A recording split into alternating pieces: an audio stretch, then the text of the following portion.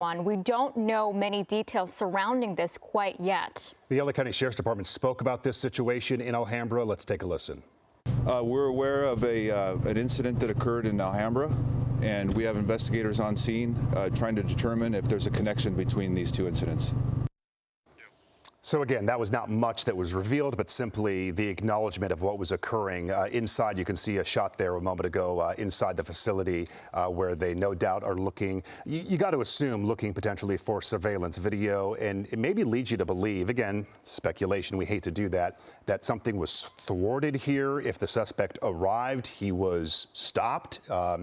Because from the image from Air 7, it does not look like a massive crime scene where you have victims in comparison to what's happening in Monterey Park. Yeah, simply based on the comparison of the scenes here.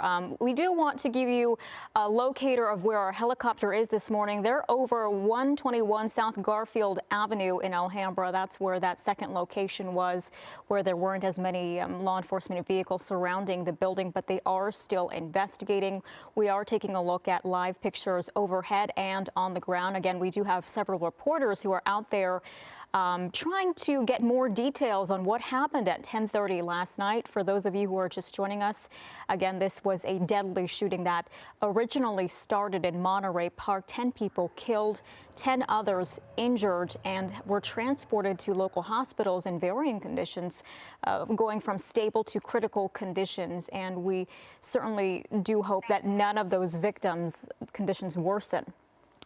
You are now watching Eyewitness News at 5 on your Sunday morning. We are following this breaking news of a deadly mass shooting. If you are just joining us, this is our normal airtime. We've been on the air for the past half hour or so with the breaking updates of the situation that has been deadly, many more injured. Eyewitness News reporter Leticia Juarez is live at the scene with investigators in Monterey Park, gathering the very latest. Letty, good morning again. Good morning to you, Mark and Irene. Yeah, we're out here on South Garvey Avenue in the city of Monterey, just outside of Los Angeles, just to let our viewers know the vicinity here. This was a celebration that was occurring for the Lunar New Year, conditions from stable to critical condition. As you can imagine, this is a very active scene right now with the Monterey Police Department along with the Los Angeles County Sheriff's Department investigating as they try to track down the shooter. We can tell you right now the shooter remains at large at this moment. There is very little information on the shooter except to say that he is a male suspect. He walked into this dance studio that was celebrating kind of like an after party after the festival wrapped up here earlier, and people were celebrating, obviously celebrating the new beginnings of the new Lunar New Year when that gunfire erupted. People managed to escape. Those who did ran into local nearby restaurants. One telling a reporter from the LA Times that they told the owner to lock the door, describing what they thought were fireworks. Others in the community thought it was like fireworks related to the festival, only to learn that, of course, it was a violent mass shooting with a suspect walking in as people were celebrating and shooting up the dance studio. Now, earlier in the day, Monterey Park was hosting a Lunar New Year festival. There were hundreds of thousands of people gathered out here. That festival wrapped up around 9 o'clock. The shooting happening about an hour and a half later. People from that festival, you know, attending the nearby bars and restaurants and ballrooms to continue the celebration. The city does have or has now canceled the Lunar Festival that was going to take place today again, but they've done the cancellation out of an abundance of caution and, of course, in respect to those victims who lost their lives and now those who are fighting for their lives in the nearby hospital. The LA County Sheriff's Department is asking anyone who may have seen something, heard something, or was a witness to this shooting to come forward and contact their homicide division. The investigators here do remain on scene, as they will be throughout the morning as they try to gather information, especially looking at any surveillance video in the area to try to determine who the suspect is.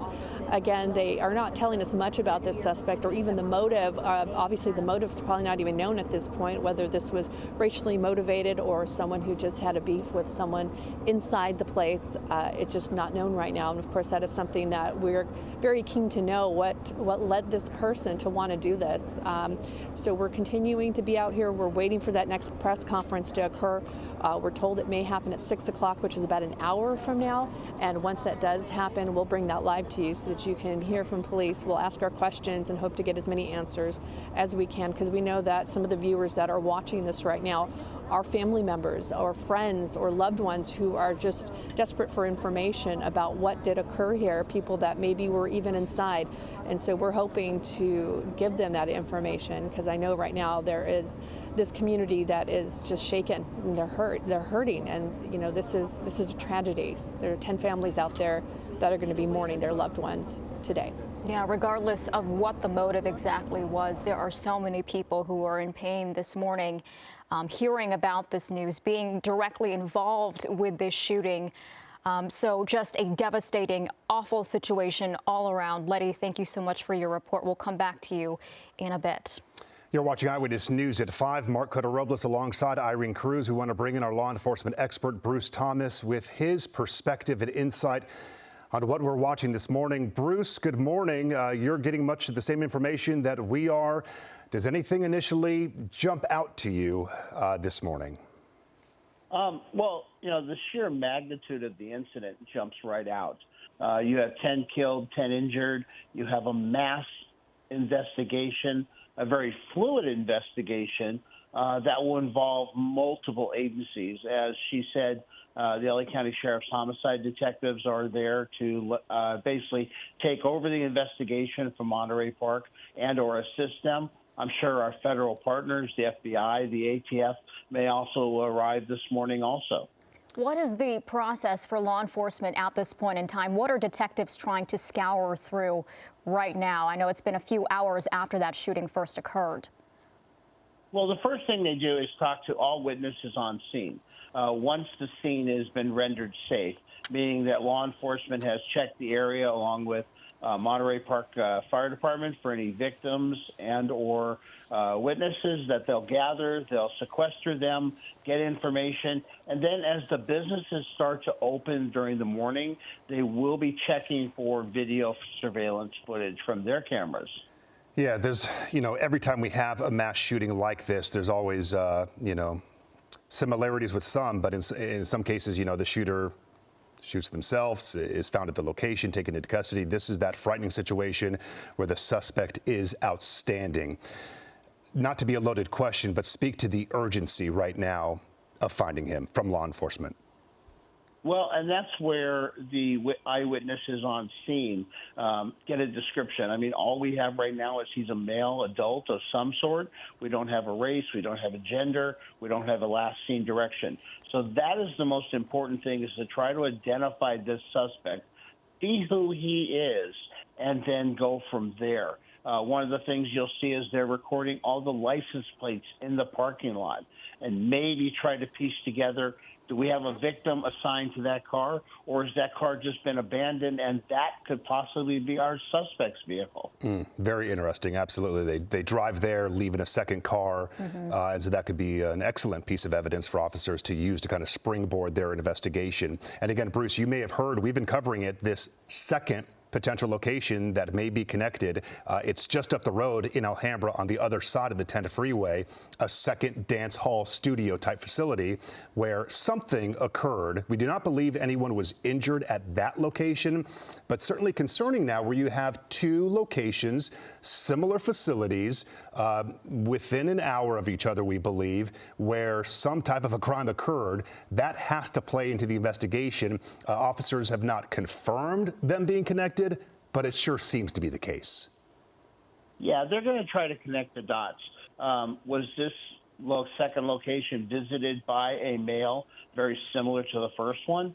As far as being a hate crime and all that, that will come to play later on. Right now, at this point, the investigation is very, very fluid. Monterey Park will roll out their command post vehicle to make it a central hub of information sharing. And you will have the FBI respond to this along with the ATF and any other additional agencies, mostly LA County Sheriffs, maybe South Pasadena PD, because this is going to be very, very taxing on the Monterey Park Police Department. Yeah, regardless if this was a hate crime or not, there are Lunar New Year celebrations going on all across the country this weekend. It has to put law enforcement nationwide on edge. Yeah, I'm sure that just as an abundance of caution, some sort of alert went out by the FBI about a Lunar New Year festival, some of the festivities taking place around the country, that law enforcement would be more on a heightened sense of alert, just as with any hate crime, which we've seen an increase throughout the year over these type of incidents. Yeah, as you speak, Bruce, we do have these images still from Air 7 HD over the event in Monterey Park. You see the map, the location of the shooting on the right, Air 7 on the left, and the magnitude of the event that had occurred earlier in the night was going to occur again today with all of those vendors, the street festival there for the Lunar New Year. Completely unclear at this point the direct connection to the festival and the dance hall, but certainly that's going to be part of the investigation. Was the suspect at the festival earlier at the night? Was he roaming like the folks who were there to celebrate? Did something occur? Was there an argument that extended to the ballroom? Was this premeditated and planned? So many questions that we will learn about potentially at the next news conference in about 50 minutes from now. Yeah, and also you do have festivals that will take place in the city and in additional areas of the county of Los Angeles. I know Monterey Park, I believe, has canceled their festivities for the day. They have, as an yes. abundance of caution. Yeah. So I'm sure the city of LA is going to be looking at this, maybe some of the other areas of LA County also. You mentioned the hate crime motivation. Again, that is only a possibility at this point. ABC 7, I do want to mention, we have reached out to the FBI on that topic. The FBI, of course, is well aware of the investigation at this point and involved, but the connecting of the dots there has not been confirmed. But Bruce, as you mentioned, at this point, that only matters so much. That is almost secondary at this point. We need to find the suspect and get him in custody.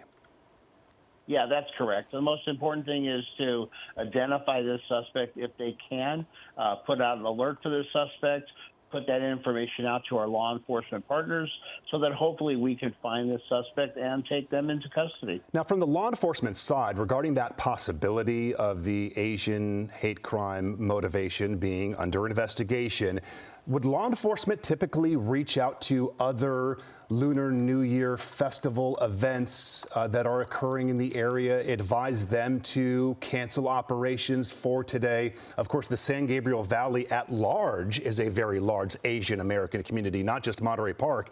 There are communities throughout San Gabriel and Pasadena and Temple City. You have a lot of these communities within miles of each other. Yeah, I'm sure the other law enforcement agencies, which are 24/7 operations, are aware of this and are ramping up and making decisions with other festival goers, type of, vendors and that kind of thing, to put them on alert. Whether they'll cancel them or not, that's up to them. But I'm definitely sure all the law enforcement agencies in the area are definitely aware of this. Again, it's 5:11 in the morning. You mentioned earlier that as the sun starts to go up and businesses start to reopen surrounding the shooting perimeter, they will start going to these businesses. Law enforcement will start looking for surveillance video. They'll also be looking at license plates of certain vehicles in this area.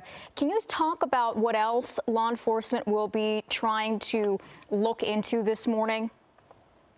Yeah, well, one of the things that we're looking at is investigators are on scene.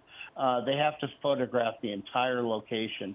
It appears that most of the dead were wounded did occur inside the dance hall, so that does make their crime investigation a little more finite. But however, this suspect did flee the location, possibly leaving evidence. And so they're going to be looking at the cameras in the area of those businesses as they open to try to identify this suspect, not only through video surveillance, but also through eyewitness accounts. Did they have security on scene, too, is another issue. Absolutely. Oftentimes, more recently, social media has played a large role in these investigations, historically speaking, in recent years. What's your insight about social media and what officers can derive from that? We talk about those warning signs, sometimes posts that were seen but missed by law enforcement. What's your insight on how that plays into the investigation. Yeah, social media is a whole new avenue. It's a whole new investigative tool where they can look and see, did someone post something maybe that we didn't see right away just because we weren't looking for it? Or is maybe a suspect posting on that too as an anonymous poster type thing? So yeah, social media has become huge as far as people wanting to claim for these type of crimes and or maybe posting about them. Yeah, we're certainly hoping that social media is very helpful in this situation because, as we've been saying all morning, there are still many questions and many answers we are looking for, including, who the suspect is, why they did this, what kind of weapon they used, why they specifically targeted a dance studio, if it had any sort of connection to the Lunar New Year celebration. All of this still up in the air as investigators comb through the scene here this morning at 5:14. I do want to mention that the last local mass shooting that we had here in Southern California was last year in Laguna Woods down in Orange County, and that sadly had another Asian American connection with Taiwanese congregation at a church that were the victims of that shooting. Then you have this community that's been targeted. Again, the confirmation, direct connection of how that played into a role with potential motivation in this case is a little unclear. But to have, back-to-back years here in Southern California, Asian Americans who are the targets of these shootings, certainly concerning. Without a doubt, Bruce, that has to be a part of the investigation. You spoke to the urgency of learning all of those details, but no doubt law enforcement is going to look into that. Oh, very much so. That is probably going to be the most important charge of a hate crime besides murder and attempted murder, some of those things. And that's where the hate crime task force come in. They have specific officers and or deputies and law enforcement that deal with these type of mass shooting incidents. Unfortunately, to have a task force like that is sad, and it's the state of the world we live in. But we're seeing more and more of these. Absolutely. As you speak there, I just want to talk to what our viewers are seeing on the screen. The left side is Air 7. On the right is video from earlier at County USC Medical Center, not far from the shooting location where some of the injured victims were taken. Again, over 10 victims who were injured in the shooting. You see there, that's paramedics from Arcadia, so that speaks to the mutual aid of this response. Everyone pouring into the scene, getting all the help, all the ambulances that you can to respond. So again, some of the victims went to County USC Medical Center. We saw from video that we've been showing you throughout the morning, some of those victims were in that triage area with injuries to their hands and their arms from the apparent gunshot wounds. So unclear how many were transported versus treated at the scene, but certainly that hospital appears to have taken a majority, if not all of the victims this morning. And Bruce, going back to what you were talking about with determining motivation, I had a question regarding investigators figuring out if this is, in fact, a hate crime. What designates this being a hate crime as opposed to a shooting, just to give our viewers perspective on how they determine that? Yeah, that's something that will come out in the investigation. But basically what you have is that the crime was motivated by race, by gender, by religious beliefs. So they were specifically targeted. That's what we'll go with when it makes it the hate crime. Okay, Bruce, thank you so much. This shooting also has New York officials on alert. There is a Lunar New Year celebration in Chinatown in Lower Manhattan today. The NYPD says it's mindful of what has happened in Monterey Park. They are also reminding officers to be vigilant. The department says there's no threat associated with the event in New York. But again, law enforcement agencies have to be on high alert throughout this entire weekend because Lunar New Year celebrations continue to go on across the country. And something like this happening very close to home for us, makes people a bit nervous in some other parts of the country as well with such big gatherings. I do want to mention the size of the investigation that is occurring on Garvey Avenue and the surrounding area in Monterey Park this morning. Bruce Thomas, our law enforcement expert, is joining us this morning, and we so appreciate his insight when we have these types of events occur, especially locally. And Bruce, Any insight when you have a shooting this large with 10 victims killed there at the scene, additional 10 injured, how long will that situation, that investigation play out on scene? We got to be talking, obviously, hours. Are we talking days that they'll be on scene? You know, that's a great question. Initially, you do have to walk the scene and identify where all the victims were. But yeah, this is something like, you know, I'll use the Pulse nightclub incident where they were there for days upon weeks investigating this. I mean, you have 10 people killed, multiple injuries, and not just those that are wounded, but people that were trying to flee that may have hurt themselves. So that number goes up. It's a huge crime scene to process. The initial information when we're on scene, you know, and family members want to know, where's my loved one? Are they okay? We don't have that information. Investigators can't go in to identify the victims of the shooting. That's something that the coroner has to do. At this point, I don't even believe the coroner has arrived to this massive scene this morning. So we don't know who the victims are. That remains a big question mark. Sometimes in the hours later, we start learning more about that. But that's something that the coroner has to do, correct? That's correct. The coroner has to make notification, identify the deceased, and the same with identifying the wounded, which the departments will do. So in essence, the coroner is not going to show up for hours until investigators have processed what they need to process. Then, you know, and for lack of better verbiage, they have to move the bodies. They have to do those type of things. But it's going to be a very long, drawn-out Sunday. Yeah, it's going to be a very long process. It sounds like they have their work cut out for them at this location. We also were taking a look at the Alhambra location as well, and we noticed that there wasn't as much police or law enforcement activity happening around that building. Can you sort of speak to the situation that may be unfolding in that area? I know we are hearing reports that there wasn't any violence that took place at that Alhambra location, but just based on the comparison between the Monterey Park law enforcement response versus the Alhambra building, can you kind of give us some perspective on what might be going on at that second location? Well, at the second location, investigators are there determining, are there victims? Do we have a suspect description? Does that match the Monterey Park incident? The two are very, very close, and they will try to determine, was this a secondary crime scene from the same suspect? On that note, we do have the image of Alhambra on the right side of your screen. That's the investigation playing out there, which is a smaller investigation. Again, we do not believe any victims of a shooting at that location. Air 7 HD from Monterey Park is on the left side of your screen. We do have some new information just in from the LA County Sheriff's Department that I want to update our viewers on. This somewhat will paint the picture of what occurred at this location that you're looking at, this dance ballroom studio in Monterey Park.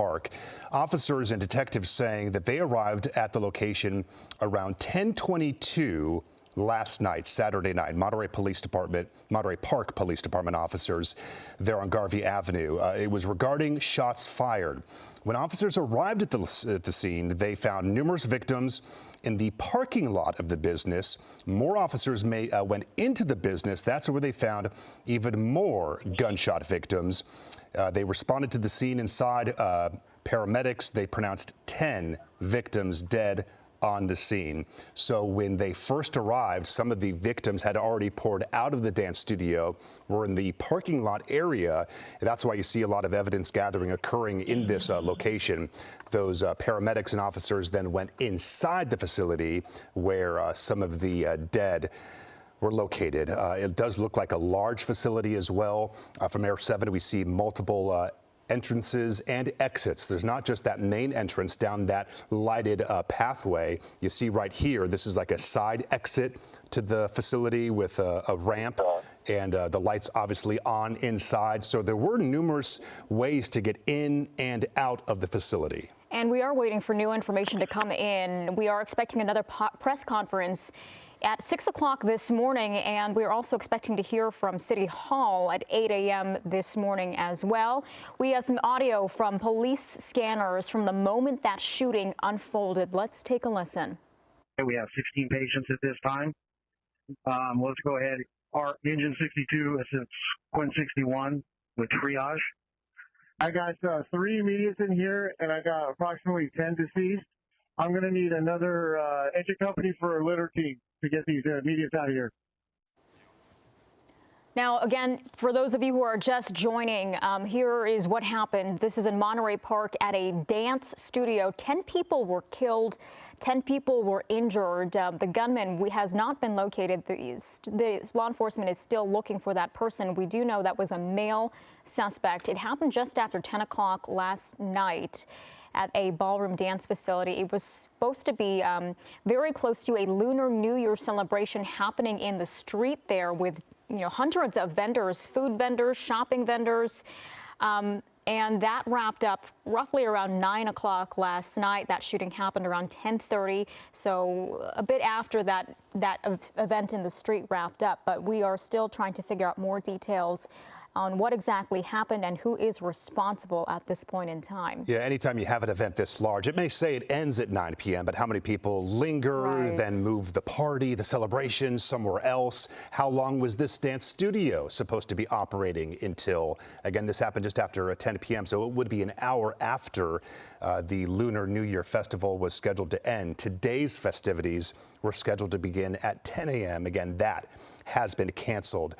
Unclear if this was the first year back for the festival. Of course, so many events were canceled in recent years because of the pandemic. So people were there to celebrate. There have been so many events that are back in operation, and people are looking forward to that, to getting together, to feeling that normalcy. And then for this to happen, for it to be tainted by the investigation, the loss of life is just absolutely heartbreaking. We've heard before that in general terms that Monterey Park is a safe community, again, predominantly Asian American.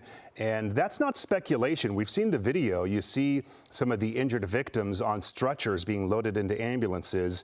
Those who are at the triage area, multiple, you can see from the video, they are Asian or Asian American. And Monterey Park, according to census data, is 65% Asian American. So you can just imagine the shock and horror that the Asian American community is feeling because of this, especially with mass shootings in the past targeting Asian Americans. Now, we do not have confirmation that that was the motivation behind this shooting. We cannot say that this is a hate crime as of yet, but this is something that law enforcement is looking into this morning, trying to determine if that is why the suspect walked into that building and shot several people, both inside the building and in the parking lot of that facility. Joining us live this morning has been our law enforcement expert, Bruce Thomas, giving us some insight about the magnitude of the investigation, what he's seeing. He's receiving a lot of the same information that we are for our coverage. And Bruce, as we look at that live image from Air 7 HD, of course, we have Monterey Park Police, we have the LA County Sheriff's Department, their Homicide Bureau leading the investigation. We heard from their captain earlier this morning, going on 2 hours ago with some preliminary information. How quickly and automatic is the FBI involvement? We know they are aware of what's going on. As we pan in right there, that is a mutual aid command post down on the street on Garvey. But speaking to the FBI and their involvement, is that automatic? Does it need to be requested? It definitely has to be requested. As far as them responding to the scene, they are probably already on scene. The FBI's main focus as investigators, as evidence gatherers, they specialize in that, and they have special forensic teams that will respond, and they'll work in conjunction with the LA County Sheriff's Department Homicide and the Monterey Park Police Department, as it is their jurisdiction. Yeah, does it add much weight on being able to locate the suspect when you have the FBI involved? Do they have access to any kind of investigative things that local authorities don't? Maybe that's not the right verbiage to say, and I'm not trying to say you're wrong, but what they do is they bring together a more what we'll call expeditionary type thing, meaning that they may be able to expedite warrants signed by judges for cell phone records, for license plate cameras, maybe of that type of thing. So they bring a different weight to the scene. Sure. And again, it is our understanding that the FBI at this point is involved. We at least have reached out to them regarding the investigation and this potential hate crime motivation, which is going to at least be questioned as part of the investigation this morning. You're looking down on the parking lot. Bruce Thomas was talking about the vehicles that are left in the parking lot this morning. Are all of these vehicles of victims? No doubt many of them are. But is any one of these vehicles potentially linked to the suspect? They're going to check the plates. Bruce was suggesting to get all of the identifications, figure out, is there a vehicle that doesn't match one of the victims, and is that a way for them to really springboard their investigation? So Air 7 is overhead, just off to the right. I believe they could hear me. The entrance to this facility, as we pan into that location, you see that lighted hallway, outdoor hallway area. I believe that would be the first entrance to this dance studio. There are other entrances and exits, but you got to figure that this is where law enforcement made their entry. We saw a video from overnight of officers in this specific area taking photos, gathering evidence. But yeah, you can see right there that appears to be the front entrance to this dance studio. Right, and we did get that update come into our newsroom just a few minutes ago. The officer is talking about what happened when they got to the location. They found several victims and people who are frequent customers of that dance studio. They were in the parking lot of the business that had been shot, and additional officers, came into the studio. They located, several of those victims, and they took about 10 people to the hospital, treated them for various conditions, some in stable, some in critical condition. We do not know the ages of the victims or who they are. We just know that they have been taken to the hospital, and we are certainly hoping that their conditions do not get any worse than what they were when they were initially taken for treatment. Now, looking at the video on the right side of your screen right now, I'm looking closely. It appears that is a Monterey Park El Monte police officer. I believe that's what the badge says. That speaks to the mutual aid here. Right. You have El Monte. We saw, for instance, earlier, an ambulance from the city of Arcadia, all of these cities in the nearby San Gabriel Valley. Bruce Thomas, I asked you earlier about the FBI mutual aid being requested is typically the protocol to go through. When you have a situation like this with local departments in the area, is that mutual aid automatic? Does that have to be requested? Or when you hear something of this magnitude, do you immediately respond to help your neighboring law enforcement agency? Well, it's a twofold question. One, they are requested under mutual aid, but most of these agencies have a mutual aid channel where Monterey Park broadcasts this incident as possibly an active shooter. So they respond right away, and then the outlying agencies such as South Pasadena, El Monte, some of those adjacent cities, their officers also respond. Monterey Park Police are an agency with a smaller number of officers on duty, maybe on a Saturday night. So they are requesting the mutual aid, and the officers heard this help call, sort of, and so they did respond multiple times with the agencies. Yeah, we're hearing that multiple agencies are involved with this investigation and response, and we've just gotten word into our newsroom that the Homeland Security Secretary has been notified about this. Also, senior FBI officials are being involved in this as well. So we are certainly watching the response and the involvement of multiple agencies as they continue to figure out the details of last night's shooting this morning. Earlier this morning, we heard from Eyewitness News reporter Leticia Juarez. She is on scene. We also have our Josh Haskell responding as well. So we have multiple reporters there on the ground in Monterey Park. Joining us live now this morning is ABC News correspondent on the phone, Alex Stone. He is also there in Monterey Park. Alex, good morning. Of course, heartbreaking to have this type of investigation here locally in Southern California. Mark and Irene, yeah, it definitely is. And you spoke about the FBI there a moment ago. We know the FBI is assisting here on scene right now, but as a precautionary measure that they have been brought in early on. They had not been brought in, but now we understand agents are here as well. It's fairly quiet here on scene at this point. Now, so many hours after what unfolded just after 10 last night. looking at the scene, it is what we see, unfortunately, on so many mass shootings of a scene that is frozen, where there was a festival that was underway last evening. The stands that were part of the Lunar New Year festival are frozen in time. Everything is as it was last night, and now the investigation getting underway. And a lot that, as you've been reporting, we don't know this morning. It appears that the LA County Sheriff's Department leading the investigation, that they don't have a suspect. They don't have a motive right now.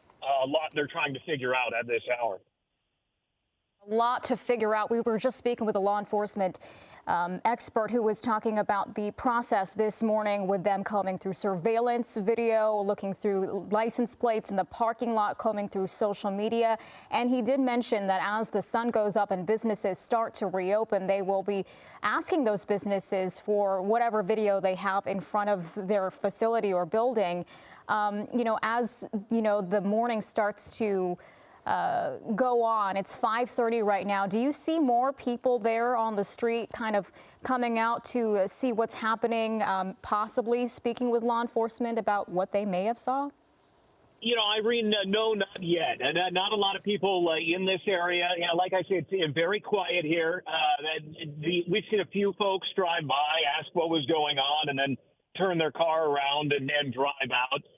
But most of the businesses, as I'm looking around here right now, everything is still closed. There are restaurants here. There's a CVS, Subway sandwich shop. Everything is shut down. So I think that'll be coming in the upcoming hours. But on the video surveillance part of it, I just walked around the neighborhood. Every building has a lot of cameras. No doubt that is going to be a big part of this as they try to put together the video surveillance images, and do they see a suspect moving? Where did that suspect go? What were the movements beforehand? But there are a lot of cameras around here, and no doubt cameras will play a big role as they put this together. Absolutely. And speaking generically to previous shootings that we've seen, I was speaking with Bruce Thomas, our law enforcement expert, earlier. The frequency that we see social media play in this, that the suspect, had made postings, whether it's on Facebook or Twitter or what have you, warning, offering signs that they, had potential hate for something. So certainly that will be a part of this developing investigation. Were there warning signs? Was law enforcement alerted to this suspect? Certainly a lot of questions. I know we don't have the answers right now.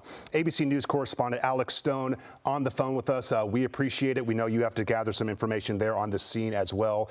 We will return to you as warranted, as needed, if you gather anything new. Alex, thank you again. And Eyewitness News reporter Josh Haskell is also live in Monterey Park this morning. Josh, what are you learning so far? Well, sadly, this is not the first mass shooting, an event like this that I've covered. And when you're driving here, you never exactly know what you're going to see. Obviously, we're pretty far back right now, and it is still early in the morning, so there's not a lot of people out and about. But I can tell you, as I'm getting read in on this situation, and I'm hearing about those patrons celebrating the Lunar New Year, running out of that dance hall. It's just sort of a horrific image that I haven't even seen. But now being on the ground, I want to show you, I'm seeing some of the tents for that festival in the distance.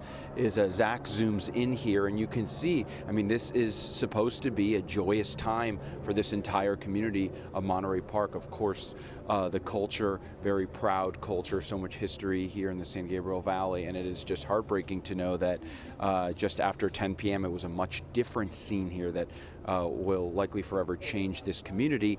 And for so many people, this should have been such a joyous time. I believe you guys should be seeing some of those tents. The streets were already closed, setting up for this festival. I want to go to a little bit of video that we have already. We now have Air 7 showing the tents, and this is about we're at Garfield and Newmark right now with the rest of the media located here in Monterey Park, and this is about as close as we can all get right now. I was on the other side when I arrived, and you couldn't quite see the scene. Of course, you could see a lot of law enforcement and flashing lights. Now, at this point, what we're told is that when deputies arrived, people were running out of the dance hall. Officials said during that first news conference there's possibly a second incident tied to this mass shooting, but that has not been confirmed. The motive is not yet known. It was unclear if the suspect knew the victims. We know that the FBI at this point has responded to assist. Now, the injured victims were rushed to area hospitals and were in various conditions from stable to critical.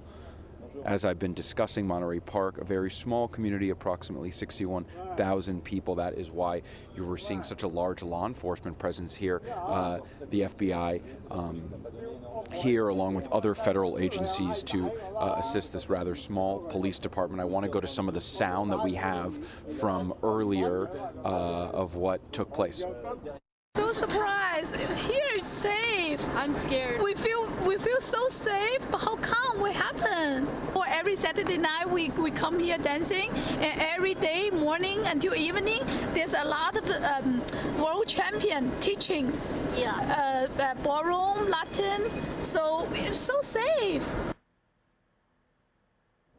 Just absolutely heartbreaking sound. I know, I'm sure Mark and Irene, you guys have been playing sound just like that all morning as we try and find out more answers. We know that at this point the suspect is on the loose. That's all we have been told. So that obviously brings a whole nother layer to this situation, because arriving on scene, that was the first question that I had, and that does explain why at least the law enforcement that I have seen so far very, very tense here.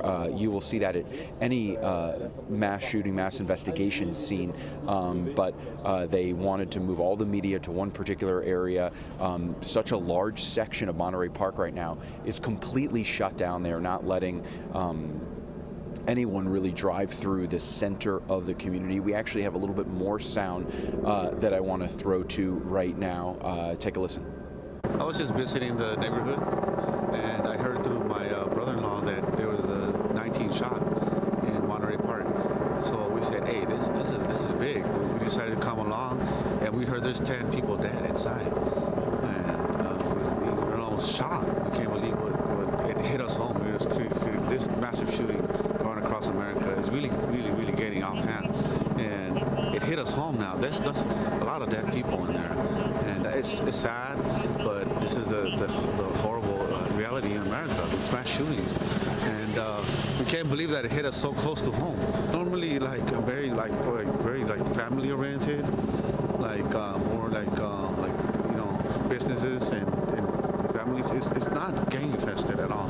But we're shocked to hear that that it's happening here, and it can't happen anywhere.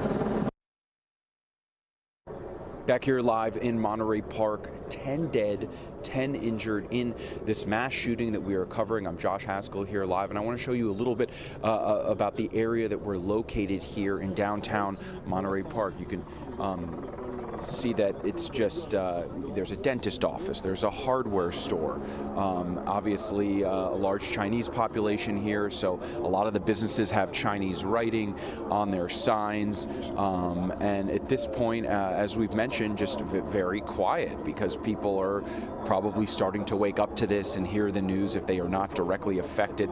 I want to just zoom out for a second and show you that there is a large hotel in the middle of Monterey Park, the Lincoln Plaza Hotel. Haven't seen much activity there. We actually cannot access it. And then as we pan to the left, you will see those tents that we were showing you earlier. So this Sunday, Mark and Irene, supposed to be a very joyous day here in this community, and that is far from the case.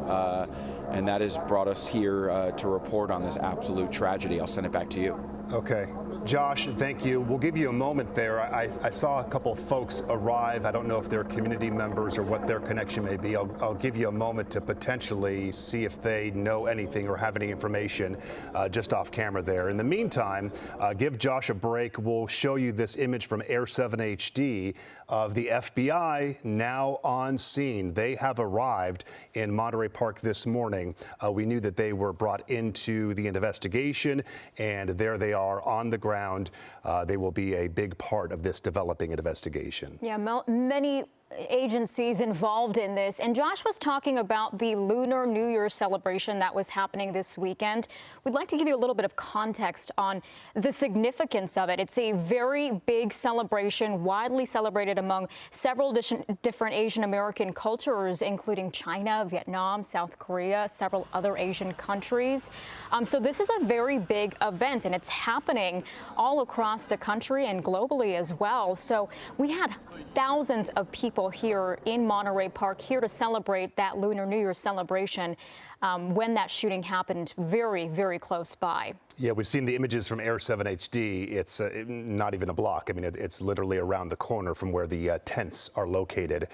Some of the images you see there of officers on scene still with their guns drawn, at least earlier overnight, though we haven't seen any of the images in the video that's been coming in of any panic or chaos or urgency on the ground of locating or looking for a suspect.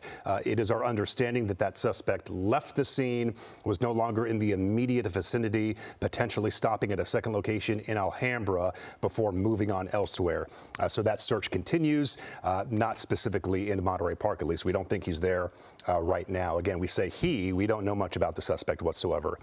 Bruce Thomas is still on the phone with us. He is our law enforcement expert. He's been with us this morning, helping us gather perspective on what exactly occurred and what's unfolding there. Bruce, we saw the image of the FBI on the ground. Can you speak to that, the fact that they're there, how things change? Yeah, the FBI is on scene. They will help with the investigation, help collecting evidence, making sure the resources, if they need them, are there for the local partners. Additionally, because a weapon was used, you'll have the alcohol, tobacco, and firearms agents, which will probably respond very, very quickly. One of the things that we've seen from Air 7 HD is the entrance where there's a plastic resin chair sitting out there. Most of these events, not just this one, but other ones when you have dance halls, you usually have security on scene where they pat down people, they look, search them for weapons. So was this something where you had security that might have engaged the suspect? These are all things that will come out in the investigation. Yeah, we are certainly looking for a clearer picture of what led up to the shooting, if it was someone that just burst into the building or if there was some sort of argument that happened outside the building with, like you were mentioning, a potential security guard there. We don't know. There are many questions we're still trying to get answered here regarding this. Bruce, I want to ask you, we do not know specifics about the weapon, but speaking generically, when you have 20 victims, 10 dead, 10 plus injured, there's a lot of people who were hit here. Does that speak to what type of weapon was used? Does that play a role in the investigation whatsoever? And speaking to the fact of, are we talking about an assault rifle here? Is that automatic, or we just don't know? Well, we don't know, and we don't want to assume, but we are going to make the assumption that it was some sort of high-capacity round magazine, meaning legally in the state of California, you could possess a 10-round magazine. So in this case, the suspect would have had to dump the original magazine, reload, and then re-engage? Or was this something where it's an illegal weapon, meaning it had a very high-capacity magazine of 30 rounds? Was it a long rifle, AR-15 type, or was it a 9mm or semi-automatic handgun was involved? And that's where the ATF comes into play here also. Now that the FBI is involved, Bruce, how have the resources been upped in this situation? Has this really helped progress this investigation? Well, the FBI, they are primarily evidence gatherers, and people say, well, but they're feds. Yes, they are. But that's their primary focus of putting together an investigation, whether through forensic abilities, photography on scene, the shell casings, in this case, the expended cartridges from the weapon. So they bring all that to bear, and it's more of an assistance than anything else. One of the things that you see from Air 7 HD is the command post vehicle, and right off on the side it says mutual aid. Years ago, there were federal and state grants for the smaller agencies to buy this type of vehicle, and it's a shared vehicle. Maybe El Monte, South Pasadena, Monterey Park, this becomes their command post. And in this case, they are using that vehicle. Yeah, it's you know, that twofold situation where you are, you know, so lucky to have that support, the mutual aid, but to be in a situation where it is used time and time again, even locally, is just frustrating. It is angering to know the victims, the communities that are impacted again and again. Bruce, stand by. We do want to mention, with an incident of this magnitude, we cannot help but think of the mass shooting that occurred just this past year in Laguna Woods. You may recall it was back on a Sunday in May when gunshots shattered peace at the Geneva Presbyterian Church. That is the suspect in that shooting. According to investigators, David Cho traveled from Vegas and targeted the church made up of a Taiwanese congregation at the time, injuring 5 people and killing one, Dr. John Chang. Dr. Chang is said to have prevented more carnage by running towards the suspect and attacking him, a bold and a brave move that cost him his life. There was a lot of focus on his actions at the time. Now, authorities said that Cho's motives, the suspect there, stems from his hatred of Taiwan. Now, the shooting has New York officials also on alert. There is a Lunar New Year celebration in Chinatown in Lower Manhattan today. The NYPD says it's mindful of what has happened in Monterey Park. They are reminding officers to be vigilant. The department says there is no threat associated with the event in New York, but of course, law enforcement agencies are on high alert with New Year celebrations, Lunar New Year celebrations happening across the country. I do want to mention that we just found a tweet from the White House press secretary mentioning that the president has been briefed by the Homeland Security advisor on the mass shooting in Monterey Park.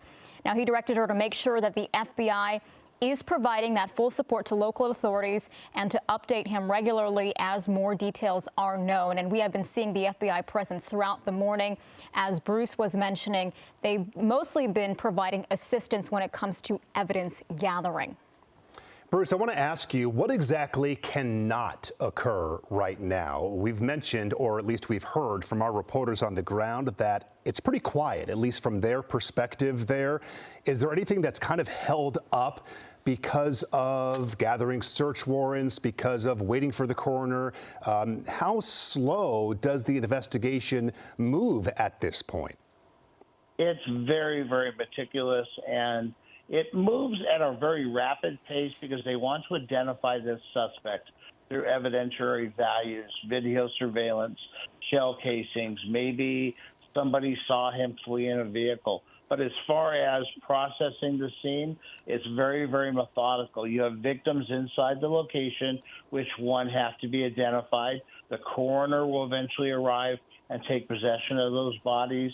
You also have injured that have been transported to local hospitals.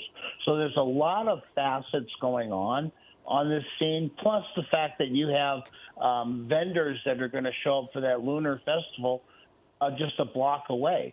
And we have to have a reunification of victims' families. They know their loved ones went to this location and either did not return home or are at a hospital. So you have to have a centralized command post for that.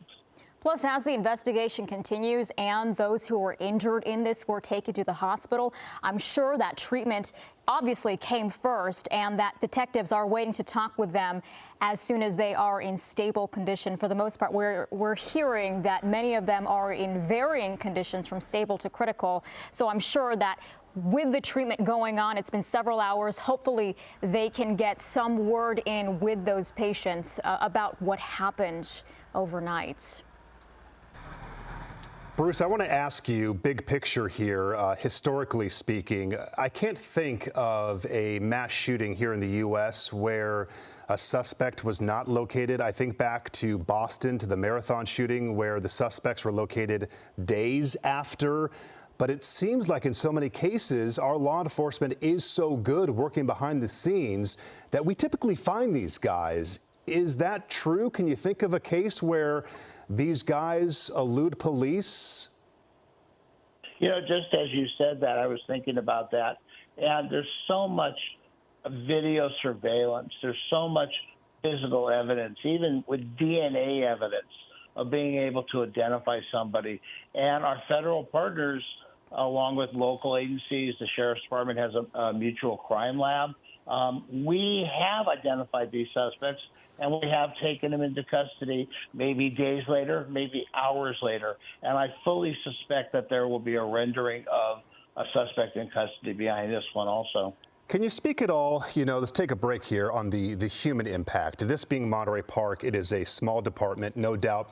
The officers who initially responded, they know this downtown area. The fact that they had to go in first and see what is occurring in their home city, can you speak about that law enforcement impact for the officers who see this firsthand? Clearly, this is part of their training. They see terrible things, but this is on another level.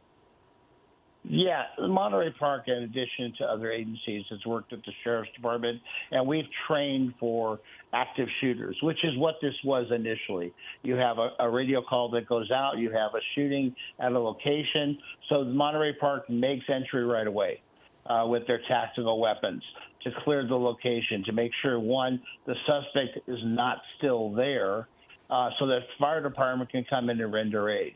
But so the officers have trained on this, but there is that mental toll on them to actually see this. I mean, this is beyond a regular crime scene. This is almost like a battle scene, to have that many dead and that many injured. Yeah, it's absolutely very traumatic to, have to deal with this and have to help those who have gone through such an agonizing time overnight, and to be that helping hand. It's takes certainly a very big mental toll. Now, Bruce, I do want to mention again and emphasize that this happened in a predominantly Asian American community. The census data shows that it's 65% Asian American. And earlier we were talking about this, but I'd like to reiterate, many people are wondering, is this a hate crime? That has not been confirmed at this point in time. But how does law enforcement go about determining that? Do they have to look for a certain wording or sort of some actions prior to the shooting that would determine that this is racially motivated? Yeah, basically what's going to happen is down the road in the investigation, that's one of the things that they will determine this was. Was it a hate crime? Was it motivated by race? Was it motivated by gender, by sexual orientation? Those are things that will come out in the investigation down the road. But at this point, what you have is a mass shooting with multiple victims. Was this premeditated murder? Was this planned? So that's primarily the focus. But when you put a hate crime tag on it, that does lend more credibility to other events in the area where those agencies will ramp up their surveillance, such as New York.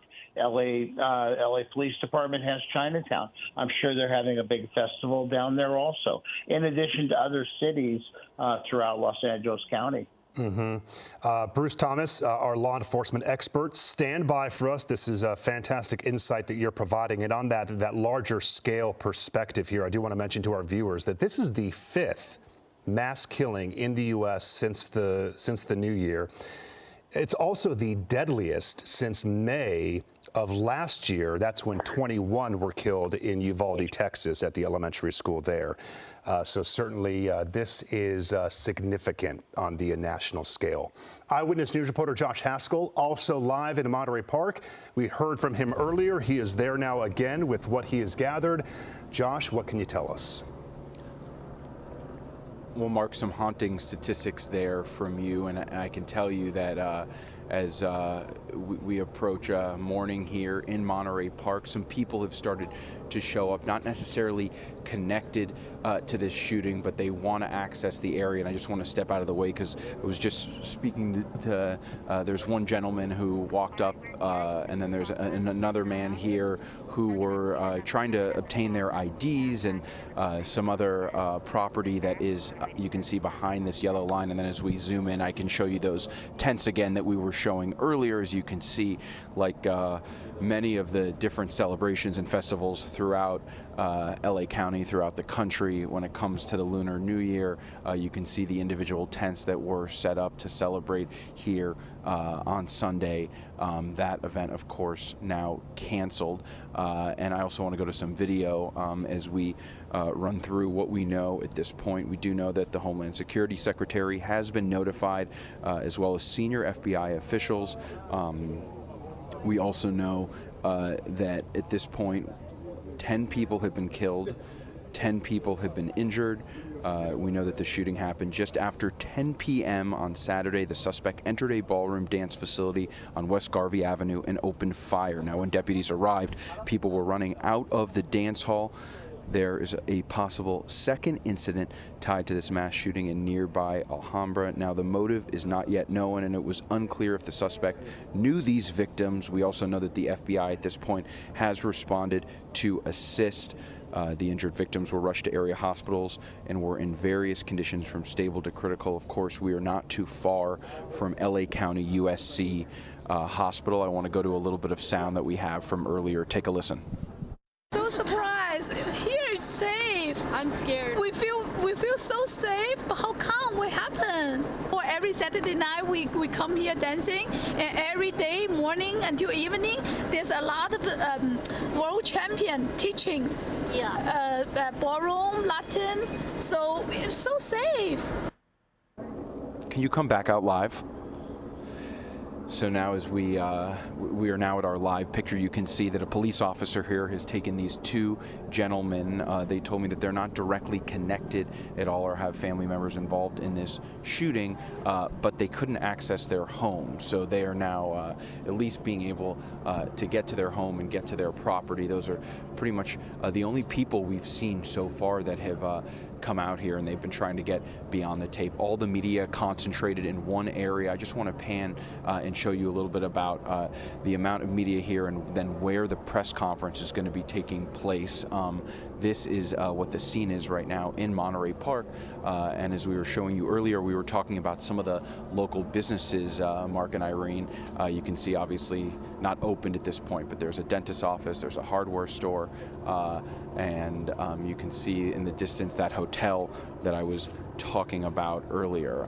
So at this point, just a lot of questions. We want to know more about what exactly that situation is in Alhambra, and of course where that suspect is located. As we have been reporting, the LA County Sheriff's Department has now taken over this investigation from the Monterey Park Police, and we will have more information coming from the Los Angeles County Sheriff's Department at about 6 this morning. I'll send it back to you.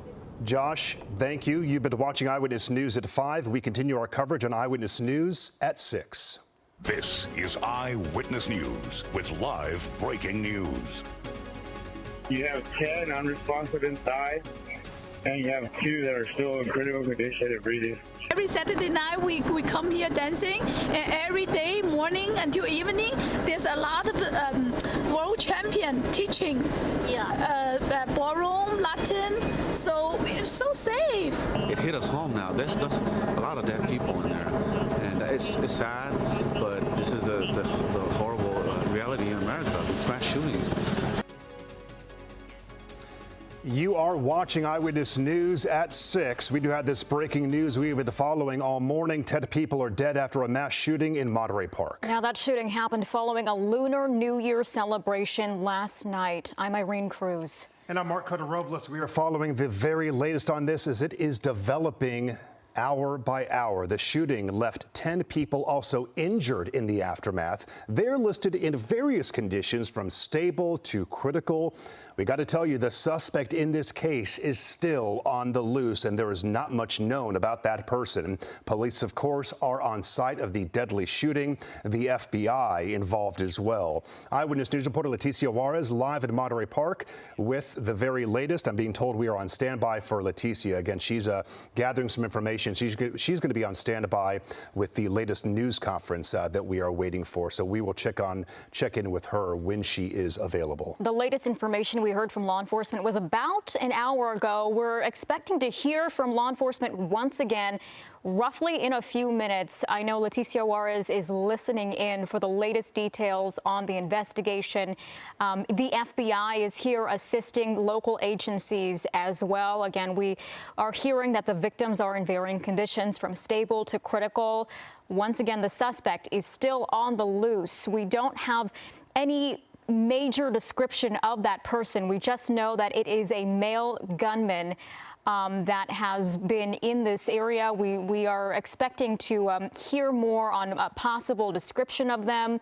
We're hoping that surveillance video from businesses in this area and social media might have given detectives a clearer picture of who exactly they're looking for and possibly a weapon that was involved in this. Yes, we're seeing that image from Air 7 HD. This is the primary shooting location where the investigation is unfolding. It is the Star Dance Studio. So this was a dance hall where an event was ongoing. According to witnesses, something that was a nightly event, especially on Saturdays. It sounded like it was a big Saturday night event that folks go to in the area. You can see many vehicles still left in that parking lot, and this is just around the corner from the Lunar New Year festival that was ongoing, literally just around the corner, where there are hundreds, I would say, up to 100 tents and booths set up for the event that was wrapping up, according to the schedule, around 9 last night. The shooting unfolding about an hour after that at 10:20 p.m. And that Lunar New Year festival is one of the biggest Asian American festivals that is celebrated globally. It has major cultural significance, and there were expected to be up to 100,000 people visiting this festival over a 2-day span. Again, the festivities for today have been canceled in light of this shooting, as detectives have shut down this area looking for evidence of what happened and who the suspect may possibly be. Eyewitness News reporter Leticia Juarez is live in Monterey Park right now with the latest details. Letty. Well, good morning to Irene and Mark. Right now, we are waiting for that press conference to begin. We're hoping for an update here shortly by the LA County Sheriff's Department. Right now, I can tell you we are at the roadblock here, and just behind me is the crime scene. What we're being told is this is a celebration turned violent as a shooter walked into the Star Ballroom Dance Studio. They were celebrating the Lunar New Year. The shots rang out just after 10 o'clock. We're told 10 people were killed. Another 10 people were hospitalized. They are in stable to critical condition. The suspect does remain at large. The only description we have of that suspect is that he is male, but other than that, there is nothing else. This was a celebration that was happening here due to the Lunar New Year. The city of Monterey was putting on a big festival. There were hundreds of people in attendance. The festival wrapping up at 9 o'clock last night, and that's when people started to head out to the local businesses that remained open, like the dance studio, which was hosting, after-hour party. That's when folks were filling in there. There was quite the atmosphere of celebration, but of course, as those shots rang out, that quickly changed into a tragic situation here. Now there are 10 families there who have lost their loved ones, 10 other people that are hospitalized, and of course those numbers could change as we wait for the police to give us an update on what is occurring. Now we're told there's also a second scene in Alhambra where this suspect may have visited but did not do any violence. We're going to have our Josh Haskell heading there to take a look at that scene and see if we can gather some more information. What we can tell you is that there is a full court press here. We are all waiting for just more details on what unfolded here, what may have motivated the suspect, and we're also trying to hear if maybe the suspect's been captured or if he does remain at large. What type of weapon was used? These are all questions that we have. Most importantly, we want to know what happened. What was the motivation behind this gunman coming in here? Was this Asian American hate? This is a large Asian American community. They have a small police force here in Monterey. It's a relatively safe community.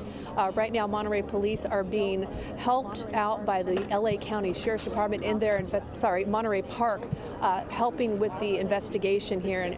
And it's just, you can see that the scene is just down the road here. They have brought in their their main headquarters here. They're setting up a command post because they are expecting to be out here for quite some time, and we're hoping to learn more about what was occurring here yesterday after that shooting occurred. During the shooting, we're hoping to hear from witnesses, but of course police are probably talking to those witnesses at the moment.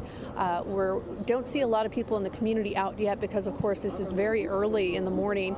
Many of the residents have since gone home, but we know that there are people who are tuning in, who are family, friends, people who are very concerned about what is occurring out here. Again, 10 people have lost their lives. There are 10 others that have been hospitalized. The shooter does remain at large, and we're told that the LA County Sheriff's Department is supposed to begin to have a press conference to let us know in the media just the latest on this mass shooting that occurred here from their investigation, and we're hoping to bring that to you just as soon as they do. I do want to mention that there were supposed to be Lunar Festival today, a Lunar New Year Festival today and here at Monterey Park, but that has been canceled just out of respect for the residents here and of course out of an abundance of caution as they come to grips with what just has unfolded here, this mass shooting in a relatively safe, quiet community that's been shaken to its core now as they begin to just try to process what's occurred here. They're going to have to be mourning 10 lives, victims that were lost, and praying for those who are in the hospital that they can recover from this. We're going to throw it back to you, and of course, if that press conference begins, we'll make sure to bring that to you. Okay, Leticia Juarez live there on the scene on Garvey in Monterey Park. You see the FBI there. From this view from Air 7 HD alongside LA County Sheriff's detectives and deputies, part of this developing investigation. Just so many law enforcement agencies that have now poured into this specific scene in Monterey Park. I think we're very curious about what exactly happened at the second location that has not been officially connected, but it sure seems to be involving the same suspect. That was in Alhambra. Again, we have our Josh Haskell responding to that scene. We can tell you that that location is a much smaller investigation. We do not believe that there were any victims at that location, but that leads to those questions of what happened. Did the suspect go there? Was he stopped? Was there some type of a heroic effort to thwart that potential second attack? So we hope to learn more about that. I want to bring in Bruce Thomas. He is our law enforcement expert. He's been on the phone for us, joining us now on Eyewitness News at 6 here on your Sunday morning. Bruce, as we stand by for this next news conference, it will be some 2 hours after we last heard from law enforcement. As a law enforcement expert, 2 hours in and roughly 8 hours since the beginning of this shooting incident, what new information would you be looking for? What different information would now be available? Well, as a former PIO for the Sheriff's Department for a few years, the information that's released is very controlled. What we do want to put out to the public is who is involved in this investigation, introducing those law enforcement partners, the FBI, Alcohol, Tobacco, Firearms, the Sheriff's Department, Monterey Park. We'll also identify who the investigators are as far as the lead. Our captain of our Homicide Bureau will be there to control this press conference, in addition to the chief of the Monterey Park Police Department. So the information will be very filtered and very controlled. Suspect description, the amount of victims that we have, the amount of those deceased, maybe an 800 number that we can put out for those trying to reunify with the victims. So that's the primary focus of the press conference, is to put out a very controlled but very informative information initially. Can you speak candidly on this, the possibility that law enforcement, they know maybe who the suspect is, and that the media, the public, we always don't get that information? And if that's the case, why?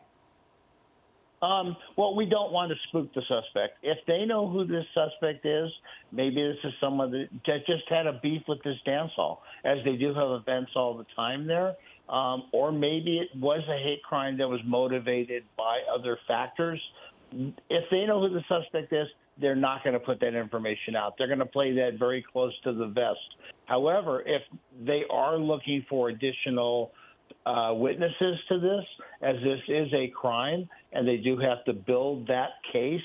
So what they are put out is a request from the public for additional help. Yeah, it will be very interesting to see who calls in and who can possibly provide that additional information. Also very interesting to see what information they release about the suspect. As you mentioned, it's going to be very controlled information, possibly a descriptor. We don't know exactly at this point in time, but we are still waiting for that press conference to happen here. Bruce, with multiple agencies being involved in this, I know the FBI has now stepped in. How do we designate who takes care of what in this investigation? I know earlier you were mentioning the FBI was mostly focusing on the evidence portion of this. Yeah, the FBI is there to provide assistance through evidence gathering. However, also, when you do have a hate crime, there are some federal statutes that do come into play. So this eventually may turn over to the feds for federal prosecution and then go to local prosecution. So, because there have been some legislation that's been enacted so that empowers the FBI and the federal agencies to take this over at some point. Going back to the second location, the one in Alhambra, I know we had a dance studio there as well that was potentially involved in this. There has not been a confirmed connection, but as we were mentioning throughout the morning, there has been a less active scene happening there. Can you walk us through the process that might be happening at that building in comparison to the very active scene happening here in Monterey Park? Sure. I know the second location in Alhambra was off Garvey or either on Garvey, so that kind of lends the credibility of the two are connected. However, that second location may not have victims deceased and or wounded. However, maybe there was an attempt by the suspect to gain entrance to this thing. It was thwarted by security or maybe stopped by security. So they're going to tie the two together. Is the description the same? I want to ask you, we see, of course, the ongoing images on the screen, both from Air 7 and from video overnight of the various agencies that are on scene of the active investigation in Monterey Park. As busy as the investigation is and as large as it is there on the ground with law enforcement in Monterey Park, how busy and how large is it behind the scenes? It's huge. I know some of the footage we've seen, you're going to have multiple agencies there. We've already talked. The FBI has responded. I'm sure the ATF, Alcohol, Tobacco, and Firearms, which is an agency typically that the public doesn't see, but I'm sure they're responding. You have Sheriff's Homicide. You have crime lab technicians. You're eventually going to have the coroner's office there. So this becomes huge. And as we see on the live shot from Air 7 HD, all the white vehicles are Sheriff's Department investigators, meaning crime lab technicians. And then most of the other unwrapped vehicles that you see are FBI and or Sheriff's Homicide detectives and Monterey Park detectives also. Now, we've been hearing from several reporters on the ground there that it's a pretty quiet scene as of this point in time, and there haven't been many people coming back to this scene, this street, unless they possibly live in the area that has been taped off. So with not too many people out in the streets to talk to as potential witnesses at this point in time, how big of a role does social media play in this with everybody recording everything these days? It's huge. Not only are there social media posts from the Monterey Park Police Department, the Sheriff's Department, the FBI, even Office of Homeland Security. They're all putting out information on this, controlled information, and they're also asking for any witnesses who may have seen something to notify them. You know, we have that saying, see something, say something. Very, very important. You had thousands of festival goers who just left the location, maybe were lingering in some of maybe the food restaurants there, maybe the hotel that's adjacent to this. So there are a lot of potential witnesses. Hey, Bruce, for our viewers who are just tuning in during this 6 a.m. hour, you spoke during our 5 a.m. hour regarding the cars in the parking lot. We see that image right now from Air 7 HD, an investigator near some of the vehicles, that image going in and out for us. No, there it is still. Tell us the possibility of what they're doing with those vehicles and how that could help. Sure. What they're doing is they're inventorying the vehicles, meaning they're looking for evidence, but they're also recording the license plates. And that's where part of the investigative team, they split up and they're given tasks by the lead investigators.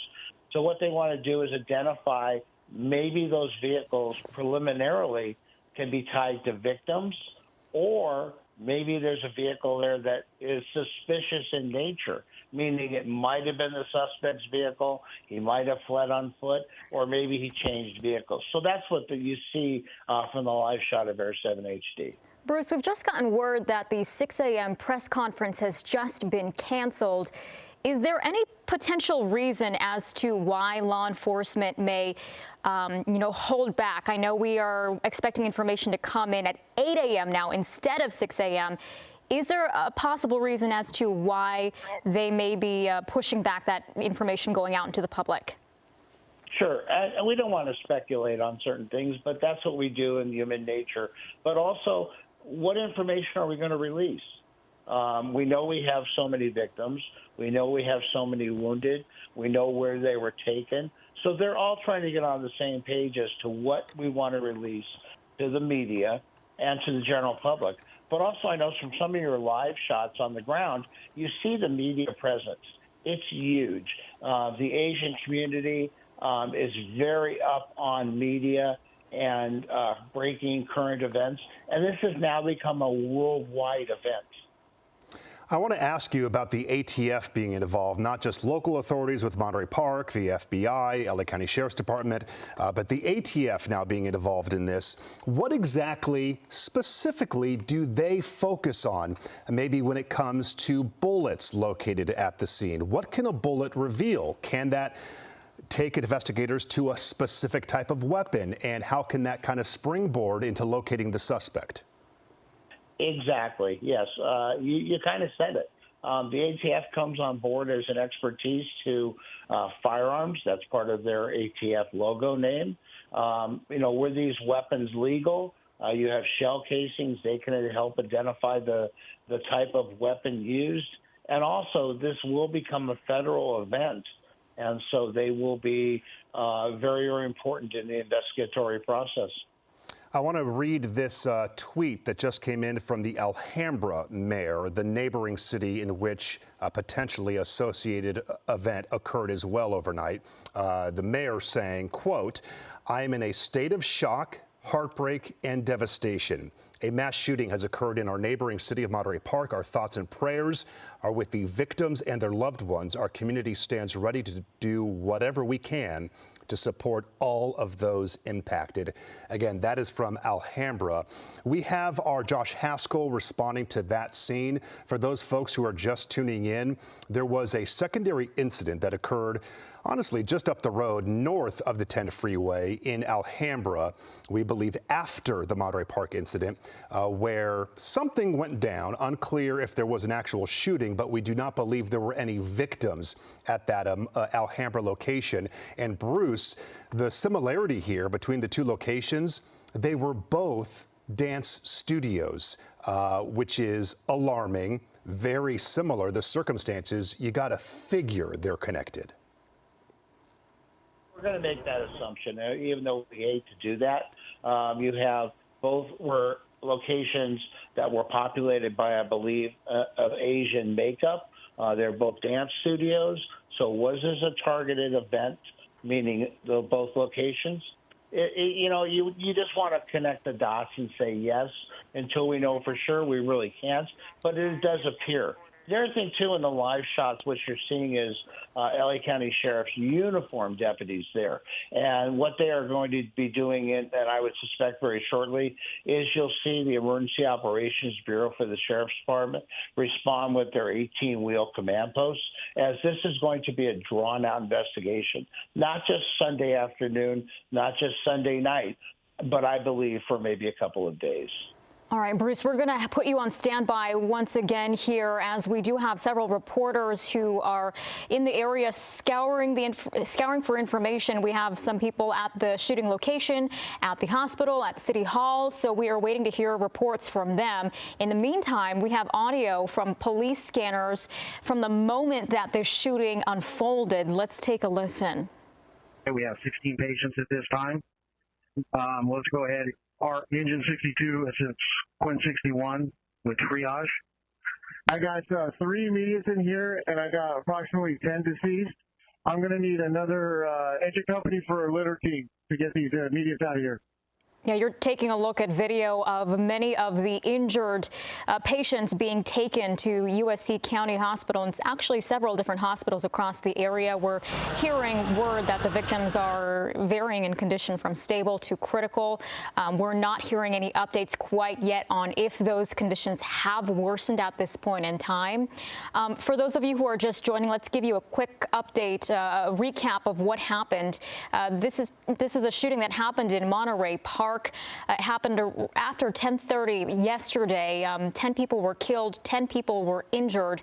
We don't have a gunman in custody at this point in time. We don't even really have a description of that suspect. We just know that it's a male suspect. It happened again after 10 p.m. last night at the ballroom dance facility. It was very close to the Lunar New Year festival celebration happening just a street away, where there were hundreds of vendors and thousands of people that were celebrating at this 2-day event. Again, that festival is canceled for today. For those folks who are unfamiliar of Monterey Park, this community in the San Gabriel Valley, and really not just Monterey Park, but the extended valley itself, but Monterey Park specifically, is predominantly Asian American or Asian, 65% in that city.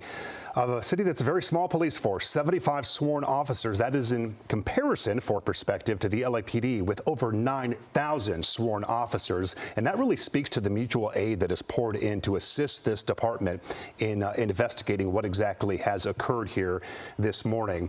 Bruce Thomas has been with us on the phone, our law enforcement expert, as we see those images from the ground, all of the law enforcement officers that poured in. And Bruce, you were speaking earlier about that response, how the mutual aid comes into play, whether they respond immediately or whether they're requested. How exactly does that unfold to make sure we get the most resources there as quickly as possible, assuming in that first hour or so is when you're going to get the most information from witnesses who are still on scene to get that description and whatnot?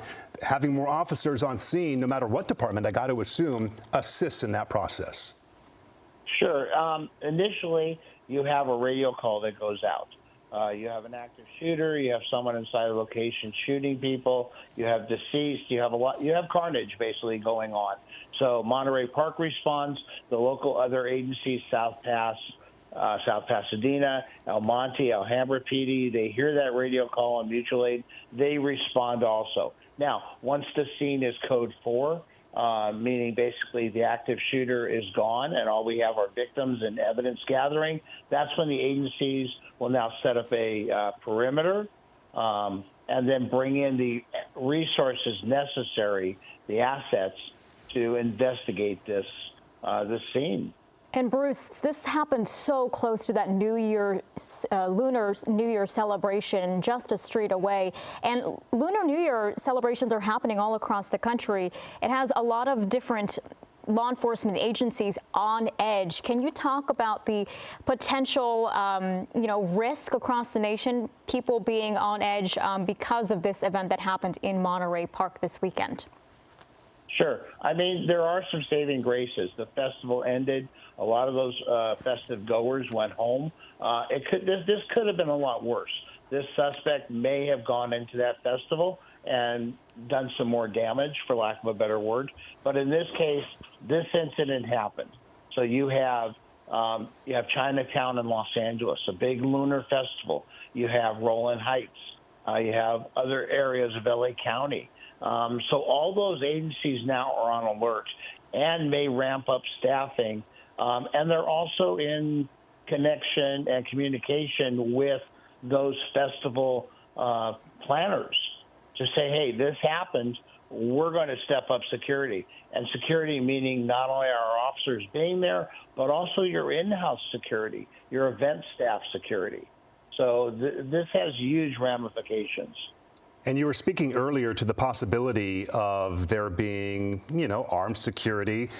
at the ballroom dance facility where the shooting took place, not just armed security and police officers that were at the New Year celebration right around the corner earlier in the evening. But yeah, you're going to have that law enforcement and or security that was in the area. What we may learn more about as the information comes out is that, was there a security guard that was at the ballroom? Was there any exchange of gunfire? How exactly did that play out? How did the shooter stop and leave that location? You know, and as we have seen with the Lunar Festival just blocks away, I'm sure in the planning of that, they had requested Monterey Park Police to work that venue, maybe either on an overtime basis or specifically assigned. Was that something that persuaded the shooting suspect to maybe go somewhere else where he knew there'd be a large population? Those are all questions that they'll look at and have to answer. We've seen so many mass shootings in the U.S. In recent years and within the past year. We mentioned earlier, this is the 5th mass shooting in the U.S. in 2023, though it is the deadliest since last year in May for the Uvalde school shooting, that one where 21 people were killed. So this is the deadliest since then in the U.S. The last mass shooting that we have reported on at large was in Colorado Springs at the LGBTQ plus nightclub there, where I believe 5 people were killed. Clearly an epidemic, but now, again, we're seeing it here at home. And we're certainly seeing a lot of reaction online, the devastation, the heartbreak from so many people across the world who are hearing about this. This story is getting a lot of national attention. We're also taking a look at Twitter tweets from several people who are hearing about the news. We're hearing from the White House here, the press secretary, and George Takei just heard the horrifying news out of Monterey Park. A whole community racked by gun violence and death on what should have been a joyous Lunar New Year celebration. No motive known yet, but we must act to end the ability of murderers to take so many lives so brutally. And clearly, you know, the Hollywood perspective there, but George has been such an advocate for human rights and whatnot. So to hear him and see him speaking out this morning certainly carries some weight. This is that official statement here. This is actually from the mayor, Sasha Renee Perez, and someone do correct me if I'm wrong on which city this is from Alhambra. To have this tragedy occur on Lunar New Year weekend makes this especially painful. Monterey Park is home to one of the largest Asian American Pacific Islander communities in the country. This is a time when residents should be celebrating with family, friends, and loved ones, not fearing gun violence. It could not be said better any other way. And we're seeing tweets just like these all over the internet. People heartbroken, devastated by this, especially with this being in a predominantly Asian American community. We're also taking a look at this tweet from the White House press secretary. The president has been briefed by the Homeland Security advisor on the mass shooting in Monterey Park. He directed her to make sure that the FBI is providing full support to local authorities and to update him regularly today as more details are known. And on the left side of your screen, we're taking a live look at the shooting location as the sun continues to rise here. We're getting more light and a clearer perspective of law enforcement agencies working together to investigate this scene. And as more businesses open up, we will hear about them, asking them for surveillance video. Okay, we're just being told by our producer that we do have our Eyewitness News reporter, Josh Haskell. He is in Alhambra. We just heard that statement from the mayor of that city. The reason why we're hearing from Alhambra's mayor, not only the close location between the two, but there was a secondary incident that occurred in that city just up the road from Monterey Park, where potentially the suspect went after the initial shooting. Josh, I know you just got on scene. Is there any clarification? And at the very least, what are you seeing there?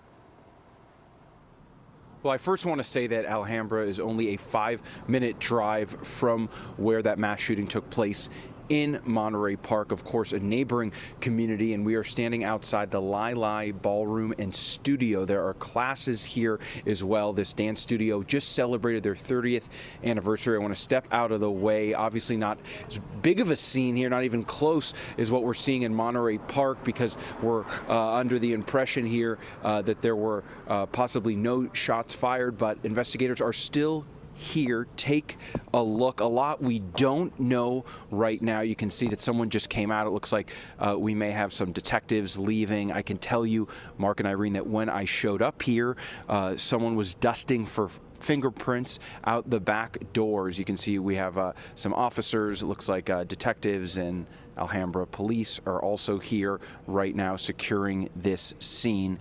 What we can tell you is that we do believe that it is connected to the investigation in Monterey Park.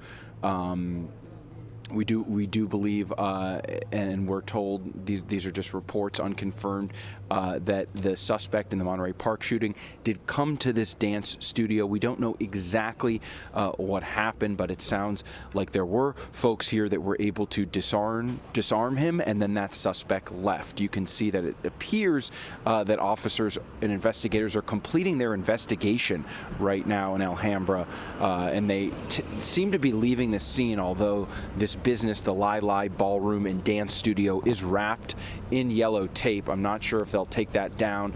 Would not surprise me if they keep, oh, it looks like there's an alley over there, and they are taking some of the tape down. So maybe they are completely clearing this scene. They have been here for quite some time, probably 11 p.m. or midnight last night. Now, again, we're here at the Lai Ballroom and Studio, and as I step back in, we are in downtown Alhambra, right in the middle of Alhambra, only a 5-minute drive from Monterey Park, where that mass shooting took place, where 10 people were killed, 10 people injured.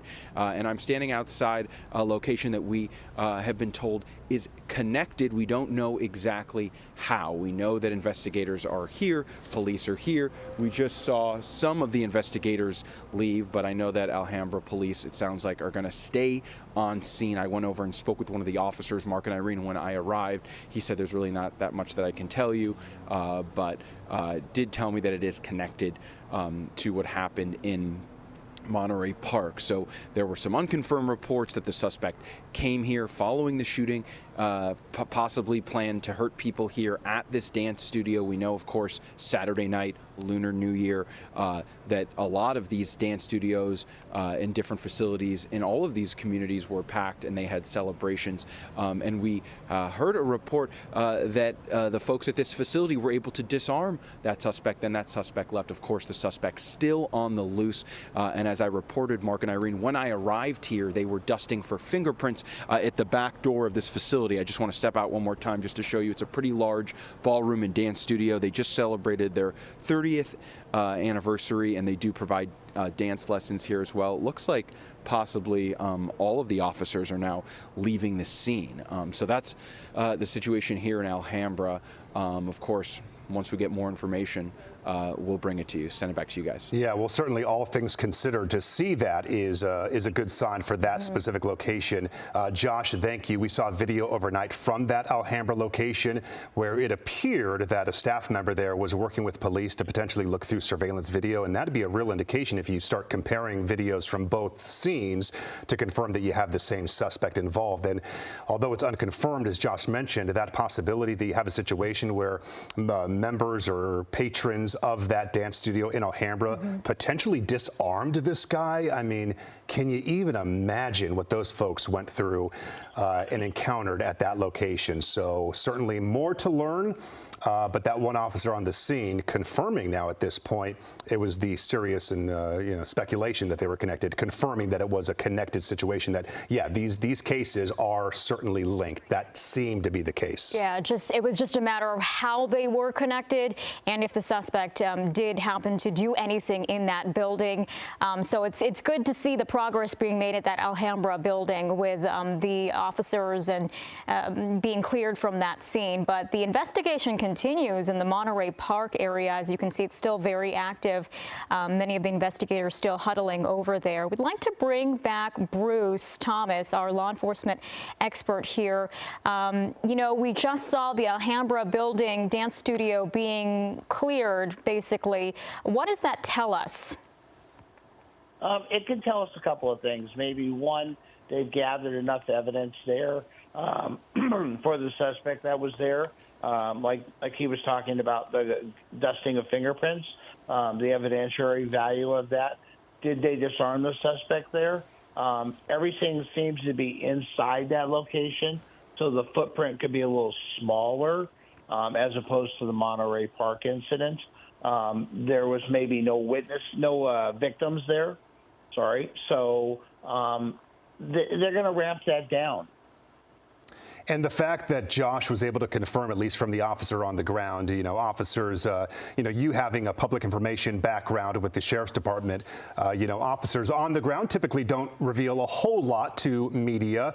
But this officer did say, yeah, this is connected. To get that much confirmed, again, that was the speculation. We've been speaking about it for quite some time this morning. But for you to hear that, I mean, the location wise, the fact that these facilities being the same types of dance facilities, no real surprise, right? No, I mean, we're gonna connect the dots. We're gonna figure, yes, they are connected. To hear a law enforcement person who maybe is not authorized to say that is not, we're not giving out any secret information. We already know they're connected. Garvey Avenue, like I think he said, is 5 minutes from there by car, maybe less if you make some green lights. So, yeah, they are connected. It's just a matter of what transpired there as opposed to what transpired in Monterey Park. Now, the two images on your screen, on the right side of your screen is initially when that shooting happened, and the left side of your screen is obviously a live picture with the sun going up. Now that the morning is progressing, Bruce, what are investigators doing this morning that they couldn't potentially do last night?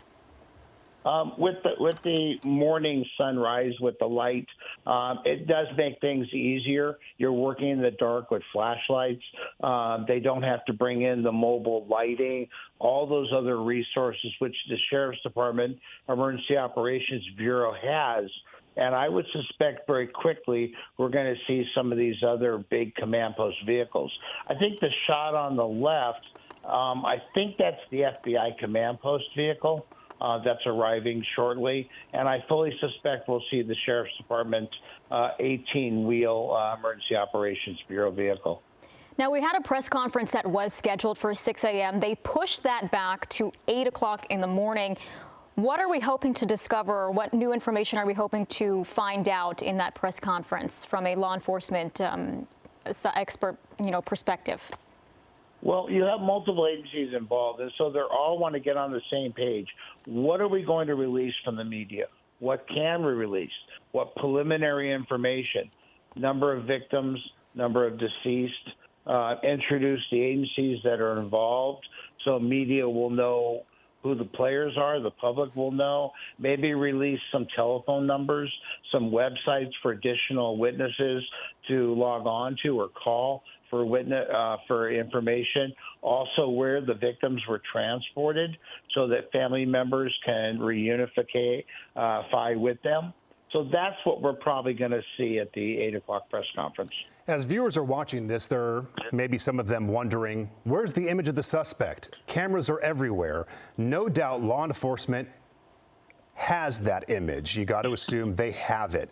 When do they make the call to release it and then weigh the benefits of when they do, when they don't? Great question. You never want to tip your hand. It's like playing poker. If they know who the suspect is, they're going to make a direct raid, and they have to get a search warrant, believe it or not. And this is where a lot of people are like, yeah, but we know he's a suspect. Why can't we just arrest him? Well, if he's in his house, you have the Fourth Amendment. And that's when the search warrants, which would be expedited by the FBI to help the law enforcement partners, to then go in with the SWAT team and arrest a suspect. We have to do this by the numbers because ultimately you have a capital crime. Absolutely. And you talk about this potential hate crime investigation being a motivator here. That has not been confirmed. No doubt they are looking into it. You cannot ignore that that is a possibility. We spoke earlier, just to last year, here in Southern California, Laguna Woods, down in Orange County, there was a shooting at a church in which a Taiwanese congregation was using that space. And it was another Asian man who actually had hatred for Taiwan who went there to shoot those people. And now for there to be a second shooting in Southern California within a year targeting Asian or Asian Americans, it's heartbreaking and certainly brings increased concern not only for those people, but for law enforcement that protects those communities. Very much so. I mean, we did see hate crimes related to the bird flu, to the COVID outbreak that occurred. So that's just part of it. And then now you have this. What motivated this crime? Was it someone's hatred for the Asian community? Was it someone's hatred for the dance studios? Was it someone's hatred just because it's Lunar New Year? Those are all questions that have to be answered. It does make you wonder why he stepped into the dance studio simply with the Lunar New Year festival just a street away, where there were expected to be about 100,000 people, going through that festival over the span of 2 days. Why specifically the dance studio is a big question in this investigation. Certainly. I mean, thank goodness, right? Thank goodness that happened. I mean, clearly a devastating situation that we're looking at. But when you think of the numbers, that you wonder what the motivation, why choose one place over another? And Bruce spoke to that maybe, again, speculation, Bruce. We hate to do it, but we need to discuss what may be at hand here, that this suspect was at the festival earlier, was surveying things, decided not to for whatever reason, maybe with security and law enforcement, then shifted focus, saw people were spilling into another area, and was essentially lying in wait. These are all possibilities. Yeah, like anything, criminals look for the easiest target. And when you harden the target, even at your house with lighting, with signage, I'm going to go to the house next door that has shrubbery overgrown or doesn't have lighting to break into. It's all about hardening the target, and maybe this suspect looked at that Lunar Festival and said, oh, there's a lot of security here. There's screening. There's checkpoints. I'm going to go someplace else. And unfortunately, he found that dance studio and maybe the secondary one also. Yeah, it does make you wonder, especially choosing a building over an open air area, and also the timing of it all. I know the Lunar New Year celebration wrapped up around 9 p.m. and that shooting began around 10:30. The big question is, why did he choose to start at that time as opposed to when it was extremely busy at the Lunar New Year celebration? Again, all these questions that law enforcement is trying to get to the bottom of. We want to show our viewers real quickly for the perspective. We heard Josh Haskell minutes ago explaining it was a 5-minute drive from location A to location B. You see Monterey Park there on the map for Garvey Avenue. The shooting for Alhambra was just on the north side of the 10 freeway. Again, just right up the road. Roughly a 5-minute drive. So the location between the two was fairly close, and at least on the map, it makes sense that it would be an easy route for this suspect, this individual, to take. But again, what you see on the map is simply the location of the Monterey Park incident there on Garvey, just south of the 10 freeway there in the San Gabriel Valley. And again, we are waiting for new information to come into our newsroom. That press conference scheduled for 8 a.m. this morning. We're still waiting to hear some sort of description on the suspect, aside from it's a male gunman. We're also waiting to hear an update on the conditions of the victims. They have been listed in varying conditions from stable to critical conditions. We're also waiting to discover, some new video from the Lunar New Year festival. We've been seeing some video pop up on social media of images before the shooting happened, and it's a very, very eerie comparison when you see those videos and compare it to the shooting aftermath is just absolutely devastating. And people on social media have been pouring out their support for this community, especially with this being such a big Asian American community, with 65% of that city being Asian American. So a lot of people really hurting this morning. And a big weekend for them, with it being the Lunar New Year. I want to speak to what you just mentioned, the videos. Those are videos we have not aired. We have seen them. They're on social media. Some of them are dated, that show what was occurring inside that facility on previous nights over the past year or so. To clarify, give you that perspective, this is not a dance club. It's like a ballroom dance facility where people go to compete, to learn how to dance. So the situation there, very much a community feel where people go to celebrate, put on their best, sparkling lights, sparkling dresses. It was that kind of a scenario. And that dance studio is separate from the Lunar New Year festival that was happening down the street. You just wonder how many people spilled in from one location and then, okay, let's go dancing afterwards, and kind of made an evening of it, because it is literally right around the corner. So you make that question of how many people were at one event, then went to the next to continue the evening. And we do want to mention that we have several reporters who are in the area looking for new information, and we do want to toss now to our ABC correspondent Alex Stone, who has been there monitoring the situation throughout the morning. Good morning, Alex. What can you tell us? Irene, good morning. I'm at City Hall right now, where we are going to get the update from Sheriff Luna here in the next little while. But I can tell you, inside City Hall, police are interviewing witnesses who were in the area, that we know that they saw something, they heard something, that they were there late last night, and now they are inside behind the doors of City Hall here, being interviewed by detectives as they begin to piece this together. And we're only about 2 blocks away from the scene. That is right down the street. That's where they are beginning to process evidence, trying to piece all of this together. And as you've been reporting, we still don't know who did this or why. Indicators are that the police don't have a suspect in custody. They're trying to figure out who it was, but who it was, they don't know. It's so heartbreaking on so many levels and factors, but when you consider Monterey Park, you have to remember that unrelated, they dealt with the death of an officer just this past year. That officer was killed in Downey in a shooting that was off duty, unrelated to his work being on the force, we believe. But that was a difficult time for them then. Then you have this, and by comparison, Alex, this is a small police department, 75 officers. Some may consider that large, but you put that into perspective with the LAPD, they have over 9,000. Granted, the LAPD is covering many more miles as far as their jurisdiction, but this is a small local police department with 75 officers. They've lost an officer within the year, and now they have a major mass shooting to investigate. This is massive for them, the weight that this carries for these officers. Well, absolutely, Mark, and that is why the Sheriff's Department has come in. The Sheriff's Department has the power to be able, the human power to carry out an investigation of this magnitude. This is going to be huge. The FBI is now part of the investigation. No doubt the ATF will be. A number of federal agencies will be as well. But the Sheriff's Homicide Unit, they have the knowledge and the manpower to carry out something of this size. But this is all very personal. You know, a lot of the Monterey Park police officers are here at City Hall. They're blocking many of the streets.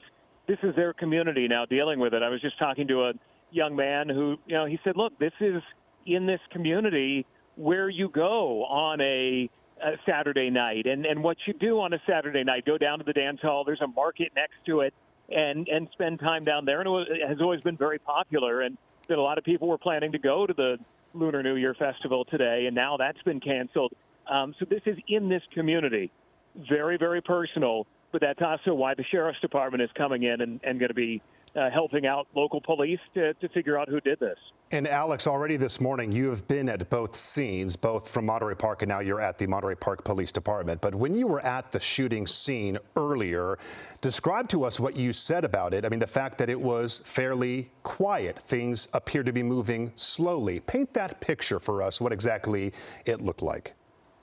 Well, everything, and we see it unfortunately time and again at shooting scenes like this, that everything freezes. And that is where we are this morning. And now the sun beginning to come up, that people are beginning to venture out and to drive by and take a look. But earlier on, it was reporters, and that was about it, and police on the other side of the crime scene tape, but everything dark, all the stores shut down, all of the restaurants, all of the convenience stores, the spas that line the streets here. CVS just down the street shut down, other restaurants that are in the area. So it was very quiet this morning as police began to investigate. But part of the reason for that was all of the streets were shut down and everything was frozen in time, waiting for investigators to begin their work. Everything freezes, as it was the moment the shooting unfolded. And the tents are set up for the Lunar Festival, the New Year Festival.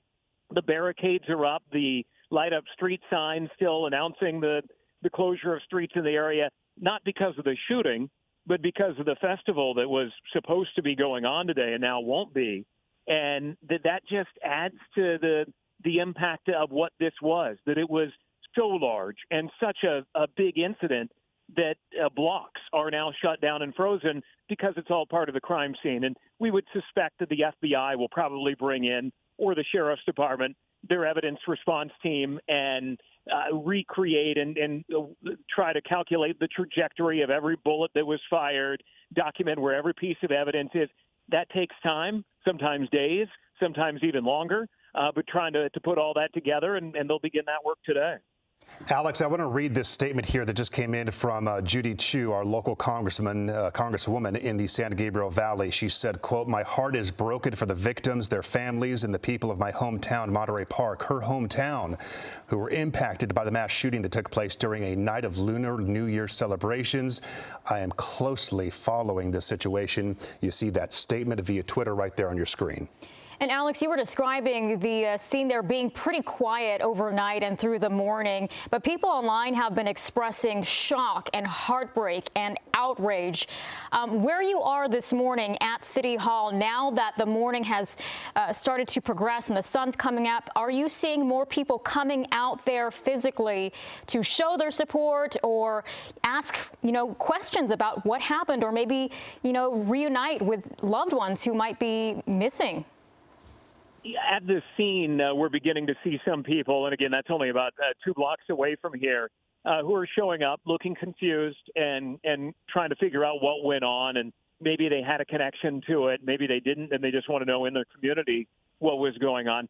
Here at City Hall, not so much, but inside of City Hall, on the other side of the glass here, we can see witnesses who are waiting to talk to police that they have been told, come here, don't talk to anybody.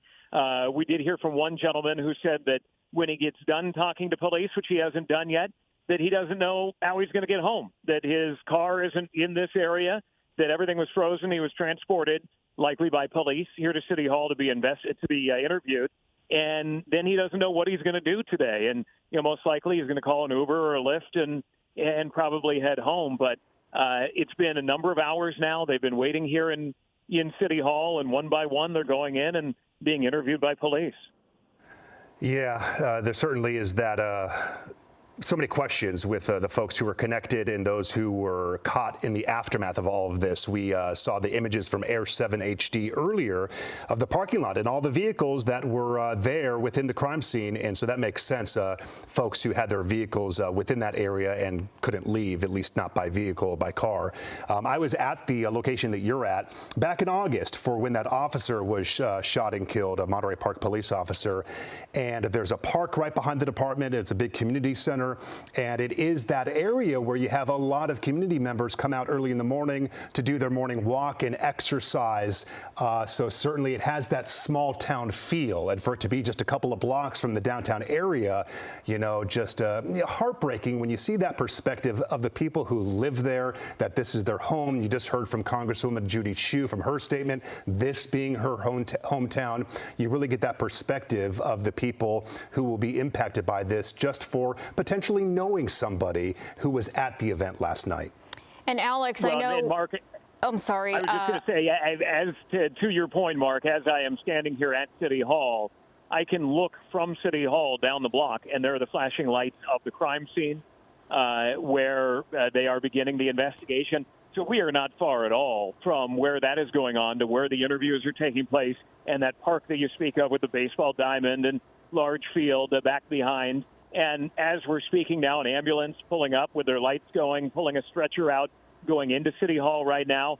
Who knows if that's somebody who's been, emotionally overcome by what went on today. It's mainly witnesses who were inside this building.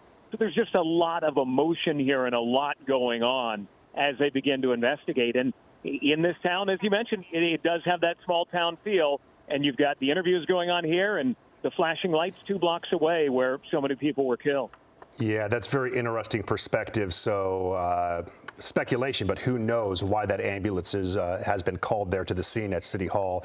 Okay, Alex Stone, our ABC News correspondent, on the phone with us. A fantastic perspective all morning long, gathering the very latest, both from the crime scene and from City Hall, where a news conference is scheduled at 8 this morning. So 1 hour from now, we are hoping and expecting to learn more information from law enforcement officers and the LA County Sheriff's Department, the FBI. We sure hope potentially maybe some more information on the suspect in this shooting that still has not been identified or located that we know of. Alex, thank you again. We want to share an interview with you that we have from earlier overnight, in fact, of a dancer who was at the event last night. Every Saturday night we come here dancing, and every day morning until evening there's a lot of world champion teaching.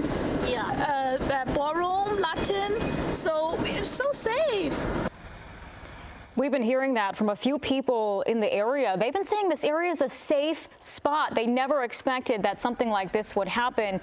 Obviously, a very devastating situation overnight. We do want to do another recap of what happened for those of you who are just tuning in this morning, right before 7 o'clock. This was a shooting at a dance studio in Monterey Park. 10 people killed. We had 10 people who were injured and are in varying conditions. We don't have a description of the suspect, but do keep in mind the suspect is still on the loose. We're waiting for details on who that person may be, and if investigators have any idea of where that person may be. We're waiting for that press conference to happen at 8 o'clock this morning, but investigators are working very hard. The FBI is also on scene to assist, primarily focusing on the evidence gathering portion of this process. Of course, we already have mentioned that the second day of the Lunar New Year festival in Monterey Park would be canceled, and that's really no surprise. You can imagine that going on. It was literally around the block, on the same block of the shooting that occurred at the dance hall. But we do have word from the city that came in this morning, at least clarifying that the incident did not occur at the festival. And that's important to mention because there's going to be a lot of mention of that festival. But they are saying that the shooting did not occur at the festival. They, of course, are aware of the active investigation underway in their city and in the area. And for that reason, as a precaution and for the safety of everyone involved, the city has canceled the second day of the event, which was scheduled to begin at 10 a.m. Yeah, that dance studio was just about a street away, very close, but again, did not have anything to do with the Lunar New Year festival, but just the proximity, being that close to about 100,000 people over the span of 2 days is a very dangerous thing, and it, we've been hearing could have been very, very bad. You've been watching Eyewitness News at 6. Our coverage continues on Eyewitness News at 7. This is Eyewitness News with live breaking news. You have 10 unresponsive inside, and you have 2 that are still in critical condition and breathing. Every Saturday night we come here dancing, and every day morning until evening there's a lot of world champion teaching. Ballroom, Latin, so it's so safe. It hit us home now. There's a lot of dead people in there, and it's sad, but this is the horrible reality in America, these mass shootings. He said it, the horrible reality. We have seen it time and time again. You are watching Eyewitness News At 7 on your Sunday morning, we do have this breaking news we have been following. 10 people are dead after a mass shooting in Monterey Park. It is absolutely devastating. The shooting happening following a Lunar New Year celebration last night that was close by. I'm Irene Cruz. And I'm Mark Cutter-Robles. We want to thank you for staying with us on this very difficult news morning. The shooting, we can tell you, also left at least 10 people injured. They are listed in various conditions from stable to critical, many of them going to County USC Medical Center. The suspect is still on the loose and no identification of that person. Police, of course, on site investigating, likely for days. Eyewitness News reporter Leticia Juarez, she is live there in Monterey Park with the latest on what she's seeing on the ground. Letty, good morning again.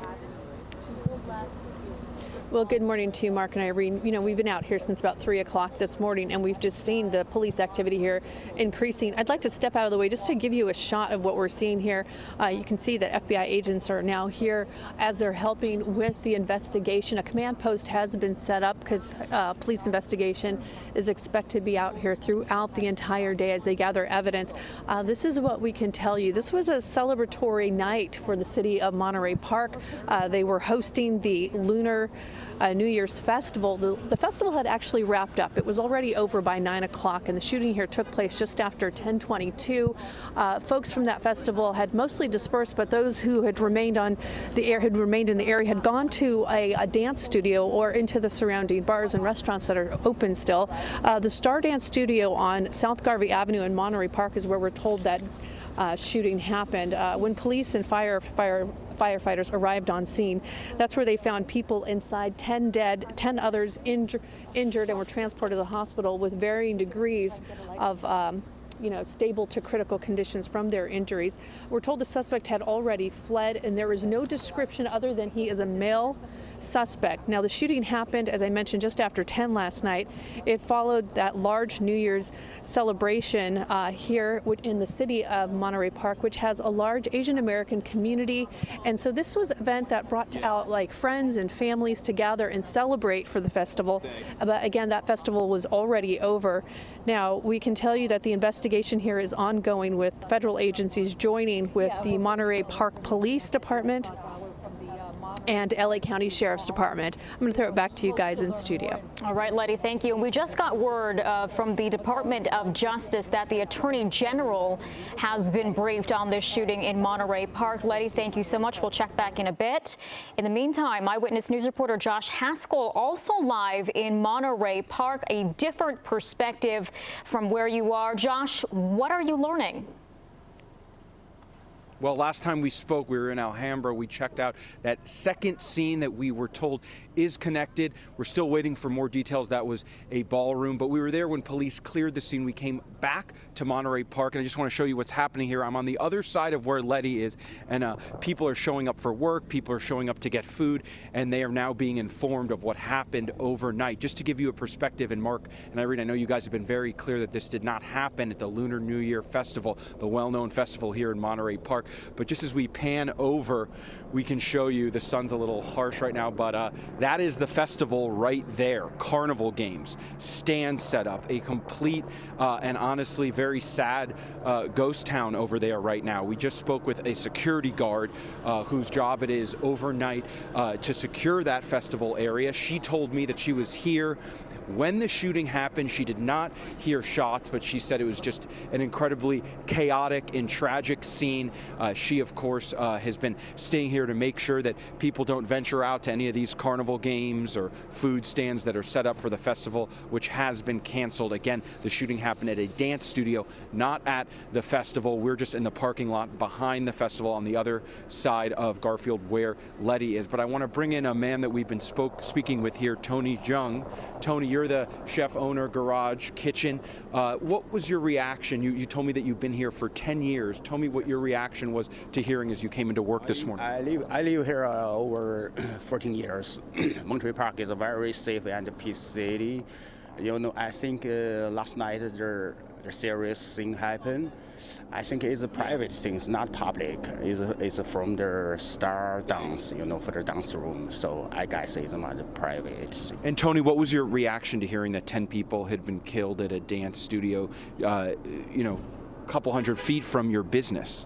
Yes, scare us. So this morning everybody talking. Yes. What about you, sir? What was your reaction? Yeah, this you speak Spanish?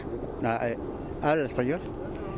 No habla inglés, but thank you for your time, sir. Give us just 1 second and we'll talk more with you. But Tony, I just know that people were coming into work this morning, your patrons, and you told me that they were confused. They were the police. What was the reaction? You know, this morning everybody come here, every guys come here, talk about that and scare. You know, it's never happened in Monterey Park. So it's tragic, and of course on Lunar New Year, and this is a big weekend for you. Talk about the festival now. It's canceled today. Yes. I think not canceled, but not too much people come here. You know, everybody hear about that. We actually have been told that because of the shooting, it was canceled today. I think the business is down this morning. And what's your reaction to that? How does that impact your business? Of course, your celebrations. This is supposed to be such a happy time for your community.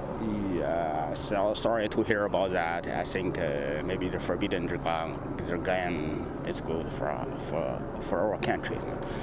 Thank you so much, Tony. Appreciate your time. Again, Tony is the owner of Garage Kitchen.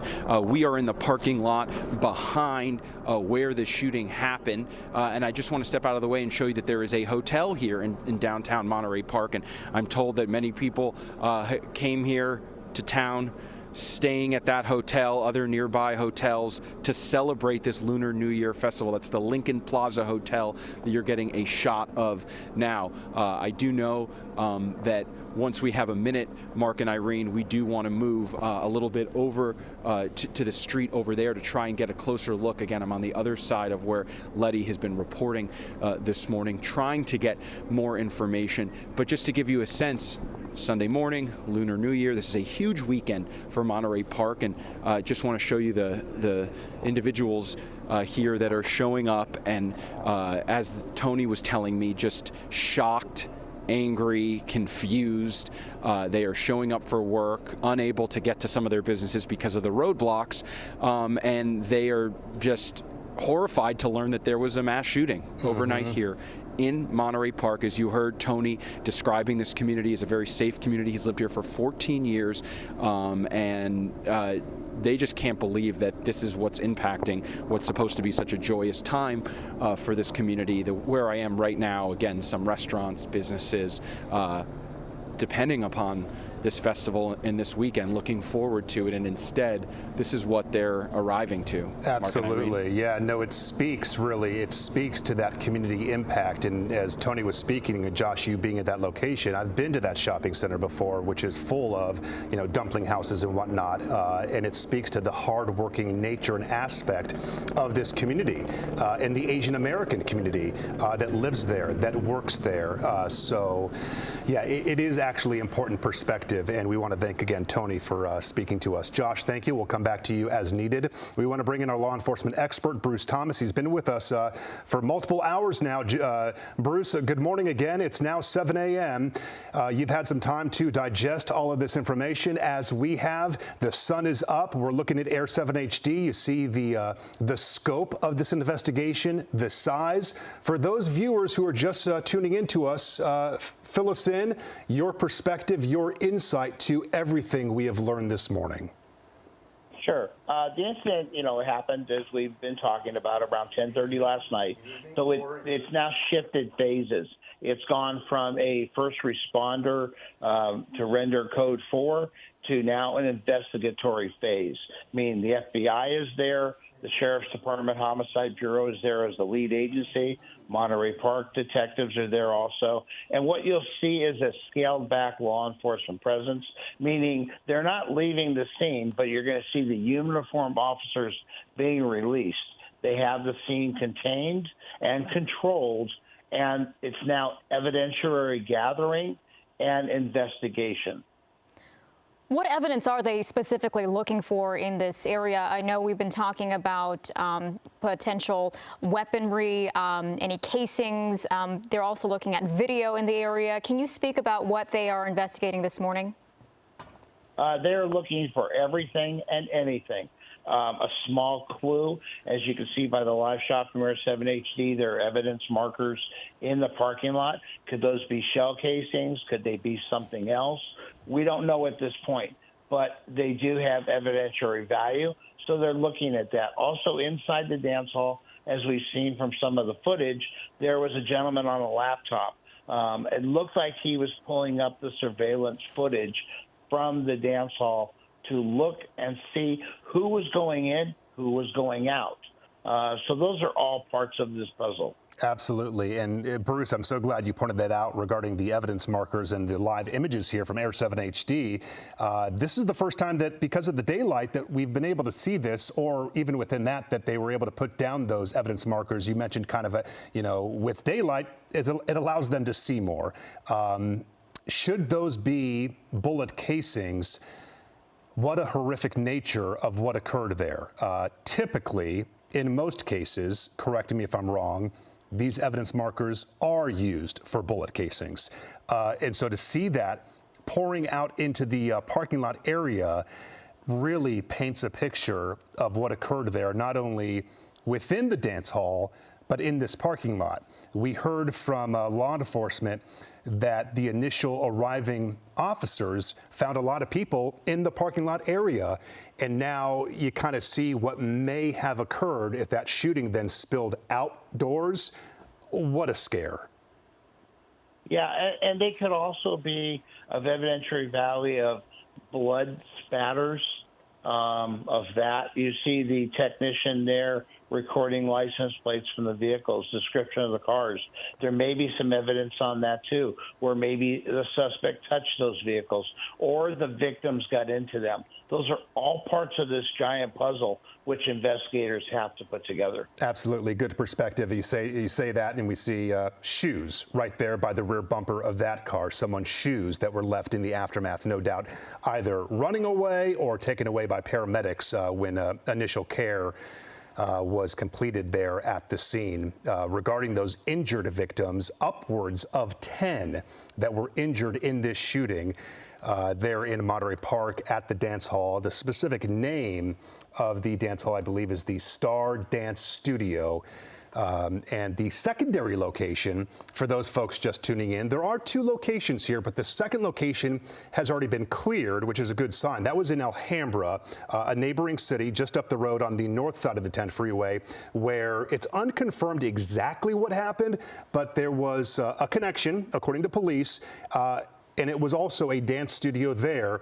Did the suspect go inside? Was there an attempt to injure more victims at that location? We just don't know, but certainly that is part of the investigation. Bruce, stand by. Thank you. We want to go to Eyewitness News reporter again, Josh Haskell, right there around the corner in Monterey Park. Josh, hi again. I'm at Garfield and Garvey. We are in the center of Monterey Park. We just moved from our last location. I want to step out of the way because I believe we may be able to have our first shot of the actual scene from the ground. You can see in the distance there's a lot of yellow tape surrounding a business along with some law enforcement vehicles. And you can see that we have seen some investigators. We've seen Monterey Park Police, the FBI. And as I pan to the left right now, we can show you just the amount of law enforcement vehicles, and then our Leticia Juarez is on the other side of this location on Garfield. Zach, if you just pan to the left, you can see some investigators who have been engaged in conversations about this investigation, and then of course we have some of the command posts. I'm seeing some LA County Sheriff Homicide Bureau officers here on the scene. And then the most sort of saddest, one of the most remarkable things is if we just go a little bit forward, Zach, and pan to the left. This is the entrance to the Lunar New Year festival. Zach, if you go to the left a little bit, you can see the entrance celebrating the year of the rabbit. This is where, as you guys have been reporting, 100,000 people come here. This festival, of course, was set to happen again today. That will not be happening. You can see all those tents that we saw earlier. And of course, we saw those from a distance. Now you can see different businesses, Cathay Bank, different food restaurants. They are all set up here. Of course, the shooting not happening at this festival, but it just shows you what this scene is like here in Monterey Park. And Zach, if we back up a little bit and just show more of law enforcement, and then in the distance, Zach, if you come this way, me. You can see a lot of officers, investigators down there outside of what we believe is the business, all of that yellow tape surrounding the business. Again, ABC 7's Josh Haskell. I'm here at Garfield Avenue and Garvey Avenue in the heart of Monterey Park. We are on the other side of where our reporter Leticia Juarez has been reporting, and the rest of the media is. We were able to get a little bit closer to show you what we believe are the first ground shots of this business now that the sun has come up on this very, very sad and somber Sunday here in Monterey Park. So pretty remarkable, Mark and Irene, to be in the middle of this massive crime scene where I'm standing right now, seeing the festival, just wanting and excited for people to show up today, and that's not going to be happening because of this tragedy that investigators are here right now trying to figure out. Yeah, going to be there for hours and days. Josh, that was actually good perspective to see the camera move around. I'm assuming you haven't seen Air 7 HD for that perspective, but you're right. The location with the crime tape behind you, seeing both perspectives now, that's going to be like the back entrance to the club. The front entrance in the parking lot is going to be over your right shoulder where the command center is located, basically to Zach's left. That's going to be like the front entrance to the dance hall where all of this occurred. So certainly you are in the right location where this occurred. Basically, you're seeing to the left there of the shot is where the command post is located, where would be the entrance to the parking lot, and then to the right that Josh was showing you, perhaps the back entrance of the club. And with all of the activity occurring over there, it makes you question, is that potentially some getaway route by the suspect? Is there a vehicle located in that area of concern or interest? So more questions. We don't have the answers, but just wanted to lay out that scene also for you, Josh, that, yeah, you are in the right area, and that's what's happening just on the other side of those buildings that you can't see. Right. Thank you again, Josh. And Josh, before you go, I know that you were speaking with a few folks out there who are waking up, trying to get to their businesses, and then hearing about this shooting. Can you just describe for us what the reaction has been as more people wake up and the atmosphere of the community out there? Well, Irene, when you drive into work, of course, on a Lunar New Year weekend and a celebration, you do not expect to be stopped by police. You do not expect to be stopped by roadblocks. And that is what these folks are encountering here who I spoke with. They coming to work, coming to get food at some of the restaurants here. They had to park 2 blocks away and then walk, not really even knowing what happened. And they were told that shop owner Tony told me that once his diners had come in, he told them about what had happened because everyone was just confused. Wait, why can't I access my business? Why am I hearing helicopters? Why is there such a large law enforcement presence? Not something that they expected ever, and especially on this weekend. You heard Tony there, Irene, telling us he's lived here for 14 years. He considers this a very safe community. He's in absolute shock. Although his business is open and he does have customers, it told me he's never run a business with a feeling like he has this morning of having to tell his customers, having to tell fellow shop owners, hey, this is what's going on, and just kind of not something anybody wants to hear. Hey, I'm not able to get to work because there was a mass shooting a block from my business. Absolutely. Yeah, speaking to the location of where you are, our viewers just saw, so you're aware, Air 7 HD, we were close on you, and then we were able to pan out, and the dance hall is actually an extension of that building right behind you. The building is actually attached to the structure behind you. So it's all part of that big facility. You just can't see the entrance, but yeah, it's all right there behind you. So that's certainly the place to be where all of this is developing this morning. Josh, thank you so much. We also have some audio from police scanners from the moment that shooting all unfolded. Let's take a listen. We have 16 patients at this time. Let's go ahead. Our engine 62 assists Quinn 61 with triage. I got 3 immediates in here, and I got approximately 10 deceased. I'm going to need another engine company for a litter team to get these immediates out of here. What we have now, the aftermath for those tuning in. 10 people killed in this mass shooting, 10 hurt.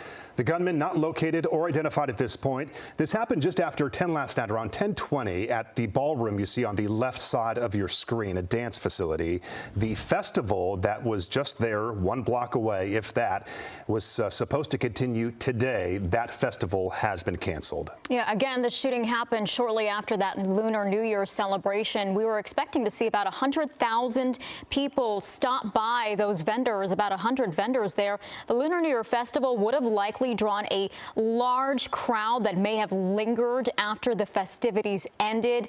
Again, it was supposed to continue today, but that event has been canceled because of the shooting. It's not clear how many people were still gathered in the area when those shots were fired late last night around 10:20. Now, this city is a small community. It's about 8 miles east of downtown Los Angeles. It has a population of about 60,000 people. 65% of the people who live there identify as Asian American. That's according to the U.S. Census.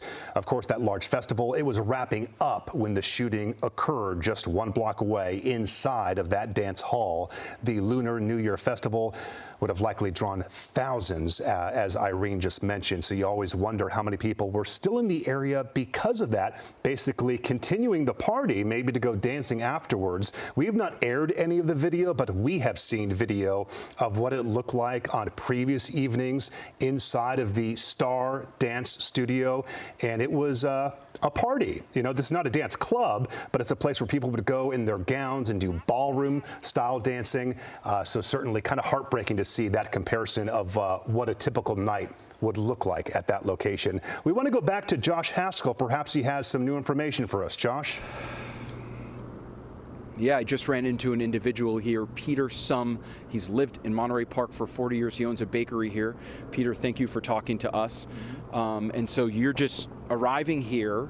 You're showing up. You plan on opening your bakery, and then you hear about the mass shooting. Tell us. Yeah, I just picked up the news from my someone sent me text me the message, and I opened up, and I mean, it was shot. You know, this is terrible. You know, this is something I can't believe it, and that's why I come here to find out the situations.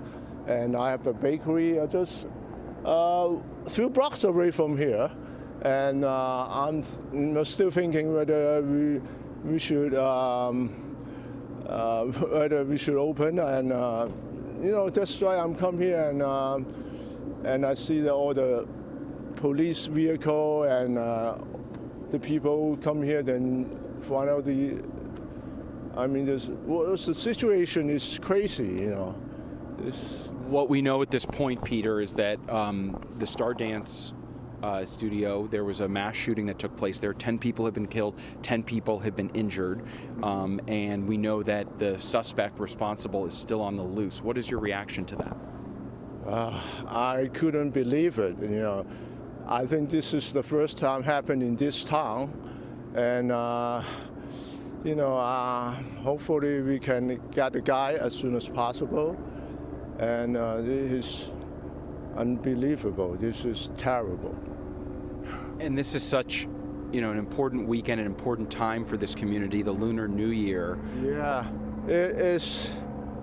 I mean, this is a bad news. I mean, this is Asians for all the celebration, Chinese New Year, and I see people come around and celebrate, and you know, all of a sudden, you know, this is a tragedy. You know, nobody think about this, nobody, and I hope the police can get the guys as soon as possible. You know, this is so dangerous. This guy's still on run. Peter, have you ever been to this dance studio, Star Dance? Do you know anything about? No, but I live just right behind the scene, so I pass by so many times, and it's crazy, you know. This is what I'm going to say. You know. This is what you're waking up to. Yeah, just, you know, I wake up and pick up the news from my WhatsApp, and That is. And there was a Lunar New Year celebration taking place at the dance studio. Right, yeah, that is the. So, you've lived in this community for 40 years. You've never been to that dance studio, but your bakery is just a few blocks away. What's the name of your bakery? Diamond Bakery. Yeah. And right now, you're arriving to this scene, finding out that there's a mass shooting, and you're trying to figure out whether you're going to open for business and what to do. I'm still thinking about it. Yeah. Yeah. This is. It's a tragedy. Just like. It's all neighbor, we're all neighbors, I don't want to see this happen. I couldn't believe it. This is crazy, yeah. Are you able to get to your business, and can you show us where exactly your business is? Is it on Garvey? Atlantic and Garvey, that's right, in the intersection on Garvey and Atlantics, yeah. Exactly, you want to show. So we're at Garvey and Garfield right now, and Peter Sum, who we're interviewing, he is a bakery owner. How long have you owned your bakery for, sir? Since 1978. Since 1978, you've operated a bakery here in downtown Monterey Park. You're telling me that it's at Atlantic in Garvey. We are at Garvey and Garfield. So the dance studio just a little bit down Garvey on your left, and then his bakery in the distance. I'm here with Peter Sum. You're a shop owner. You said a 40-year resident.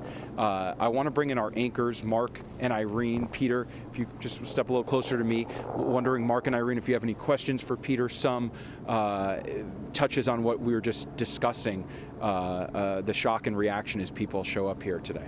I honestly, Josh, I got to tell you, I don't. The only thing I was thinking about is just the visual, disgust, hurt that a community member can feel when something like this occurs with your neighbors. As he said, this is our community. He's almost like, visually ill by having this happen. So he really spoke to it well. We'll let him and you be for the moment. Josh, thank you for the live interview. It adds that perspective to the impact of what this does, not just to those who were at the shooting last night, but those who work and live in this community. Yeah, so many people waking up and hearing this news and having that same reaction that he is having, of that absolute shock and confusion. And we've been hearing a reoccurring theme throughout the morning that people believe that this is a safe area, and how can something like this happen where they are? And how many people, you pick up your cell phone first thing in the morning, you check to see what the news is. He said he heard something about it on WhatsApp, which is, a messaging device app, and he heard about it first thing and came out to see what was happening just within a block or so of his business that he's been at for years. Thanks again to our Josh Haskell.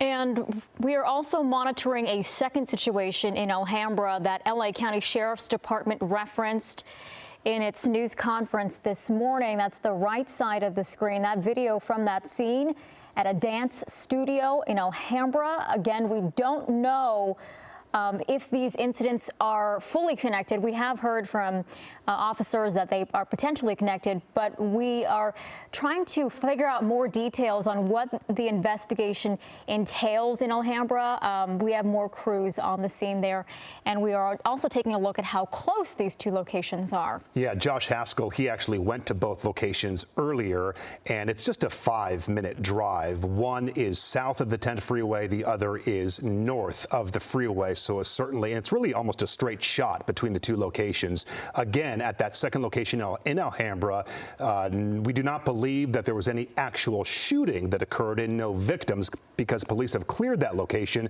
but certainly something happened. We believe officers have gathered a video, and they're going to work to potentially connect the two. So we, of course, will keep you posted on that specific situation. We know that President Biden is aware of what has occurred here in Monterey Park overnight. We also are hearing from Governor Gavin Newsom. He has released a statement on Twitter saying Monterey Park should have had a night of joyful celebration of the Lunar New Year. Instead, they were the victims of a horrific and heartless act of gun violence. Our hearts mourn as we learn more about the devastating acts of last night.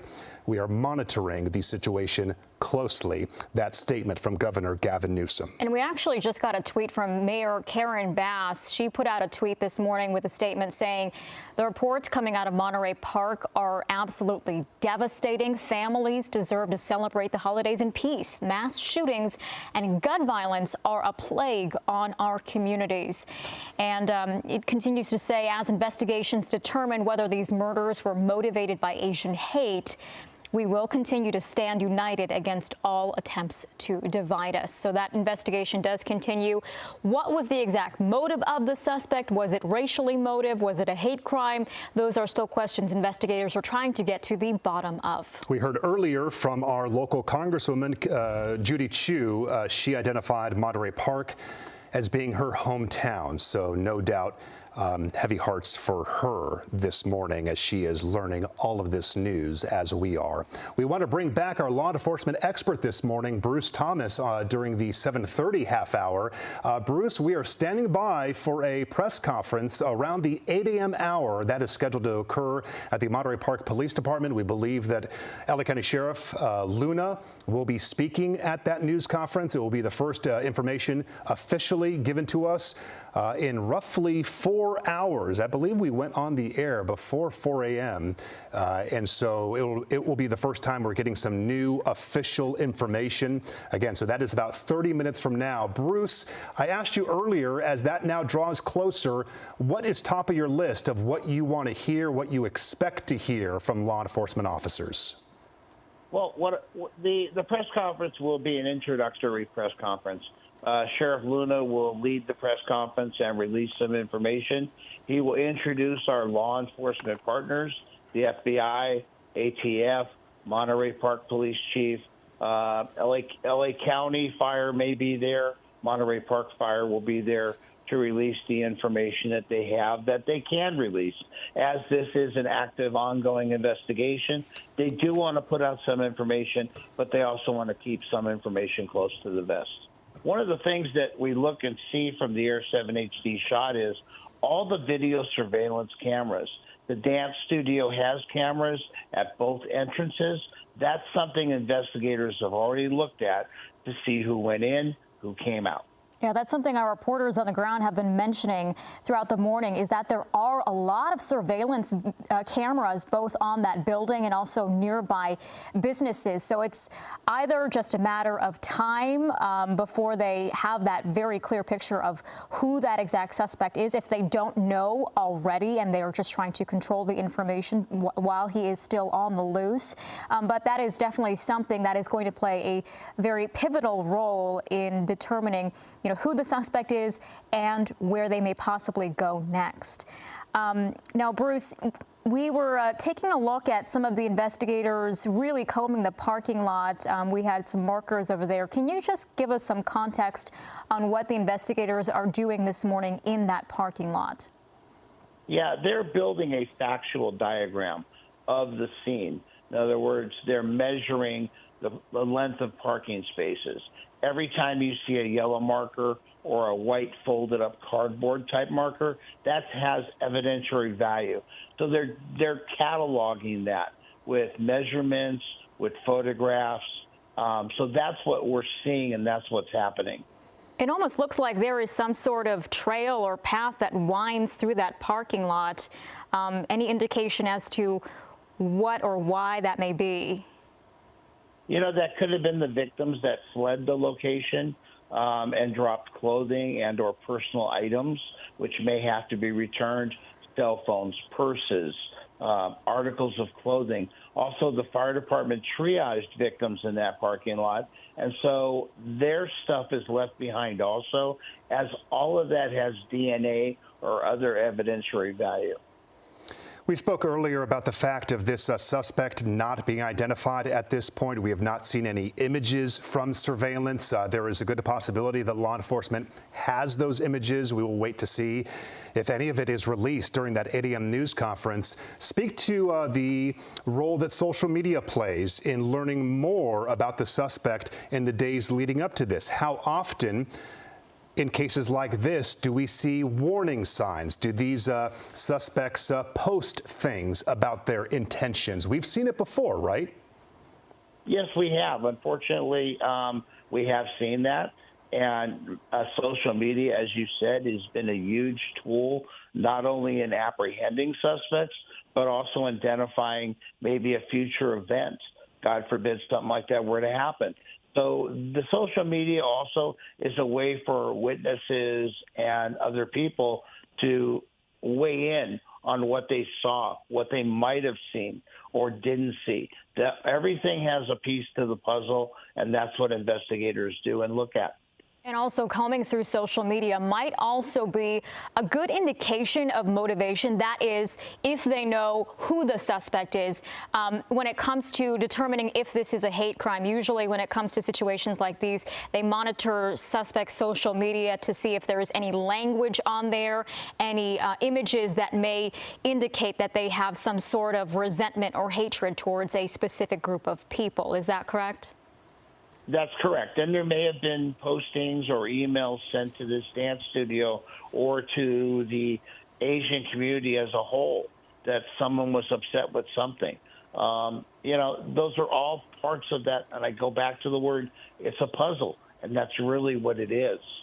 That image we saw a moment ago from the ground showed the FBI on scene. We know we have the LA County Sheriff's Department leading the local investigation along with Monterey Park Police and the mutual aid response from so many departments this morning. There is the FBI command center that is on the ground this morning.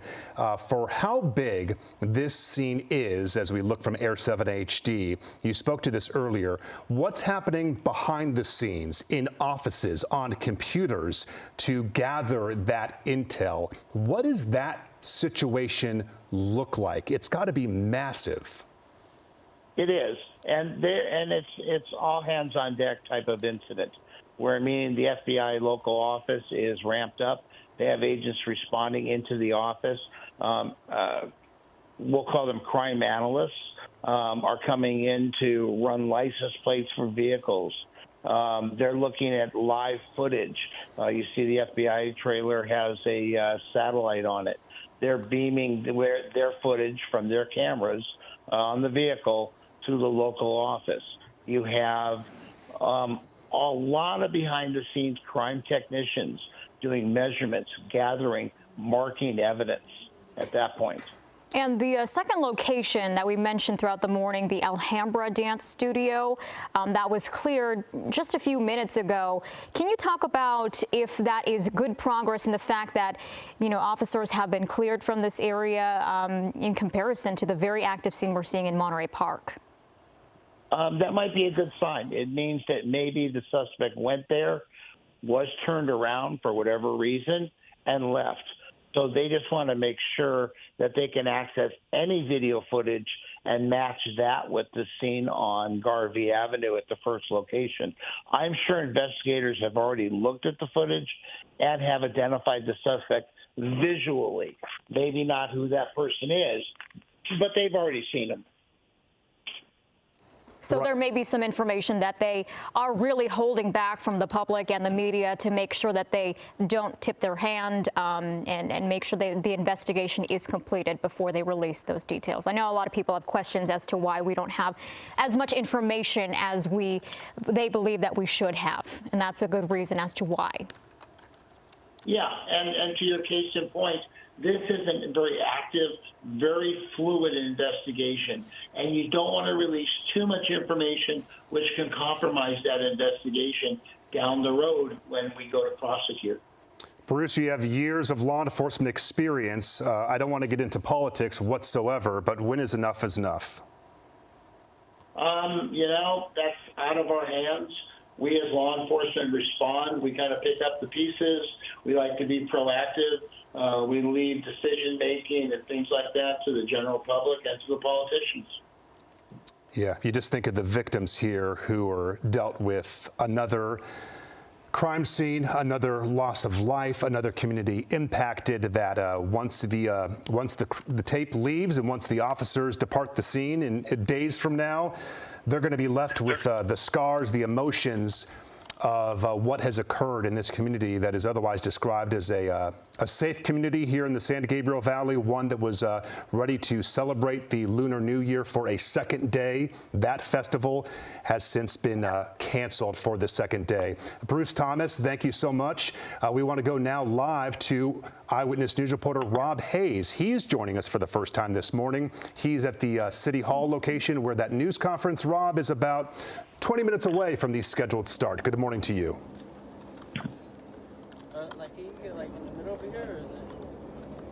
Good morning to you. We just got here, set up. There is a huge media scrum here already. As we pan the camera around, give you an idea of the media attention that this incident is attracting. We can go over one more time what we know so far. 10 people are dead, 10 others are hospitalized with injuries. This happened at a dance studio in Monterey Park. Earlier, there was a gun-related incident at another dance venue in Alhambra.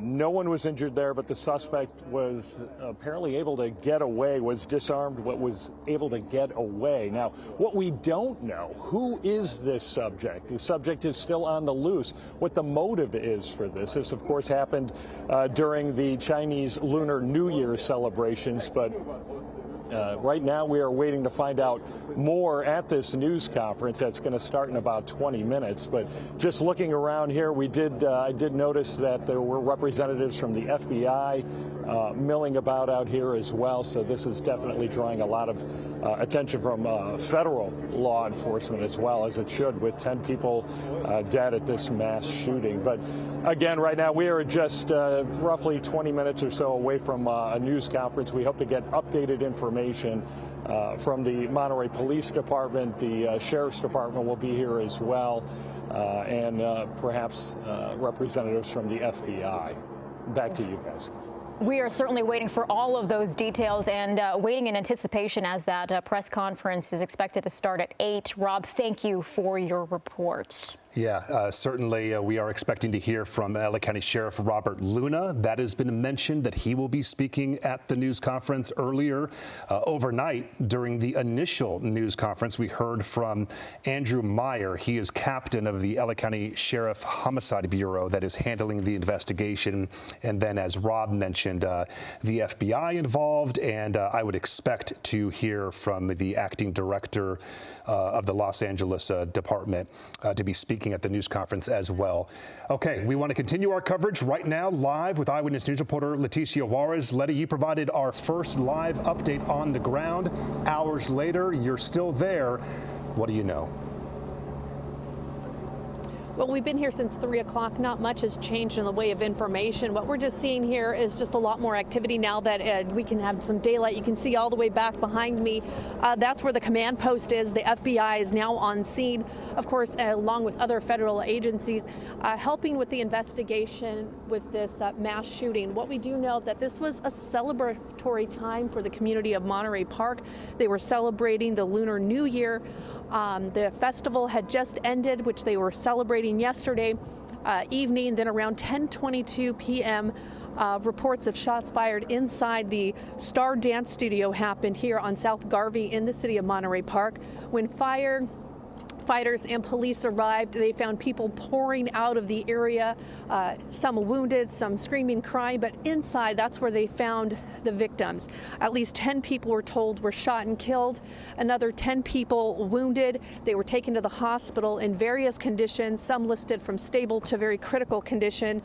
The suspect, though, had already fled the scene by the time police did arrive here. So that's when they launched the manhunt that is currently underway for that suspect, who does remain at large, at least at this time. We're waiting for an update from the police department and the LA County Sheriff's Department, which will be holding a press conference here at 8 o'clock, and we're hoping to get more information about the suspect, because what we do know right now is that he is a male suspect. That is it. There's no other description. But as we've been listening to our law enforcement expert, obviously there are people on the scene here, crime scene techs, the FBI, they're all looking at evidence, surveillance video, no doubt, trying to track down who the suspect is that opened fire on that dance studio. Now, earlier, as I was here on scene, walking around, just trying to find people who may have either witnessed or just knew something about the dance studio. I did run into a gentleman who said that he came here to the scene after learning about the shooting. He is a dance instructor. He says that this studio has been here, this dance studio has been there for a very long time, been very welcoming and opening to ballroom dancing, but he says they also do Latin dancing.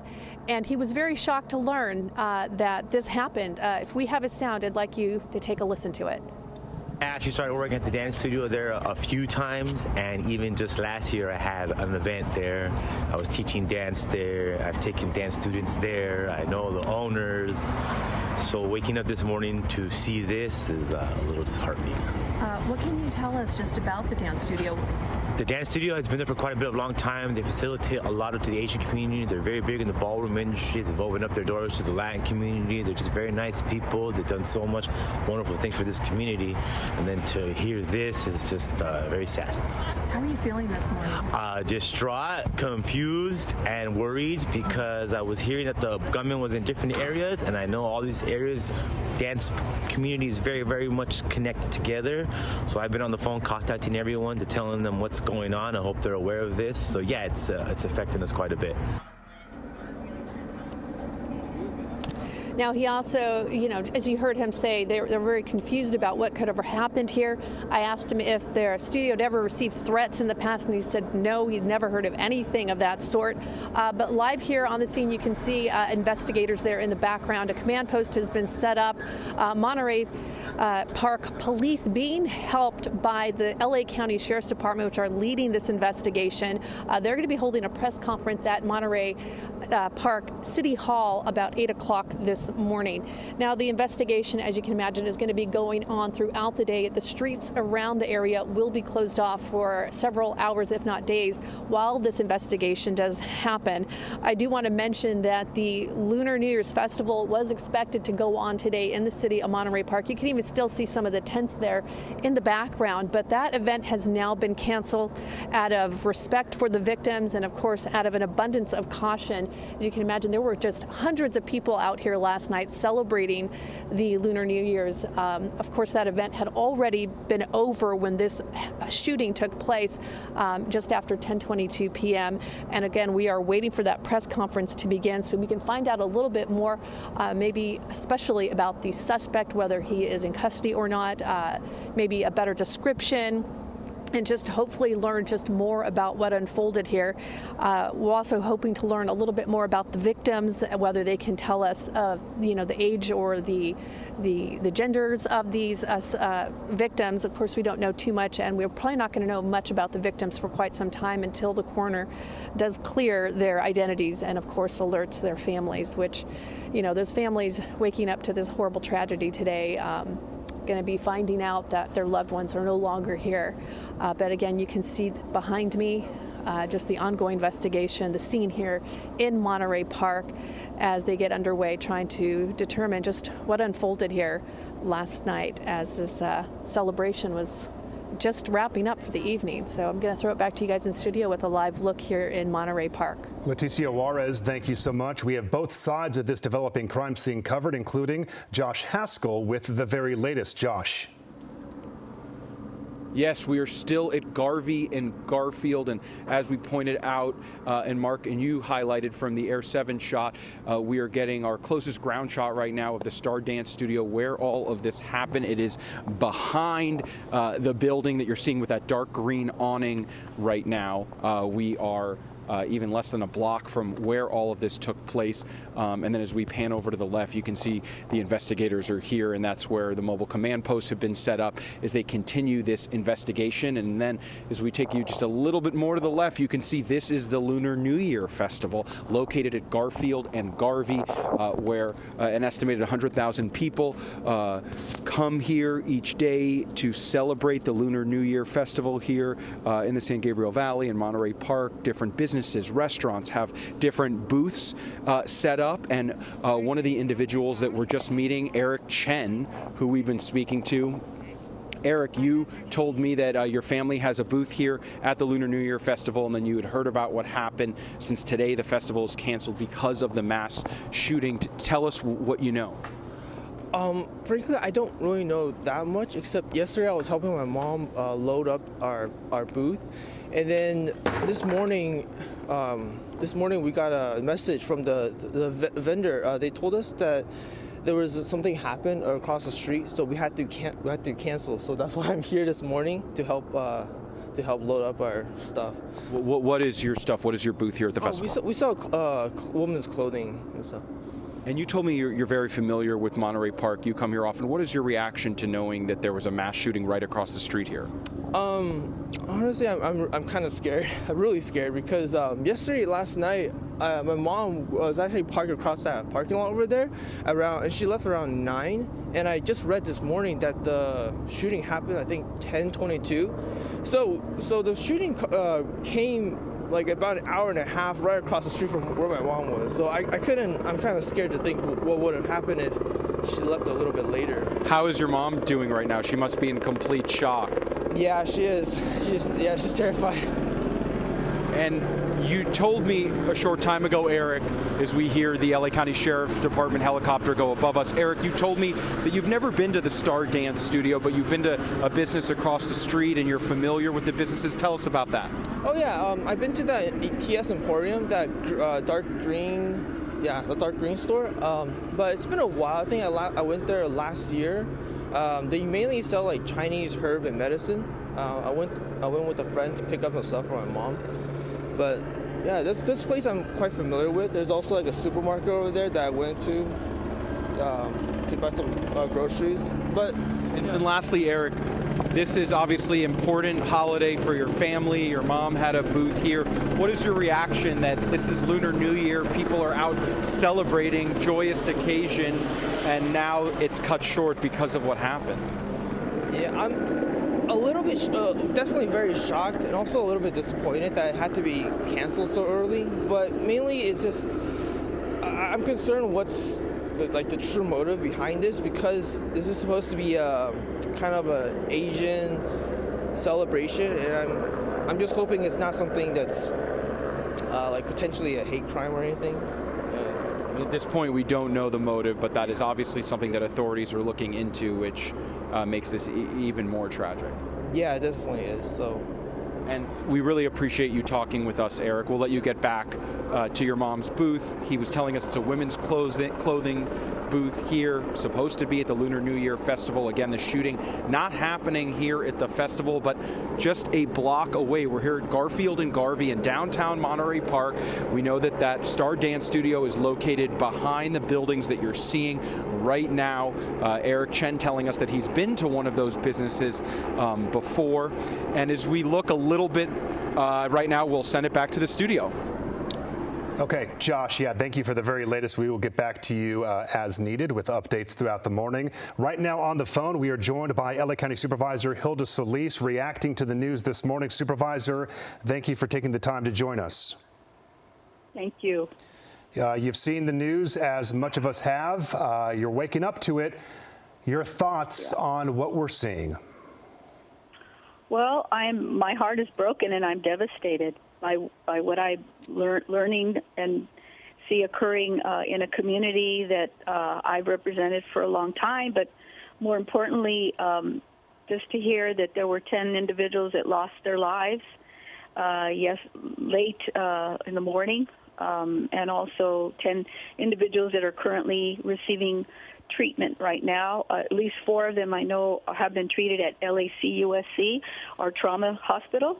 And I'm sending my prayers and condolences to those family members that lost the 10 loved ones and those 10 that are recovering. And this is just unimaginable. It's so tragic. It's such a wonderful community, Monterey Park in the San Gabriel Valley. I was just there yesterday, 10 o'clock to almost 2 o'clock, in their opening celebration for Lunar New Year, alongside with colleagues from the House of Representatives, from the state legislature, to local elected officials from Monterey Park who were sponsoring the event, as well as Alhambra and other dignitaries and business people who put this event together, who were waiting for more than 2 years to come back to this celebration that has been known throughout I believe the entire United States. It's one of those places that's iconic, that has been known for its celebrations of Lunar New Year's. This is where it begins.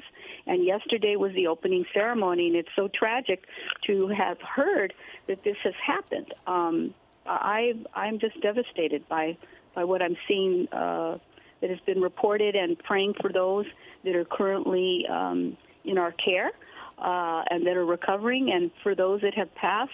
I pray for them, and I think it's just horrible. You would never think this would happen in a community like Monterey Park, which is known for being a beautiful town, representative of many of our immigrants, and people came from many places yesterday just to begin this new celebration with the renewed sense that now we're past the pandemic, and then this happens. It's just unimaginable. It's devastating. Absolutely. I do want to mention to you, Supervisor Solis, that we are on standby. Roughly 5 minutes from now, we are supposed to have a news conference from Monterey Park City Hall, where the sheriff should be speaking, Sheriff Robert Luna. So we will keep you here on the phone, but should that news conference begin, we will go to that. In the meantime, Supervisor Solis, I do want to mention you were at the opening night of the Lunar New Year Festival, what was supposed to be a super happy and joyous event, yes. And then something like this happens, especially in a community that is predominantly Asian American. What is your message to people who are waking up, hearing about this, especially if they are part of the Asian American community in Monterey Park? Well, first of all, again, I want to reiterate my prayers and condolences to those individuals that passed, as well as those that are currently in our care and awaiting recovery.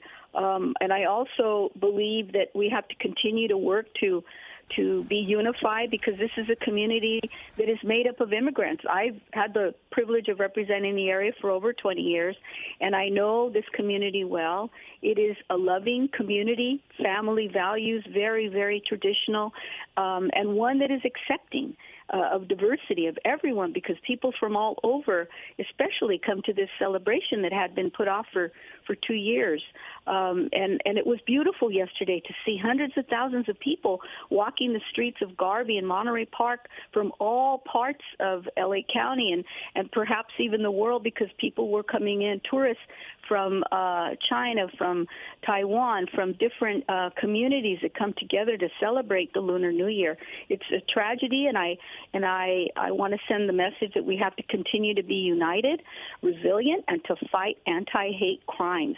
I hope this isn't what that is, but nonetheless, the victims that have been killed and those injured happen to be of AAPI descent.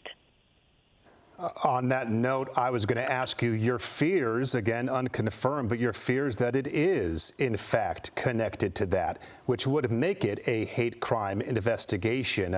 You see that reality, correct? Well, I see that, you can kind of deduce by what you're seeing and who the victims were. But again, we're waiting to see what our law enforcement and the FBI and others have to say. What really alarms me that they have not been able to yet contact or identify and get that individual or have him in custody. That is to me is tragic. And it's unfortunate. So I hope the community stays vigilant, and if they see something suspicious, that they report it right away. Absolutely. How does this change your job here with the new week beginning tomorrow? Does this become top of mind for your meeting that you have? What is it, on Tuesday? Absolutely. Absolutely. And I have to tell you that almost 3 years ago, right before the pandemic hit us, we were already seeing anti-hate, incidents that were lodged against the Chinese and AAPI community.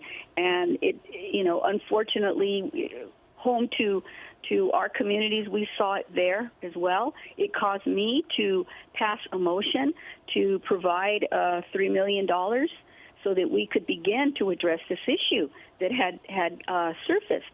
and to try to provide more protection and means of helping to educate our community in their languages, that if they see something, call us. We have a Human Relations Commission that has done for the last 2 years different events to help increase the awareness of hate, and also to get our law enforcement officers involved, but more importantly, showing people how to protect themselves, even victims that were riding our bus system, elderly women, teaching them and giving them classes on self-defense.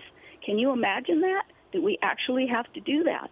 No, you can't, and it's frustrating and heartbreaking. It breaks my heart because it's really gone too far, and I think that we all have to come together. So yes, it will be top of mind. Now, obviously, on Tuesdays. Maybe it's top of mind now, right now. It certainly is, and obviously the festivities have been canceled for the Lunar New Year celebration in Monterey Park, but Lunar New Year doesn't stop, and I'm sure there are plenty of other events happening all across the country and also in different areas of your district. How are we making sure that the other events are kept safe and everyone is feeling safe in those celebrations?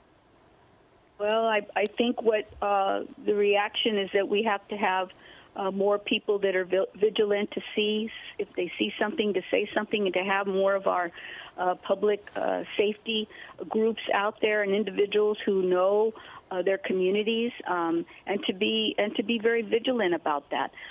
Certainly, the celebrations may go on, but they may go on with a solemn tone, with more of a prayer, with condolences and unity, and it's a time to reflect.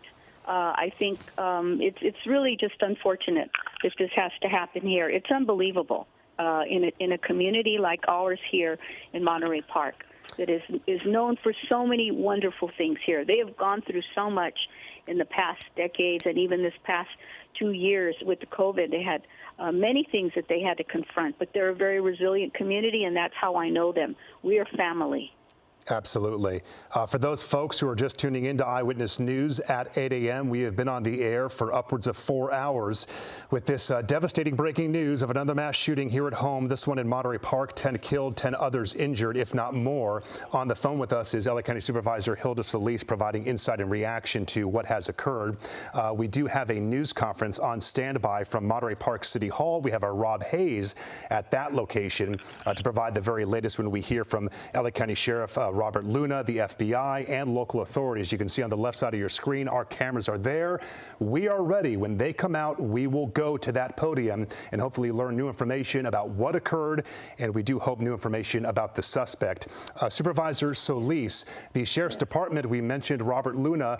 It is under new command, but to confirm, I mean, that doesn't change anything on the investigative side, the operations. You're not expecting that to have an impact on the investigation as it moves forward, at least with the Homicide Bureau, correct? I have a lot of confidence in our sheriff. In fact, he called me at, I think it was almost 2 o'clock in the morning. So he is on top of things. We spoke earlier this morning, and he was on his way to Monterey Park, and he was going to brief me later as to all the details. So I'm assuming that we will be hearing from him shortly. But I have every full confidence in him and his capability to command and to do everything necessary to protect our citizens and to keep our communities safe. He represents all of the County of Los Angeles, and I know how dear this community is to him as well. Supervisor, have you spoken to any other leaders of Monterey Park or also of the Asian American community there? I mean, we've been seeing reaction all across social media, you know, people showing their support and they're expressing their outrage. What have people been telling you regarding this shooting?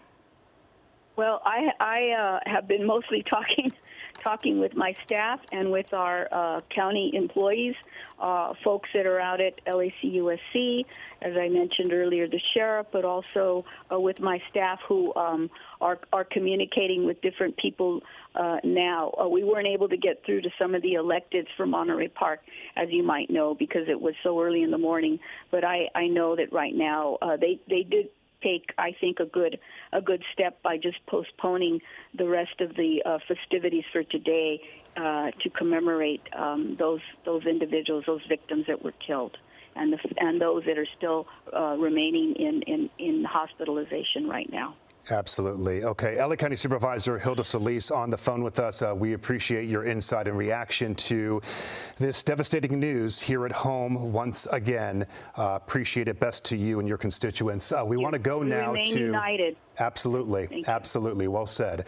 We want to go now. We have a new interview just into our newsroom from Josh Haskell. He just spoke briefly to LA County Sheriff Robert Luna.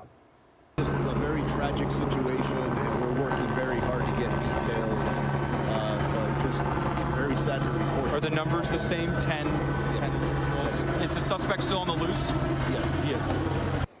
Okay, you hear it there, Sheriff Luna on the go there, probably trying to, progress on the investigation, but we are expecting to hear more details coming up. A press conference is scheduled for 8 o'clock this morning.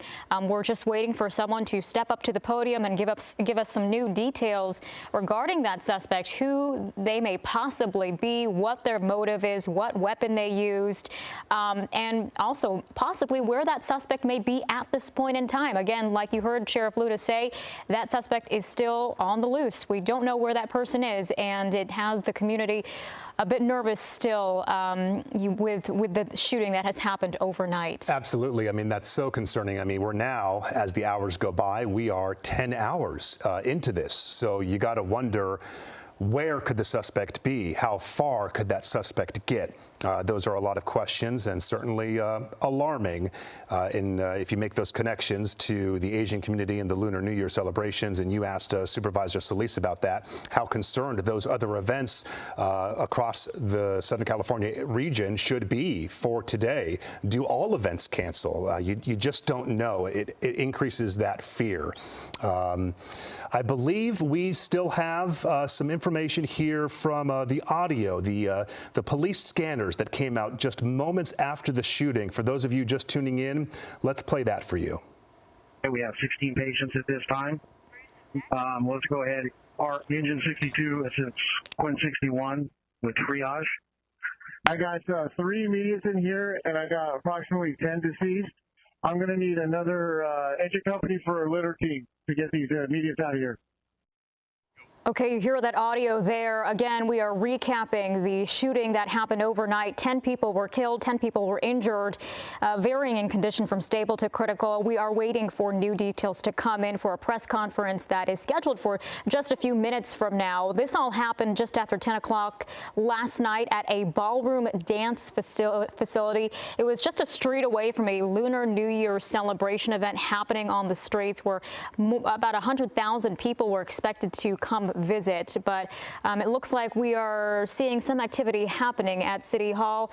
Someone possibly stepping up to the podium there. We're still waiting here, but in the meantime, we would like to bring in our law enforcement expert, Bruce Thomas. And Bruce, we're getting closer and closer to finding out more details. What are we hoping we find out here? Yeah, as soon as the press conference starts, obviously cut away from me, as that's more important. But what we're going to learn is what I've reiterated. You're going to have Sheriff Luna come out. He's being briefed now by the lead investigators, by the Sheriff's Media Relations Unit, which is on scene to provide him the most accurate information. He'll introduce the players and partners in this investigation, the FBI, the ATF. Monterey Park officials will be there, of course. Obviously, this is a very tragic event. Our condolences go out to the families of the deceased and to the victims, as this is supposed to be a very joyous time in the Asian community. And Bruce, as we await all of that information during the news conference, let's run through this possibility here that law enforcement has surveillance, but the suspect was masked, that you don't have a good description. You can't tell who this person is, that you don't see a getaway car, that social media has not revealed any details.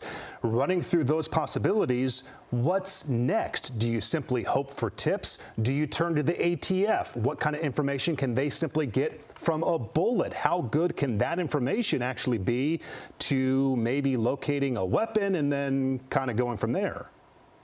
Yeah, we could go with that assumption that the suspect was masked or concealed their identity. There is DNA evidence on everything you touch, from the bullet casings that were loaded into the gun that have now been expended and are laying in the parking lot or inside the location, surfaces that he may have touched, vehicles that he may have touched, according to witnesses. And also, if he was disarmed at that secondary location, did they get a weapon? So those are all key points to this investigation, and there are ways to get around concealing your identity. Yeah, that secondary location, for those viewers just tuning in here during this 8 a.m. hour, what you're looking at live from Air 7 on the left is the dance hall studio where the shooting occurred last night, 10:20 p.m. There's information that has been confirmed by local police that there is the second location in Alhambra, just up the road on the other side of the freeway, where some type of incident occurred. We don't believe shots rang out. We do not believe there were any victims at that location, but that was also a dance studio. So you start comparing video, you start comparing all of these suspect details, and start connecting the dots between the two. But that is really concerning when you consider that this guy was going between two locations in given one basic community, Monterey Park and Alhambra, they're neighboring, that this guy had some type of a mission or a plan to go from location A to location B, and those locations being so similar in what they did to provide entertainment, fun, celebration, and dance. And Bruce, we've been seeing the investigators out there for the entire span since 10 o'clock last night. How long do we expect them to be out there and shut down this part of Monterey Park? Will this last several hours, possibly days? I'm going to go with the days. You have multiple victims. We have not even seen the coroner's office respond yet. And they'll be the last ones to respond, as there's so much evidence to catalog and photograph and document that we're not moving bodies, and I hate to be graphic about that, but in essence, that's what it is. We can't touch that scene to recover those bodies until the investigators have done their work. Okay, Bruce Thomas, thank you. We will keep you on standby. We also want to check in with Josh Haskell. Josh, as we go to you, keep in mind, we're on standby for that news conference from Monterey Park City Hall. So should that come up, we will divert and switch to that location. But Josh, what do you have for us? Well, I'm here with Chester Chong. He is the head of the Chinese Chamber of Commerce of Los Angeles. He's very familiar with this area. Come here, Chester. Tell me what you were telling me. You know this business. You know the owner, sir? Yes, Mr. Ma is the owner of the dancing ballroom. And last night happening was about 10:30, someone say, hey, we got the gunshot. And I'm surprised that people really don't know it happening over there. They think about it's only in the event, because we have last night, Monterey Park have a night market, and everybody together. People should consider about is a hate crime, or because they're talking to the Asian or Chinese, or because of Chinese New Year Eve. There's so many people on the street. So we really worry about that. And then until this morning, someone called me again, they say it's happening in the dancing ballroom. So I'm sorry then. And in that situation, I know maybe what happened is between the boys and girls and going to dance, maybe the husband and a wife, this understand. So you've been to that dance studio before? Yes, I know the owner personally, and they're a good singer, they're a good dancer.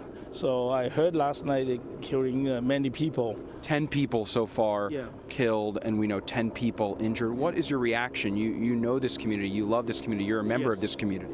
This, San Gabriel Monterey community is very quiet and peaceful. Everybody loves to come over here. Unfortunately, because I believe I bring the government the gun control, and so many guns on the street. Everybody used to get a gun, and it's unsafe. Our community right now is not only in here. The whole LA, we talk about so many guns. A lot of people, I'm not agree that people have the gun, because I believe this only law enforcement and professional people should own the gun. It's not everybody have the gun at home. So that's happening once and once again. So you had friends there. Have you tried to reach out to the people that you know that were at this event? Have you spoken to people? Do you know anyone who was injured or impacted by this? According to my knowledge, and this morning I talked to so many friends, and many people consider what's going on. But people, of course, the husband and wife, they going down dance time to time, and we talk about that. And I really worry about because they have a target to come to suit. That's I believe the law enforcement will do some investigation. And I heard about the suspect is running away, but right now. What do you know about the suspect at this point? You were telling me. The suspect, I believe, is a couple of the wife and husband, and the wife. I heard about the wife over there. They just be invite the wife. The husband cannot go. That's why he's so upset. He's hot tempered. They just bring a gun over there to killing people. That's so far I understand it's like that. And what can you tell us, Chester, about the friends that you've reached out to, the contacts that were there? Have they gotten back to you? Is there anyone that you're looking for that you have not heard from who was at that celebration last night? Oh yeah, the celebration is a normal for the many years. Every New Year Eve on the Chinese New Year, they go down there to dance and sing and eat, and the celebration is happy. But unfortunately, because sometimes the wife and husband, or the wife go and husband did not go, so that's why he's so upset. Yeah, that I think is because we have so many guns. Too easy to bring a gun over there to killing people. It's horrible. It's very sad. And another part of this is that this is Lunar New Year. We're in the middle of what should be a joyous celebration for this community today. Now the event is canceled. What can you tell us about the Lunar New Year celebrations here in Monterey Park, what they mean to your community, and how devastating this is? Yeah, this is a tradition of the celebration for the Chinese New Year. This year by year, even Tiny Chamber of Commerce, we have other Golden Dragon Parade on the street on next Saturday from 1 to 5. That we hope everybody can come. But in this situation, on this incident, people are so scary. They call me too. How about things? But I say, hey, no problem. This is not a hate crime. It's not. This is their case is personal case. So it's your understanding right now, Chester, and obviously this is not confirmed. This is preliminary. This is from people that you're talking to. But is your understanding? Of course, we're here with Chester Chong. He's head of the Chinese Chamber of Commerce of Los Angeles. It is your understanding that this is not a hate crime? I believe so. For me, it's not really hate crime. Is so many kind of hate crime, but this hate is because of wife and husband. I believe because in that they also maybe the killing other people is innocent people. So I don't think there's a word. I believe also other thing is we have more strict our country so should pay more attention about the crime, because now you can see people rob and almost every day. Everywhere. So that's not safe for us. Yeah, so we should have more control. Chester, what's your overall reaction to this, though? I have to imagine you must be very sad right now personally. Yeah, for me, it's supposed to celebration for the Chinese New Year. But no, because happening, we have to cancel all the event. People so worried about, and I'm sorry for the family. They lost the family, even the wife or husband, because the family, so many families, so sad. So hopefully we can calm and we do something. Yeah, to more about the community, talk to the government. He come up to say, helping us to make the community more peaceful. Yes. And lastly, just so we understand, did you come down here to check on anyone, to check on the business? Tell us what brought you down here to the scene in Monterey Park. Right, because I have so many friends over here. They call me this morning and please are coming over and talk to them. And the business owner, I know, but Monterey Park is Monterey Park. I know the city is very peaceful and very good city. It's a quick city. Even last night I talked to the former mayor about the situation. Yeah, they really worry about, because many people think about this is maybe it's a hate crime. To worry about the Asian in America, but I think this morning more clear. So what's what happened? Chester, lastly, can you just tell us where you're getting that information from that you believe it's not a hate crime? Is this coming from the mayor? Who's telling you this? No, it's according to the situation. because everybody is thinking about hate crime because of Chinese New Year. But if incident happening in the dancing ballroom, I don't think this is involved because the virus. I mean, you're telling me you're hearing this from friends and from people that were there. Yeah, I heard from friends and what happened last night. So, can you tell us a little bit more about what those friends told you, what they experienced, the people that were there? What did they see? Okay. They're not saying anything, but they go dancing over there. They singing over there. That's a friend. They know inside is a lot incident because the family, wife and husband. So this, I believe, is this happening. Is the lover and going down there without, they like, they don't like you go down there, but they go. So that's what happened. I believe it's not really like the racism. Yeah, that's a family issue. Thank you, Chester. I really appreciate your time. Thank you so much for consider about community. We hope that we can change. I believe the most important is we need to control the crime, make it serious. The law have to be followed. Yeah. Thank you so much for your time. Thank you. So again, I'm ABC7's Josh Haskell. We're here at Garfield and Garvey right now. Chester Chong with the Chamber of Commerce telling me he believes that this was a family issue, not a hate crime. Of course, we're waiting that press conference where we will have that information confirmed from the authorities. We do not know that for sure yet, but he knew people there. He knows the owner. He knows the mayor. He is part of this community. And as he told us, he's hurting right now, and he's looking to the guns in this community is a problem. And I want to just step out of the way, Irene and Mark, and set the scene again for where we are. We are told that the Star Dance Studio is located behind that green awning. Now, the green awning of that business is not the dance studio. The entrance to the dance studio is in a parking lot behind that building, but we are literally less than a block from where this happened here on the ground in Monterey Park, again at Garfield and Garvey. And as we pan to the left, you will see what the police scene looks like here with that mobile command center. Just a short time ago, LA County Sheriff Robert Luna, I recognized his motorcade as I've interviewed him a number of times, and he came right by here, and I ran up to him and asked him some quick questions, a little bit about what he could tell us, calling this a tragedy, and he confirmed to me that the suspect is still on the loose. Sheriff Luna heading to that news conference. I know that we also have some sound from earlier, a bakery owner. I don't know if we want to play that right now. Peter Sum, someone that I spoke with who's lived in this community for 40 years, he was telling me earlier how tragic this is. He was deciding whether to open up his business. Of course, this a very popular, important, culturally important, lucratively important weekend for this community, and now they have to cancel these events, as Chester Chong with the Chamber of Commerce was just telling me. Mark and Irene, I'll send it back to you.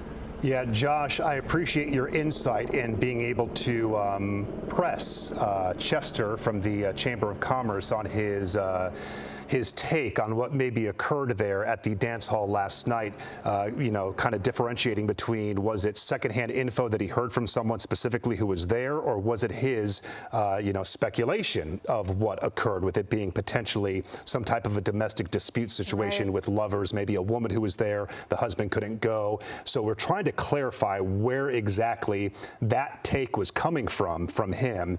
So let's take that for what it is at the moment and wait until we get more clarification from officials at the press conference, which should be moments away. We have a camera there. It's on the right side of your screen. The podium is set. We're going to be hearing from LA County Sheriff Robert Luna, along with members of the FBI, and we believe local police as well. Air 7 HD is overhead this morning of this developing, expansive crime scene there in the downtown area of Monterey Park, and certainly we are hoping that when this news conference kicks off minutes from now, we will go to it live and we'll get some more information on the suspect. We're hoping that image, maybe an identification, and we are unclear. Has there been an investigation unfolding at an unknown location, potentially search warrants happening? Sometimes we are updated with that type of information, and let's hope that's the case for the justice to be served, to get some clarity on what exactly happened here overnight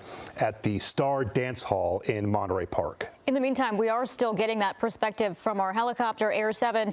of the Lunar New Year festival that was taking place last night. You can see how far it goes down that street. The vendors all lined up. We even got a view of some of the amusement park rides nearby.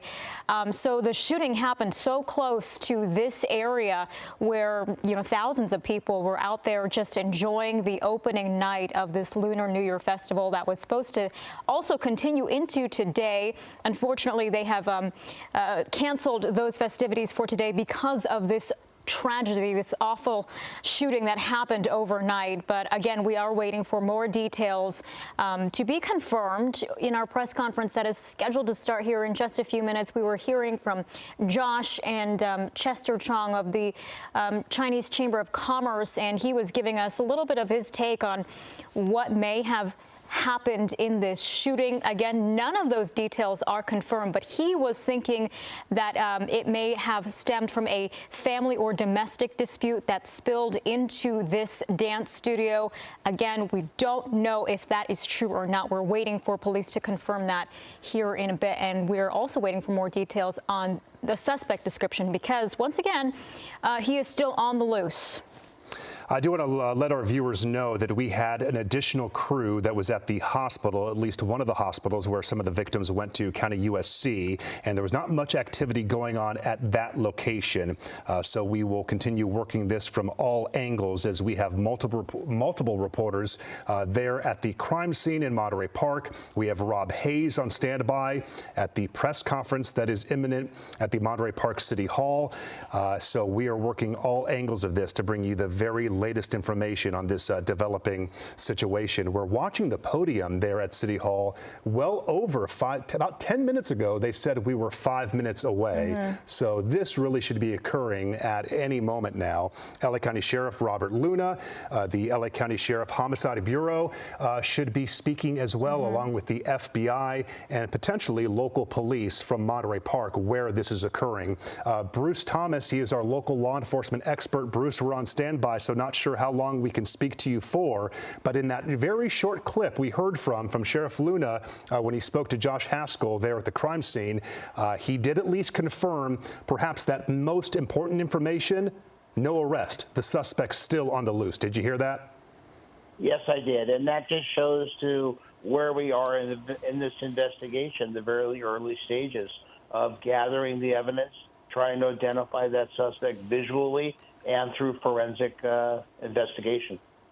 How long does the briefing process take? I got to say that Josh spoke to the sheriff maybe 20 minutes ago. So once he gets to City Hall, how long does he have to be briefed? I got to assume that a lot of the briefing also occurred on scene with investigators that are at the crime scene. Yeah, once the investigation happens, phone calls are made from sheriff's headquarters. They will wake him up, wake up other various department executives, brief them on what they know, make the request that ultimately it's their decision to respond to the incident. But in this case, it's going to happen. While he is driving to the location, his driver is allowing him to make phone calls, to gain information via phone calls and text messages and things like that. And once they get there, like he did speak to Josh Haskell preliminarily, but now on scene at City Hall, he's getting any additional information which he can release, a little more detailed details of the investigation from the FBI also, and from the sheriff's homicide detectives. Now that we got that confirmation from Sheriff Luna in that soundbite that the suspect is still on the run, how much information do you think that they will be withholding in this press conference to make sure that they don't compromise the investigation? They're going to release what they can, and I don't mean to be kind of coy about it, but they're going to release, he's a male adult. They may release his ethnicity. They may release information about the second location, and they will release some additional information about the victims, about how long this investigation is going to take, who is the lead agency, and they're going to also talk about that this area is going to be closed for hours and possibly days. I believe we saw there a moment ago one person standing by the podium. I only presume that that person may be the sign language interpreter. That was my take on that person be standing there just on standby for any viewers who are wondering, who is that person? Why are they standing there? So we believe that is the case as you get a wider view here of City Hall. So we're waiting for those doors to open and for those officials to step out. As that occurs, we believe, we have confirmed those speaking will be LA County Sheriff Robert Luna, as mentioned. Along with that, Captain of the Homicide Bureau, Andrew Meyer, we heard from him overnight. He gave the initial press update at the scene around 4 a.m. Also, we are planning to hear from Monterey Park Mayor Henry Lowe, the city manager of the city, the police chief of the department, Scott Weiss, and LA County Board Supervisor Hilda Solis. We spoke to her on the phone minutes ago. It's our understanding that she also is now in Monterey Park, and she will be speaking at this news conference. Yeah, she has been talking to us all morning about the response to this shooting and how many people just simply need to unite following something as tragic as this, and how awful it has been for so many people to wake up in Monterey Park and hear this news and be very shocked and confused as to why it's happening in a community that is typically felt to be very safe. That's what we're hearing from many reporters and many witnesses out there, people who live out there, people who have businesses out there are waking up wondering if they should open their doors this morning, and just finding out about this shooting as the sun came up. So this has been very difficult for Monterey Park, the Asian American community, and just anyone who's hearing about this. It's just been heartbreaking. And hearing from County Supervisor Hilda Solis, it will carry some weight because she has direct insight to the broader event that was occurring out there. She told us that she was at the Lunar New Year festival earlier in the day. I think she said from 10 a.m. to 2 p.m., something like that. So she spent several hours on the street at the festival earlier in the day. Again, not close to the shooting, but she got a sense of the celebration of the people who were out there to have this festival that I believe they have not had in recent years because of the pandemic. And so she can certainly speak to that. She also mentioned that this was a district that she formerly oversaw as a member of the local community. And so she has that direct connection, and again, no doubt was there hours earlier, again, than to find out that this shooting had occurred in a place that she had been, and she knows the people there. And that Lunar New Year festival, it hadn't been going on for the past couple of years. So again, this was supposed to be a very joyous celebration in addition because of their comeback. So just imagine the absolute shock and horror of, going to this festival on day one and it being such a happy moment, and then finding out this morning that this is a place of mass chaos and destruction. It's just devastating overall. We did hear from the city of Monterey Park. They put out a statement to clarify, for what it's worth, that the shooting did not occur at the festival. The festival, according to the scheduling, was wrapping up at 9 p.m. last night. The shooting happened an hour later. We now have officials at the podium. I can see among them Judy Chu, our local congresswoman, is there as well. She may be speaking. It looks like a Sheriff's Department official is on standby to say hello, greet us, and get this news conference underway. This is occurring at Monterey Park City Hall. Sheriff Luna among those speaking. Good morning. And local officials. My name is Lorena Rodriguez. I'm captain at the Sheriff's Information Bureau. The order of speakers today will be Los Angeles County Sheriff Robert Luna, Monterey Park Police Chief Scott Weiss, Monterey Park Mayor Henry Lowe, representing the 1st District Supervisor Hilda Solis, Congressmember Judy Chu, and FBI Assistant Director Don Alway. At the end, we will be available for questions. Thank you.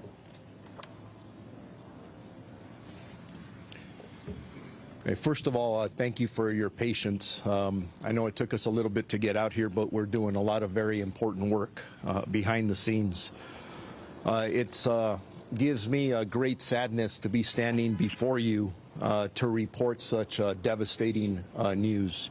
Never easy to do something like this because it's absolutely heartbreaking, and our thoughts, condolences, and prayers go out not only to the victims, their family, but this Monterey Park community and really the entire community, because I think we're all going to be hurting based on this tragedy.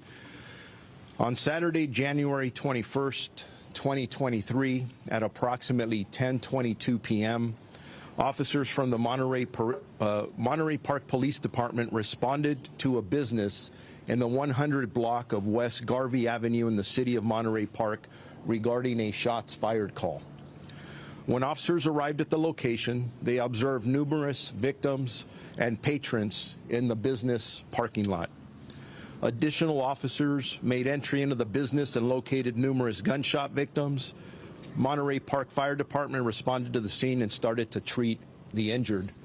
And I do want to point out, these police officers that get there, they don't hesitate.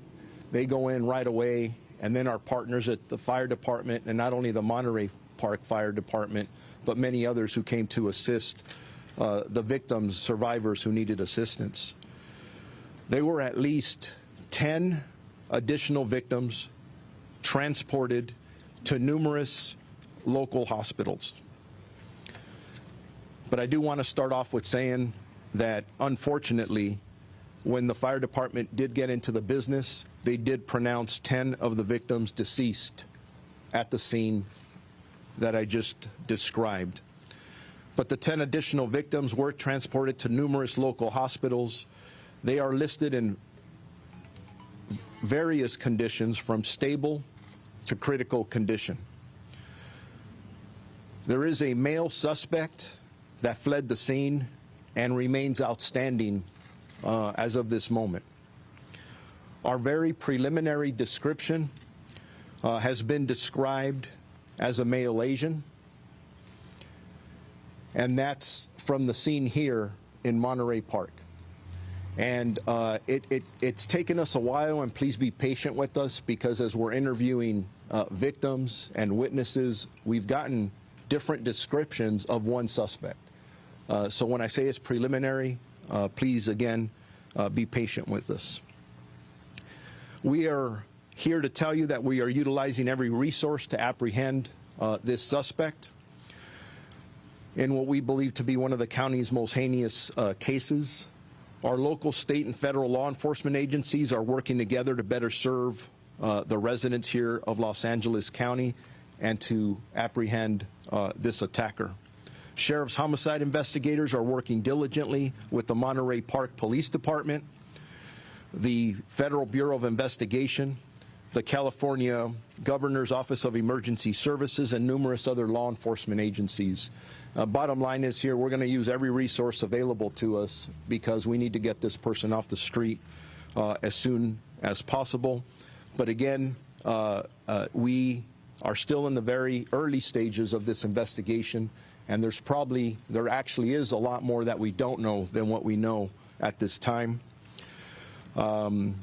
As I said earlier, the men and women of the Sheriff's Department join me in extending our condolences to the countless families affected by this senseless shooting, and they will remain constantly on the minds of our investigators, who, I see it in their eyes, they want to get this guy, and they're going to. So I also want you to know questions that are being asked. Is this related to the other event here in the city of Monterey Park, or any concerns about any other Chinese New Year events? We are working here. You see all the partners behind me, including the FBI. We've been doing threat assessments throughout the morning. Are they connected? Honestly, we don't know the answer to that yet. It may or may not be. So as we look at other events, we will make sure that we step up our presence from the Los Angeles County Sheriff's Department. We will be in communication with other law enforcement agencies. We already have been, to make sure that security is a top priority at any event. And that's not to indicate that we think there's a threat there. We're just taking every precaution that we can. We don't want anybody else to get hurt. As a matter of fact, I'll be attending another Chinese New Year's event later on in a couple of hours. And I encourage people to go out and enjoy the events. It's a time from that perspective to celebrate, although this is a very sad occasion. I now want to introduce to you my partner, the Chief of Police of the Monterey Park Police Department, Chief Scott Weiss. Thank you. And by the way, we'll be available for questions after everybody is done speaking. Thank you. Thanks, Mark. Appreciate it. Thank you. Good morning, everybody. My name is Scott Weiss. I'm the police chief for the city of Monterey Park. As the sheriff explained to you, my officers responded last night to this call. We've been working with our county, state, and federal partners to help in this investigation. It's a large investigation that will go on for many days and perhaps many months. My concern now is the safety of the city of Monterey Park. My officers are on duty. I brought in extra officers from home to make sure that the community is safe. We will continue to patrol this community and respond to anything that happens here. We're going to remain very diligent, and we hope the community becomes closer partners with us in this and is able to share any information they have with the Sheriff's Homicide Bureau and the City of Monterey Park. As the days go on, we will continue to be very diligent about protecting this city. Our Lunar New Year event that was going to occur close to where our crime occurred has been canceled today for obvious reasons. And all of us at the department, all of my officers that responded, all of my professional staff are very serious about catching this suspect and bringing him to justice. And that's our #1 goal here. Thank you.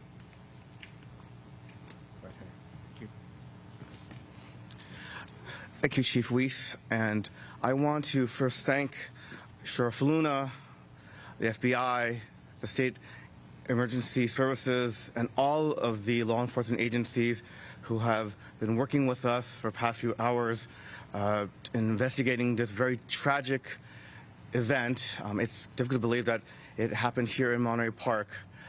We want to express our condolences to the victims and their families. And moving forward, it is important that we be there for them to provide services and support they need in what will be a time of healing in next weeks, months, if not years. We also want to just thank everyone who has given their support for Monterey Park. Again, we are a small community in the San Gabriel Valley, but we're part of the larger Southern California region family, and it's been very comforting to see the outpouring of support that's been here for our community and our families. And again, thank you so much to our own police department, who every day protects this community. And this is a diverse community, a very diverse community. Yesterday, we kicked off our Lunar New Year celebration, and our police department, very much aware of this diversity, also has within its ranks those who are multilingual as well as multicultural.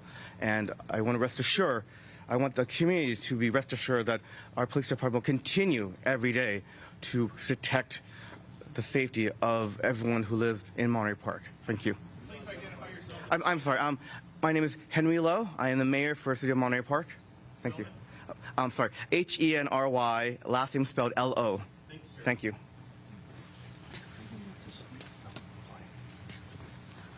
Good morning. Supervisor Hilda Solis, representing the 1st District. First of all, I'm devastated. My heart is broken to hear that just after a very beautiful event that many of us here attended yesterday, to hear about the loss of 10 lives, mass shooting that occurred here in Monterey Park, our very own community, as well as those 10 individuals that are injured. First of all, I want to commend the police department here in Monterey Park, the city of Monterey Park, for being so diligent, as well as our sheriff, our new sheriff, Luna, who's done already an outstanding job. But I also want to thank the community itself, because we continue to be resilient. This is unfortunate. Happening here on the day that we celebrate. It's a holiday that is so well respected and celebrated by so many in the AAPI community. And just yesterday, to see hundreds of thousands of people on the street on Garvey to know that people could come out after the pandemic to celebrate, to see family, to see children, to see our elderly, to know that this was a place of welcoming. People would come here for many, many years knowing that this was a place of acceptance, of diversity, of immigrants. And it's unfortunate what occurred. We're praying for those that lost their lives and their families, and for those that are currently in our care and that are injured. I know that at least 4 of those individuals are at our LAC USC Medical Trauma Hospital, and I want to thank the medical staff that has been there up all night providing the services and helping those to heal. We have much more prayers to provide for our community.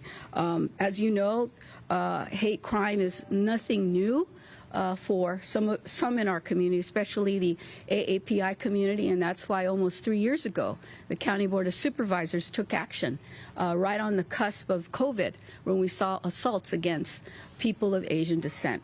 So we know this is a problem and we have to confront it, but I hope today that we remain united and that when we see something, we say something. And as the sheriff said, we know that this is a day of a solemn moment, but we also know that the Lunar New Year means so much to our AAPI communities.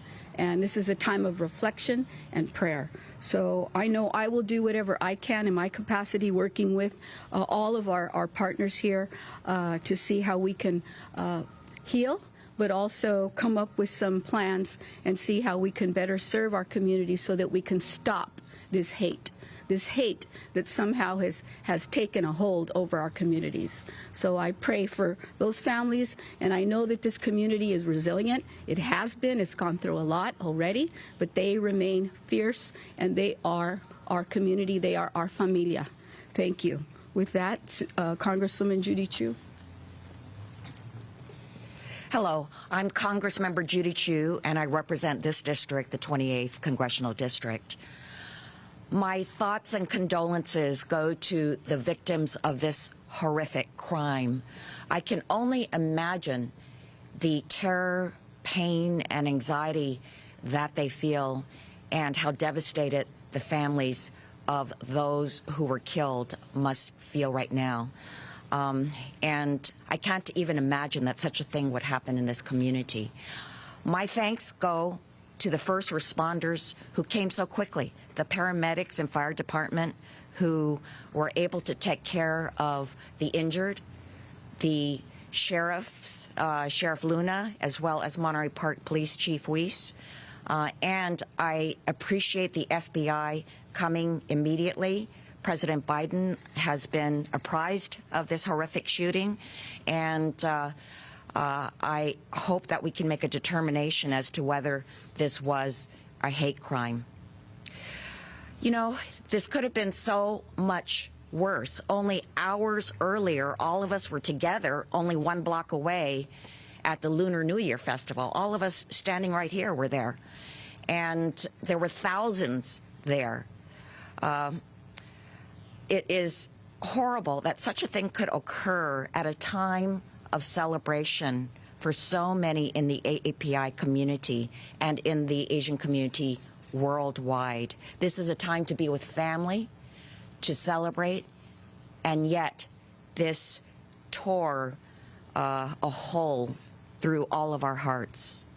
But let me say, I've lived in this city for 37 years. I was on the city council and I was its mayor, and I know how strong Monterey Park is.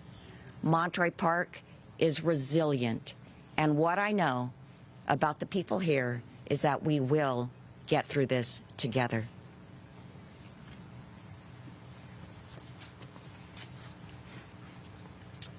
Good morning. I'm Don Alway, the Assistant Director of the FBI's Los Angeles Field Office. And on behalf of the entire FBI, our hearts go out to the victims and their families, those that are not going to have their loved ones come home to greet them. The FBI is committed to providing all the resources at our disposal to assist the Sheriff's Department and the Monterey Park Police Department. And we won't stop until every lead is exhausted and justice prevails. Thank you.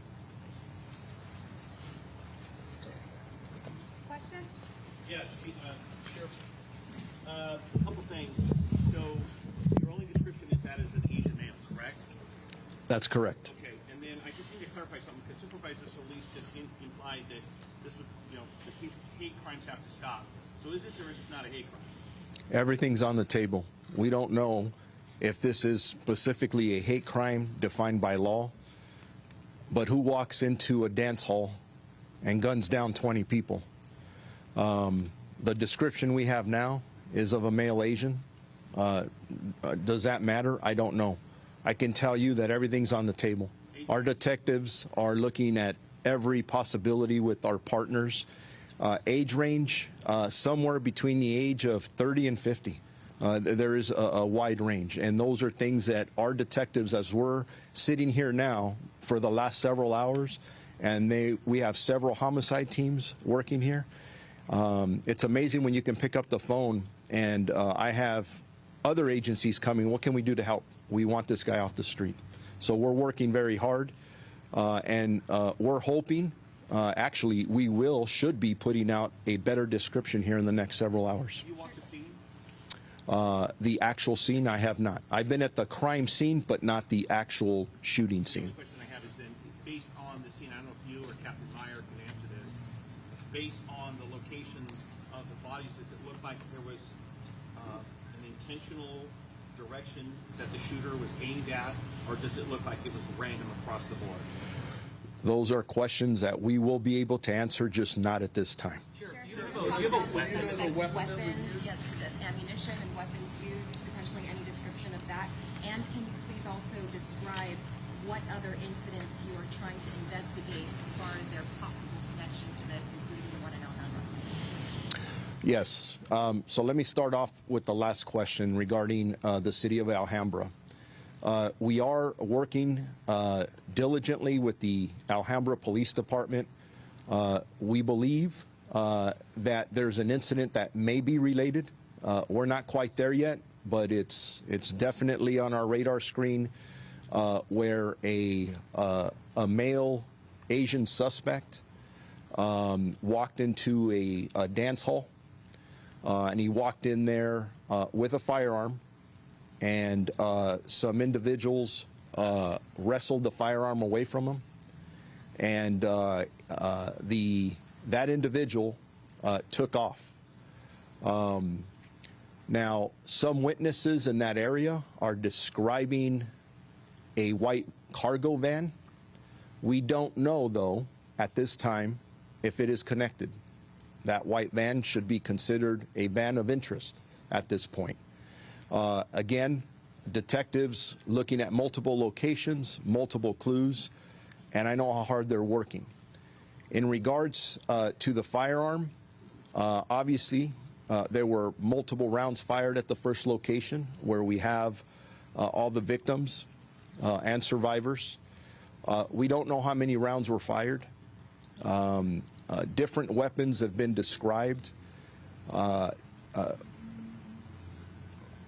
In regards to the specific weapon, we don't believe it was an assault rifle at this time, but again, that's part of the investigation that we're looking at, just to make sure, and I don't want to put out bad information. Sheriff, without giving us things that you cannot tell us, do you have things, solid leads right now, which are possibly connecting you to this gunman right now? I know you cannot give us details of them, but do you have some solid leads which give you hope that you're going to find this person fairly quickly? I always have hope, and we have amazing detectives out here. The resources that they have are utilizing out here.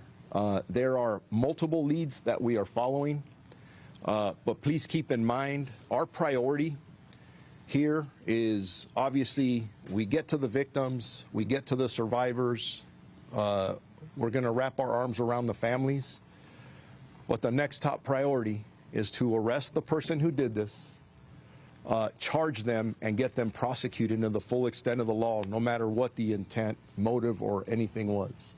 So, Sheriff, that the suspect knew anyone inside that dance hall? that's always a possibility. Again, very early on in this investigation, that's a possibility. When you're a good detective, you don't take anything off the table. Everything's a possibility, and that could be one of them. Has anyone said that in either of these two places, we think we know the person? We are still in the process of interviewing dozens of witnesses, and I'm not going to get into detail yet about what they said. Look at how many cameras are in front of me. Suspect could be watching right now. Sheriff, the Alhambra incident, is there a weapon if he was disarmed? Do you have a weapon from that incident? We do. Can you tell us what it is? Not at this time. Do you think that that could be your weapon from the crime here? It absolutely could be. We don't know yet. Can you please describe the victims as far as their age range, gender, race, anything you can tell us? In regards to the 10 deceased victims, my understanding, we have 5 females and 5 males. In regards to their specific ages, we have not been able to identify any of them yet. We will do that with our partners at the coroner's office when the time comes.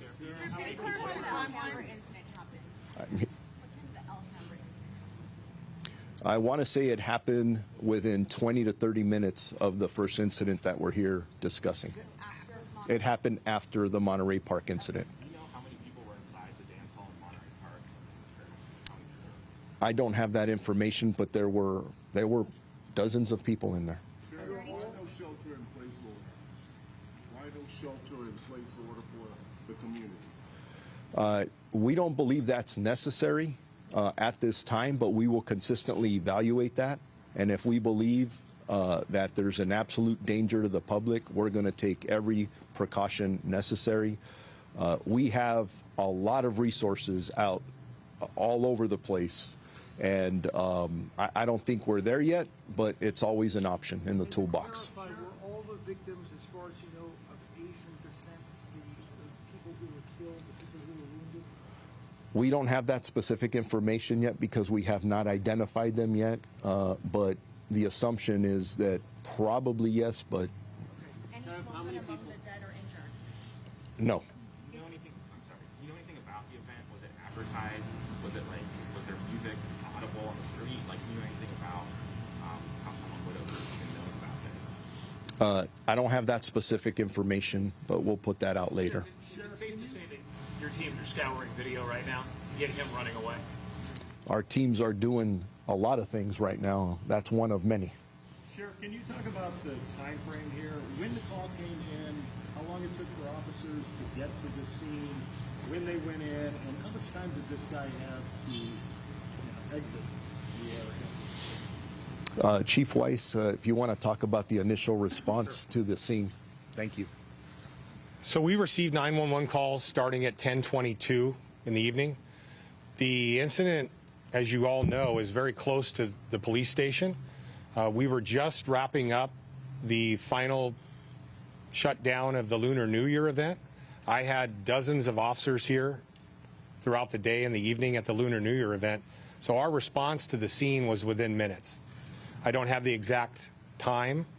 The initial officers that responded saw dozens of people exiting. Some were injured, some weren't, and we handled them as they came out, began to triage that, and my officers put together a REACT team and went inside to see if the suspect was still inside. They were probably entering that business within a minute or two of responding, and that's how we've been trained, and that's how we respond to situations like this. And I want to address the shelter in place. We have a very tight community here. They share information with us, and our partnership with our community is very, very strong. We've put out information to them about their safety, and we welcome their questions to us. I have dozens of officers here on the street today, not just from my agency, from agencies all over, both local, county, state, and federal.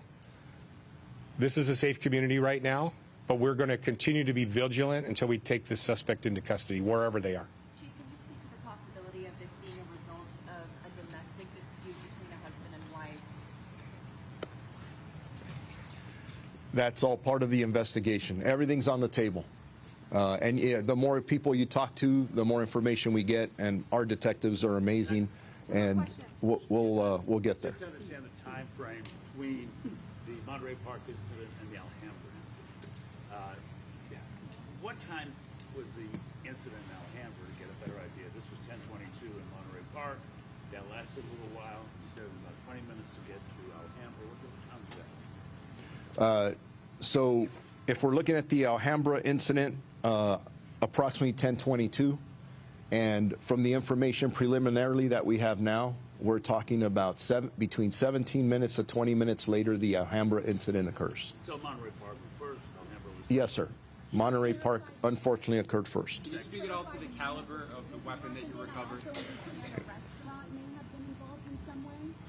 Apart from the Alhambra and Monterey Park incident? In Monterey Park, I understand that there was also a restaurant where a shooting may have occurred. Can you clarify the name of the business that it happened in? Yeah, I don't have information about that at this time. Maybe that's just some new detail that's coming up, whether it's out there. We'll clarify that. Can you clarify the name of the business the shooting happened in? I don't have.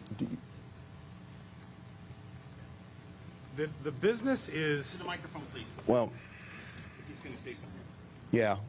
Can we pause on that, on the name of the business, just out of respect for the business owners and the victims and survivors? And then we'll work on you as soon as we can get that out. And I heard the question over here to my right about caliber. The caliber of the weapon you recovered, or if the rounds are consistent with the weapon that you recovered at all? That's still, we're still looking at that. And I would prefer not to put the caliber out at this second, just because it may hinder what we're trying to do. And again, remember, our priority is we got to get this guy in custody. And that's exactly what we plan to do. Can you describe what happened in the Alhambra location, how the witnesses or people stopped the suspect? Not in detail at this time, other than what I described earlier, that this suspect walked in armed, and he was disarmed by a couple of individuals. So that's. You are telling people that it is safe to attend Chinese New Year events in this area. Yes. Yes, and if that changes for any reason, we will immediately notify our community through all of you. At this point, can you say anything about the weapon that was found at Alhambra? Was that a long rifle? Was that an AR? What was that? It was not an assault rifle. Thank you. Sheriff, I was in the events yesterday. There was thousands of people. I wonder if there's any safety measures in place before that happened. And, you know, like the screening of the weapon. What were we doing before that happened? Are you speaking about the Lunar New Year event? Yes. Were you there yesterday? Yes. It's So, thousands of people, and I had dozens of officers present. I had officers walking around in plain clothes. I had officers in uniform. I had tactical officers walking around with long guns. I had drones overhead. I had the perimeter locked down with barriers. We did not screen people for weapons. There was probably over 100,000 people present, so it's impossible to screen everybody for weapons. Yesterday was a safe event, primarily because of the diligence of my officers that were present there. I can't speak about the event where the crime occurred. It's a separate incident.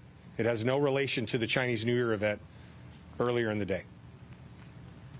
Thank you. We'll do a next update in a couple hours, hopefully. Same location?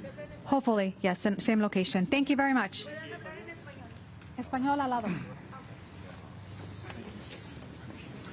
Spanish will be on the that site. news conference just wrapping up. It was going on for about 30 minutes or so. We heard from many law enforcement officials, including LA County Sheriff Robert Luna, on this devastating local breaking news of another mass shooting.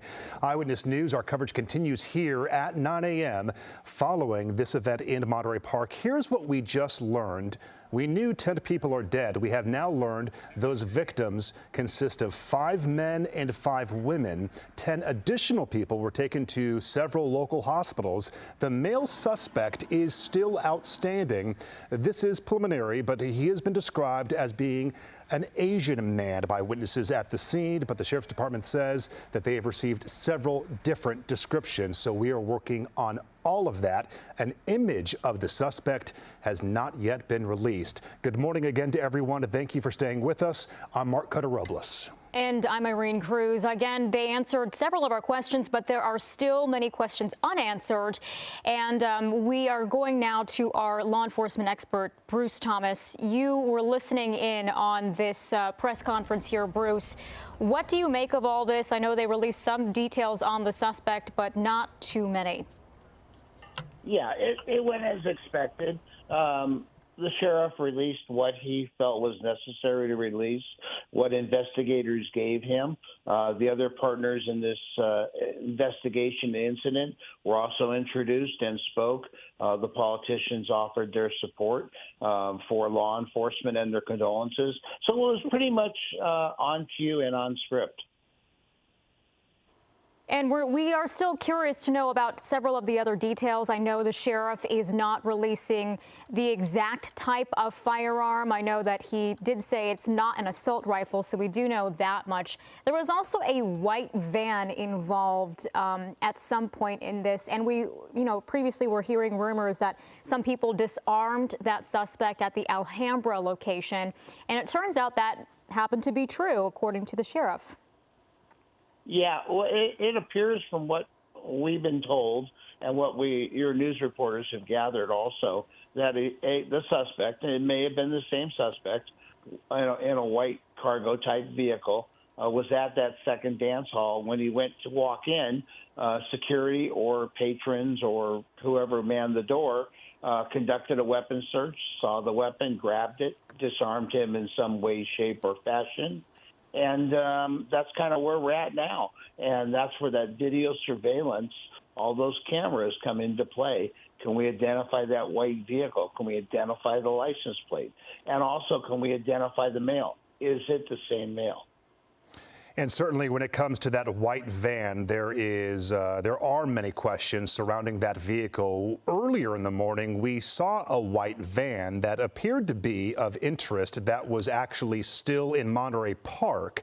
So that's going to be certainly developing to get some clarification on how that white van played a role in whatever happened. But that van was still at the Monterey Park location, not Alhambra. So we're going to work on that situation. Sheriff Luna spoke during that news conference about the broader Lunar New Year celebrations that are occurring across the area. He actually encouraged events to still go on as planned. Are you surprised by that?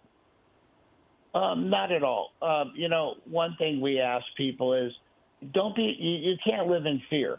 We do have to go about our lives. As tragic as this event is, and it does affect a lot of people, the vendors, the patrons, the community, law enforcement, fire personnel, and obviously it's not appropriate for Monterey Park to do that. But you know what? You can't live in fear, and you have to live your lives, and you show people that we're not afraid.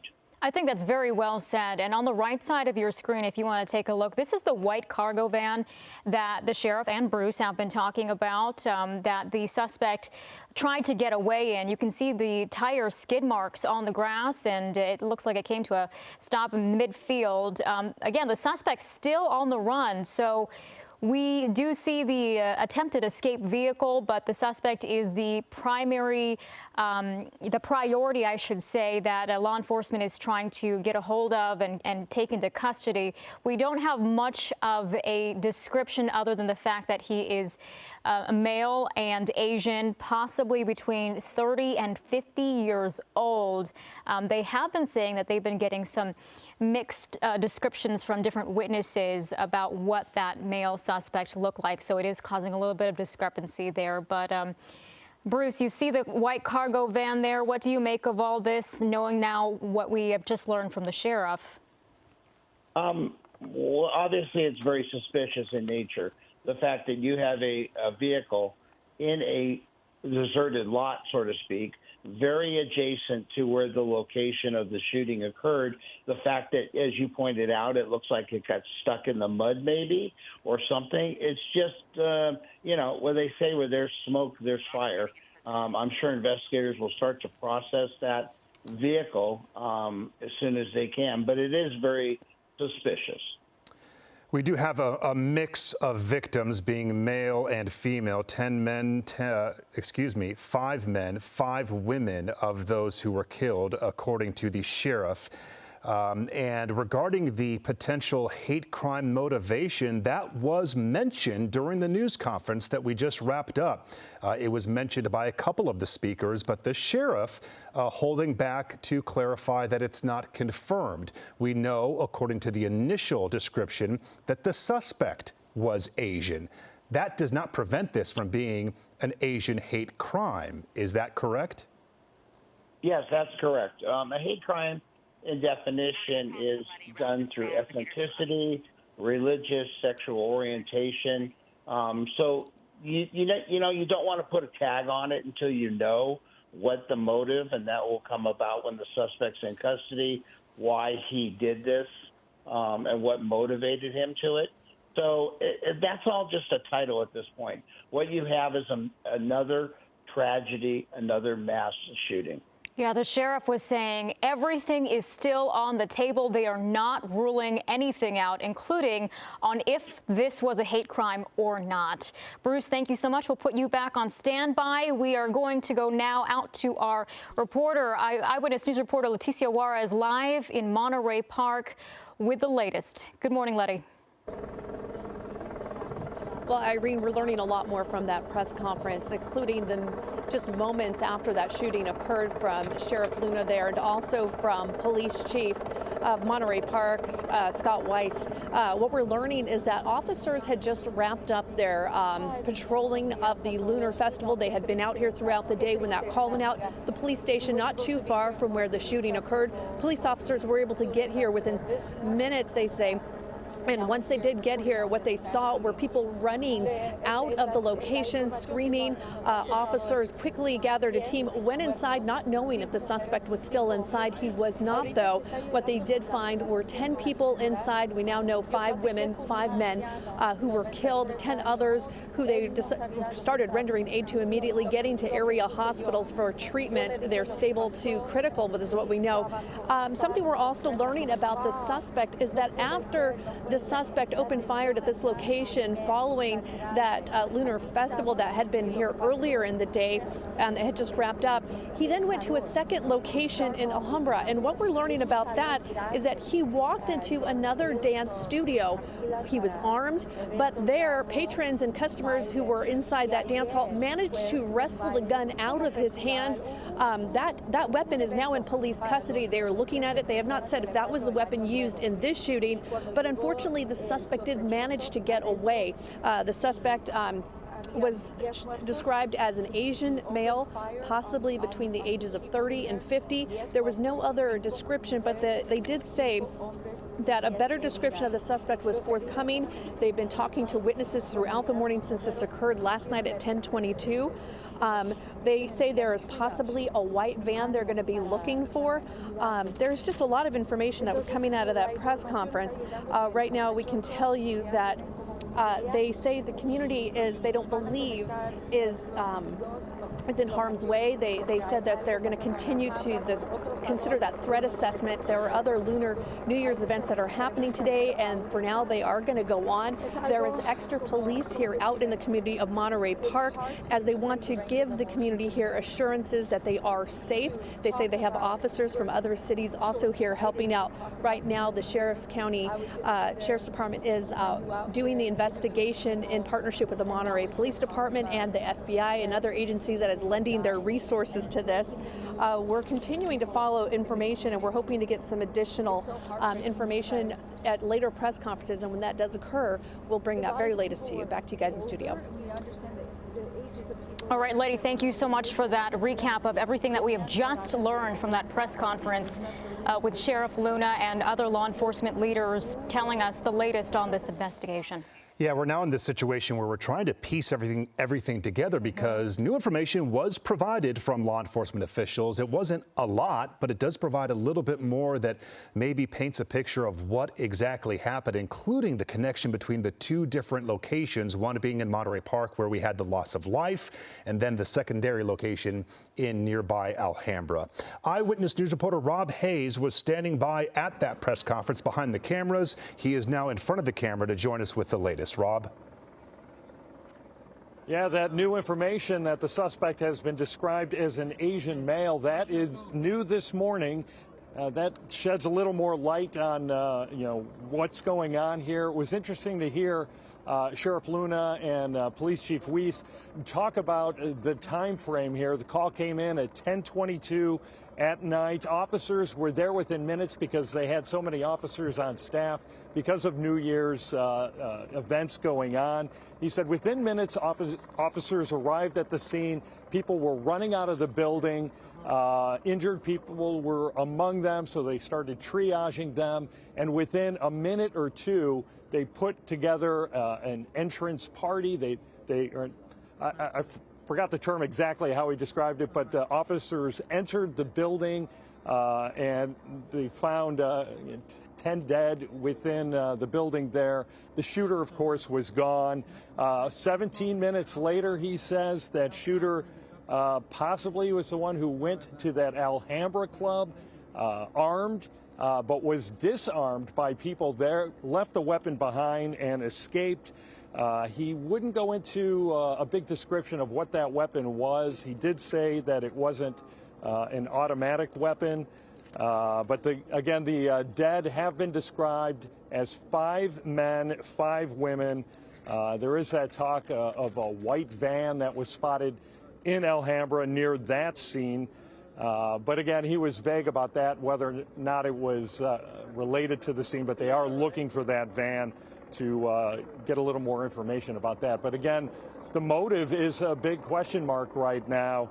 Why this happened, that is the big question. And that man, that suspect, an Asian male, is still on the loose. Reporting live at Monterey Park City Hall, Rob Hayes, ABC 7 Eyewitness News. Okay, Rob, thank you. Appreciate the update there from the ground. We want to share this information from you, a new tweet, a statement from President Biden sharing this. Jill and I are praying for those killed and injured in last night's deadly mass shooting in Monterey Park. I am monitoring the situation closely as it develops and urge the community to follow guidance from local officials and law enforcement in the hours ahead.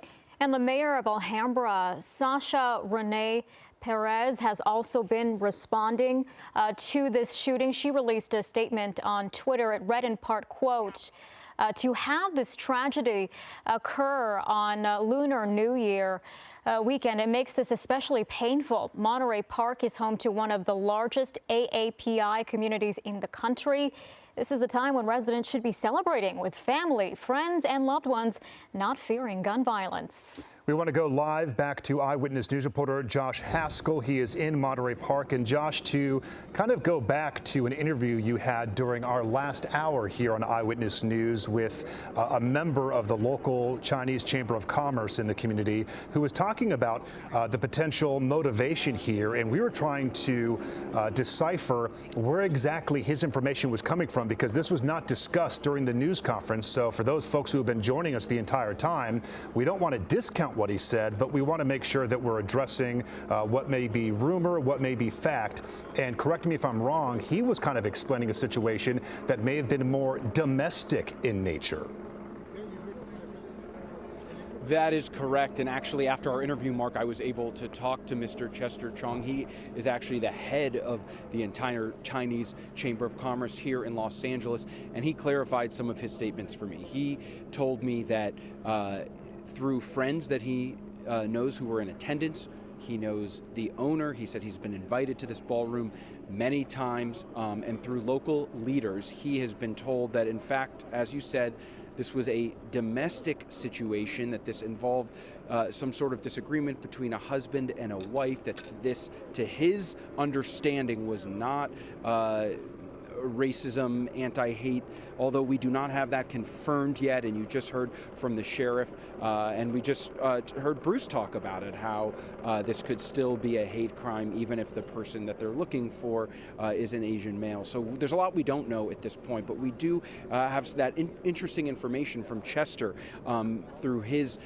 he's a well-known member of the community here. He told me that he's never been to that dance studio, but he has been invited many times, and that was some interesting insight about what he thinks the motive may be, and we will continue to push on that. I just want to tell you what is going on where I am here at Garfield and Garvey. I want to show you this should be a packed, joyous Lunar New Year festival. Instead, we have seen vendors all morning breaking down, a lot of them telling me that they are incredibly sad, that this is how their Sunday is going. This is not how it should have been for them. You can see they're packing up.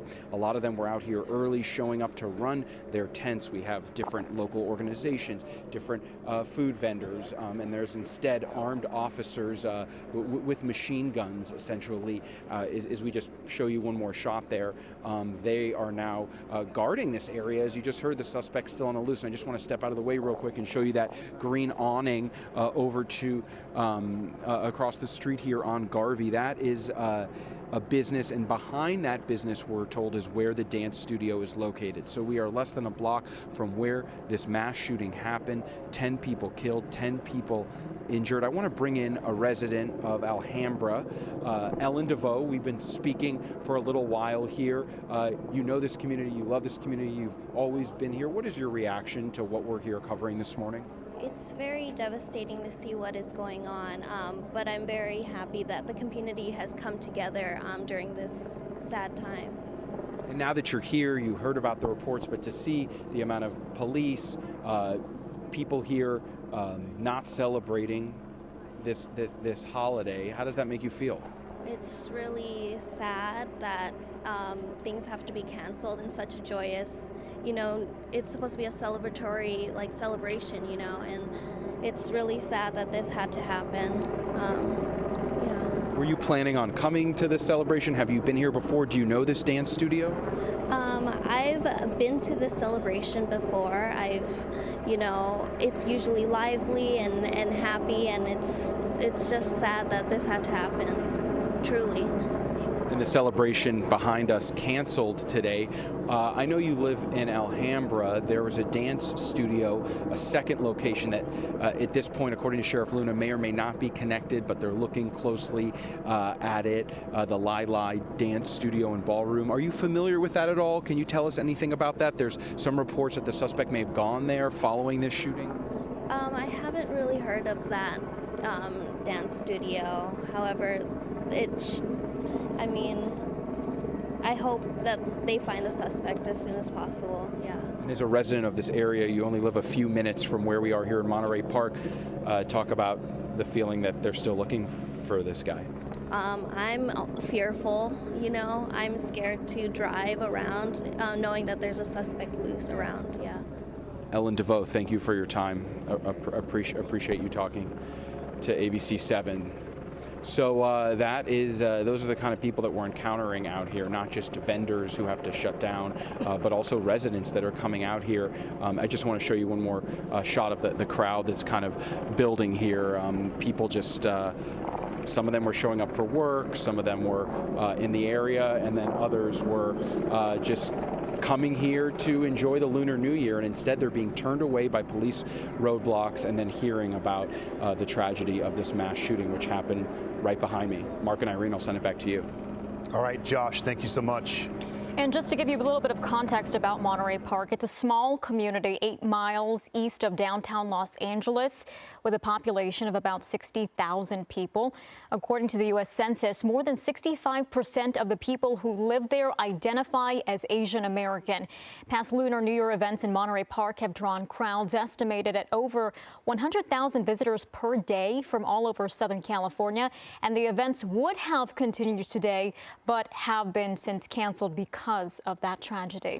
And while this has not officially been named a hate crime, it certainly is being discussed. The sheriff, he said everything is on the table. We are joined live this morning by Connie Chung-Jo, the Chief Executive Officer of Asian Americans Advancing Justice in Los Angeles. The group is the nation's largest legal and civil rights organization for Asian Americans, Native Hawaiians, and Pacific Islanders. Connie, thank you so much for joining us. We really appreciate your time and being with us this morning. What was your first reaction when you heard the news this morning? The first one was shock and concern, because we also had a booth at the Monterey Park Lunar New Year Festival for our organization. I had staff who were there yesterday. I was supposed to be there today with my staff, and I had family members who had intended to be there and visit us. And so I wanted to make sure our folks were safe. The second thought was, oh my gosh, here we go again. Is this Atlanta? Is this another hate crime against our Asian community? Can you talk about the importance of the Lunar New Year Festival? I know this is a huge event, and we were expecting like thousands of people to come on out. Can you talk about what this means culturally and why it's so important, and it's been marred by this awful shooting? Absolutely. Lunar New Year is one of the most important and celebrated holidays for the Asian Pacific Islander community. It is a time when we come together and we have food and we have celebrations. And the festival in Monterey Park, as you mentioned, was going to have thousands of people there. This is also a day when families come and they celebrate and come together. Monterey Park and the San Gabriel Valley, which includes Monterey Park and other cities, is the home of one of the largest API communities in the country. And the majority of the residents in both Monterey Park and the surrounding cities like Alhambra are majority Asian. So Lunar New Year is a sacred day and a sacred holiday for our community. And to have this terrible tragedy happen at one of the most important holidays. I mean, it's equivalent to having a mass shooting and being Santa gunned down on Christmas for mainstream America. It is truly a tragedy for our community. And we're seeing there on the other side of the screen, as you were detailing that reaction, video from the Lunar New Year Festival there in Monterey Park. So clearly just a huge gathering for the community. Now, a moment ago, you expressed your initial response and reaction to hearing the news. Now, after the news conference, where it was mentioned that this suspect initial description is Asian, how does that change or impact your reaction to what occurred here?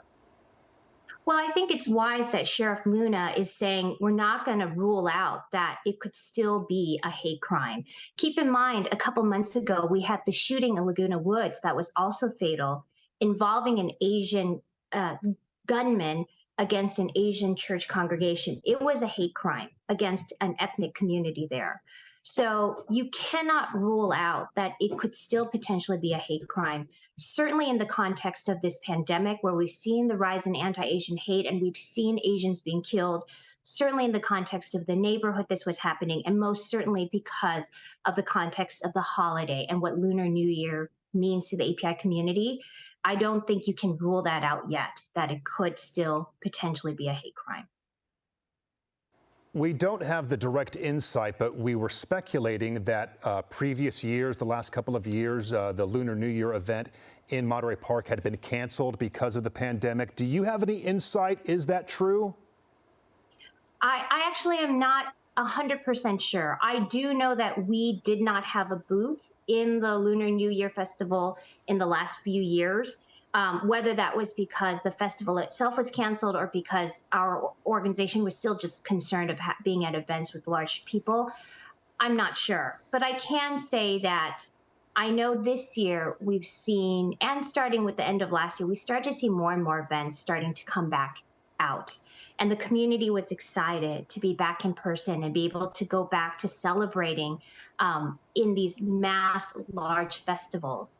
And I am fearful that last night's shooting has really put a damper on that for our community to again fear that when we come together to celebrate our API culture, that can end up being deadly and tragic. Absolutely. And so I would also, if I may, remind our community, because when we did a survey of the San Gabriel Valley a few years ago, what we found out were that community members were saying, we don't know where to go for help and support. And this was, of course, in the context of anti-Asian hate, but whether this is hate or not, we do know our community members need mental health counseling, they need resources, they need legal help, they need to know how do they navigate the government and government systems and law enforcement. And so if you are in that situation, I encourage folks to reach out to 211, which is LA County's system called LA versus Hate, to support the community, as well as in our agency, we do have helplines available in 7 Asian languages and dialects, including Cantonese and Mandarin, because our community members, these are immigrant communities. A lot of the folks here, English is not their first language. Navigating American culture is not natural to them. And so they need extra support in language and extra hand-holding. And so I want our community members to know they should reach out and make sure they get the help they need. I am so glad that you mentioned all of that, because a reoccurring theme that we see with many Asian Americans is that when they do need help or they are going through issues in the community, they don't know where to turn. Or like you mentioned, English is not always their first language, so that's always a barrier to getting the help that they need. So I'm so glad that you are emphasizing that regardless of this is a hate crime or not, there are still many Asian Americans out there who need that extra helping hand out there. So thank you for mentioning that, Connie. And I wanted to ask, you know, the police chief of Monterey Park who spoke during that news conference, he actually said, he differentiated and said that the shooting overnight was not connected to the festival. Granted, the festival was scheduled to end at 9 p.m. The shooting was reported at 10:22. Do you connect the two, the fact that they were an hour apart, less than a block away? I don't think we can rule it out. I think it's premature to say that it was not connected to a festival. Look, you had thousands of people at a festival for Lunar New Year just a few blocks away. How can you say that a mass shooting with a gunman who went after a large crowd is not related to it? We just don't know. And without knowing the suspect, without getting more facts, I think it's too early to make a statement as bold as to say it is not related. I would say we should keep keep all of our leads open and not rule anything out until we know more. Yeah, everything is still on the table. Now, with this specific festival being canceled in light of this shooting, but Lunar New Year still going on all across the country, all across the globe, still having celebrations being held, what is your message to people out there who are celebrating, the Asian American community who is celebrating, who sees this news today and says to themselves that they feel somewhat afraid because of something like this happening? Yeah, you know, I'm wrestling with that myself. Next weekend is supposed to be the Tet Festival in Costa Mesa for the Vietnamese community. And we were going to be at a booth down there too. And I was planning to be there to celebrate with the community. I honestly, I don't know what to say in terms of whether people should be out or not. My message to our community right now is be safe, stay close to your families, and take care of each other. Whether or not you were directly a victim of the shooting or not, incidents like this still hit home for our community members because we've seen too many incidents of shootings against our community, whether it was hate related or not. And so I do just tell our community members, please take care of yourselves. I do hope people can continue to celebrate this special holiday in some way and in their own way with their families. But I do recognize that it might not look like you had intended at a mass festival or in large gatherings. Even for my own family, I'm thinking about that because we were going to have the celebration out in public as well. And I just think people need to do what's right for them to make them feel comfortable and safe. But I hope it doesn't ruin people's ability to still celebrate Lunar New Year in some way. Connie Chung Joe, Asian Americans Advancing Justice for Los Angeles. We appreciate your time to kind of debrief on what we're dealing with this morning and provide that very valuable insight. Thank you again. Thank you so much for having me. Well, we also spoke to a vendor from this weekend's festival who says he is terrified that the shooting happened an hour after Saturday's festival wrapped up. I'm a little bit, definitely very shocked and also a little bit disappointed that it had to be canceled so early. But mainly it's just, I'm concerned what's the true motive behind this, because this is supposed to be kind of an Asian celebration, and I'm just hoping it's not something that's like potentially a hate crime or anything. Again, no official motive for the shooting is confirmed. The shooter still on the loose as we speak. Monterey Park, it has that population of about 60,000 people. So comparatively, I mean, this is one of our smaller cities here in Southern California. 65% of the people who live there, they do identify as Asian American. And something we'd like to play for you now. We have audio from the police scanner the moment that the shooting first unfolded. Take a listen. RA-106, additional units requested, multiple victims, gunshot wounds. I got 3 immediates in here, and I got approximately 10 deceased. I'm going to need another engine company for a litter team to get these immediates out of here. Certainly chilling to hear that audio and understand what the first responders were dealing with in those initial moments, including those officers that arrived on scene and within minutes were inside of that building. Congresswoman Judy Chu spoke about an hour ago about the significance that this shooting occurrence happened during the Lunar New Year, but she also reminded the public about the thousands of resilient people living in Monterey Park. A time of celebration for so many in the AAPI community and in the Asian community worldwide. This is a time to be with family, to celebrate, and yet this tore a hole through all of our hearts. But let me say, I've lived in this city for 37 years. I was on the city council and I was its mayor, and I know how strong Monterey Park is. Monterey Park is resilient, and what I know about the people here is that we will get through this together. Emotional and dramatic words heard from many leaders at that press conference that we heard about 8 o'clock this morning, and we are still trying to figure out more details about this investigation. We have reporters who are covering this from every angle on the ground. We also have live pictures of the scene via Air 7. So we're getting a very wide scope of the scene right now. Absolutely. Investigators there within the crime scene this morning. Then just off to the left of this camera is the FBI Mobile Command Unit. The FBI arriving overnight to join in the investigation. So not just LA County Sheriff's deputies. We heard from the acting director in charge, the assistant director in charge of the FBI, speaking briefly during that news conference. So there are multiple agencies, including federal agencies, that are involved in this investigation. And speaking to Congresswoman Judy Chu, who we heard that soundbite from there just a moment ago from the news conference. I mean, how often do you have a Congress member who is from the community where this mass shooting occurred? So this is her home. She has served in the city. She has been the mayor before, now serving in Congress, but certainly she knows the impact that this will have in this place that she calls home. We do also have our law enforcement expert, Bruce Thomas. He's been joining us throughout the morning here on Eyewitness News, providing that valuable context and insight into what we have learned over the hours. Bruce, good morning again. After that news conference, what stands out to you perhaps the most? Good morning again, guys.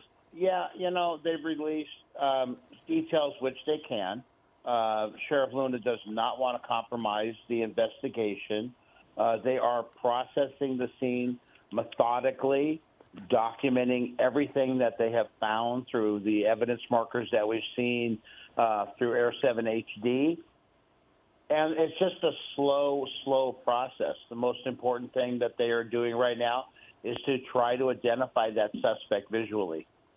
Are you concerned at all from the law enforcement standpoint that they did not have an image to release? But sometimes that's part of the plan. Yeah, no, not at all. I'm not disappointed. The investigation is still so early. There is a sense of urgency, but also not a sense of urgency. And I know that's contradictory, but it seems like the situation is static. It's code 4. And they are going to look for this suspect, and they're going to find him, as Sheriff Luna said. It's just a matter of time.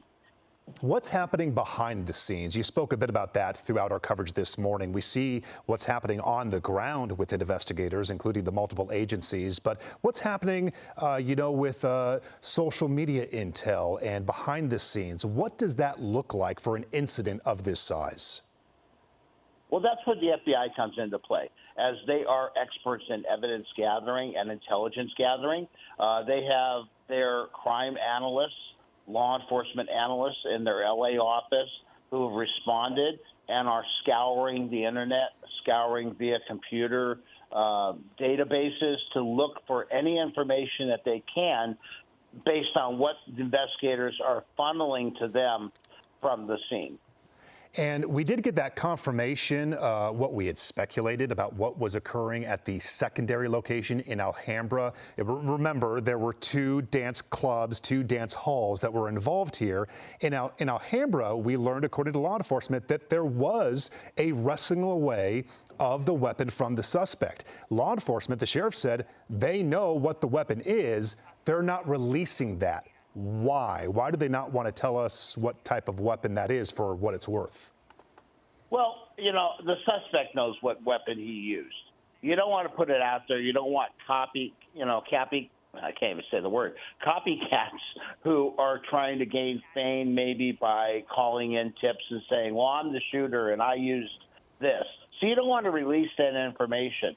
But through the process of gathering the shell casings, the expended bullet part, they're able to obtain what kind of gun it was, what caliber, even what make, probably, based on some other scientific abilities that the FBI and the crime labs, both the sheriffs and the FBI have, to identify what even type of weapon was used. Yeah, it even seemed like, again, there was a lot of information coming at us, but it seemed like they may even have the weapon because of the situation in Alhambra, that it was wrestled away. But that's a follow-up question that we don't have the direct answer to. Bruce Thomas, we appreciate it. Be on standby. And we'd like to now introduce you to the president of the Alhambra Chamber of Commerce, Chris Tang Balmaceda. We appreciate you talking with us, Chris. Thank you for having me. Good morning. So you heard the news. We've been watching the coverage on the shooting. Obviously, this happened mostly in the Monterey Park area, but part of this did happen in the Alhambra area with that dance studio.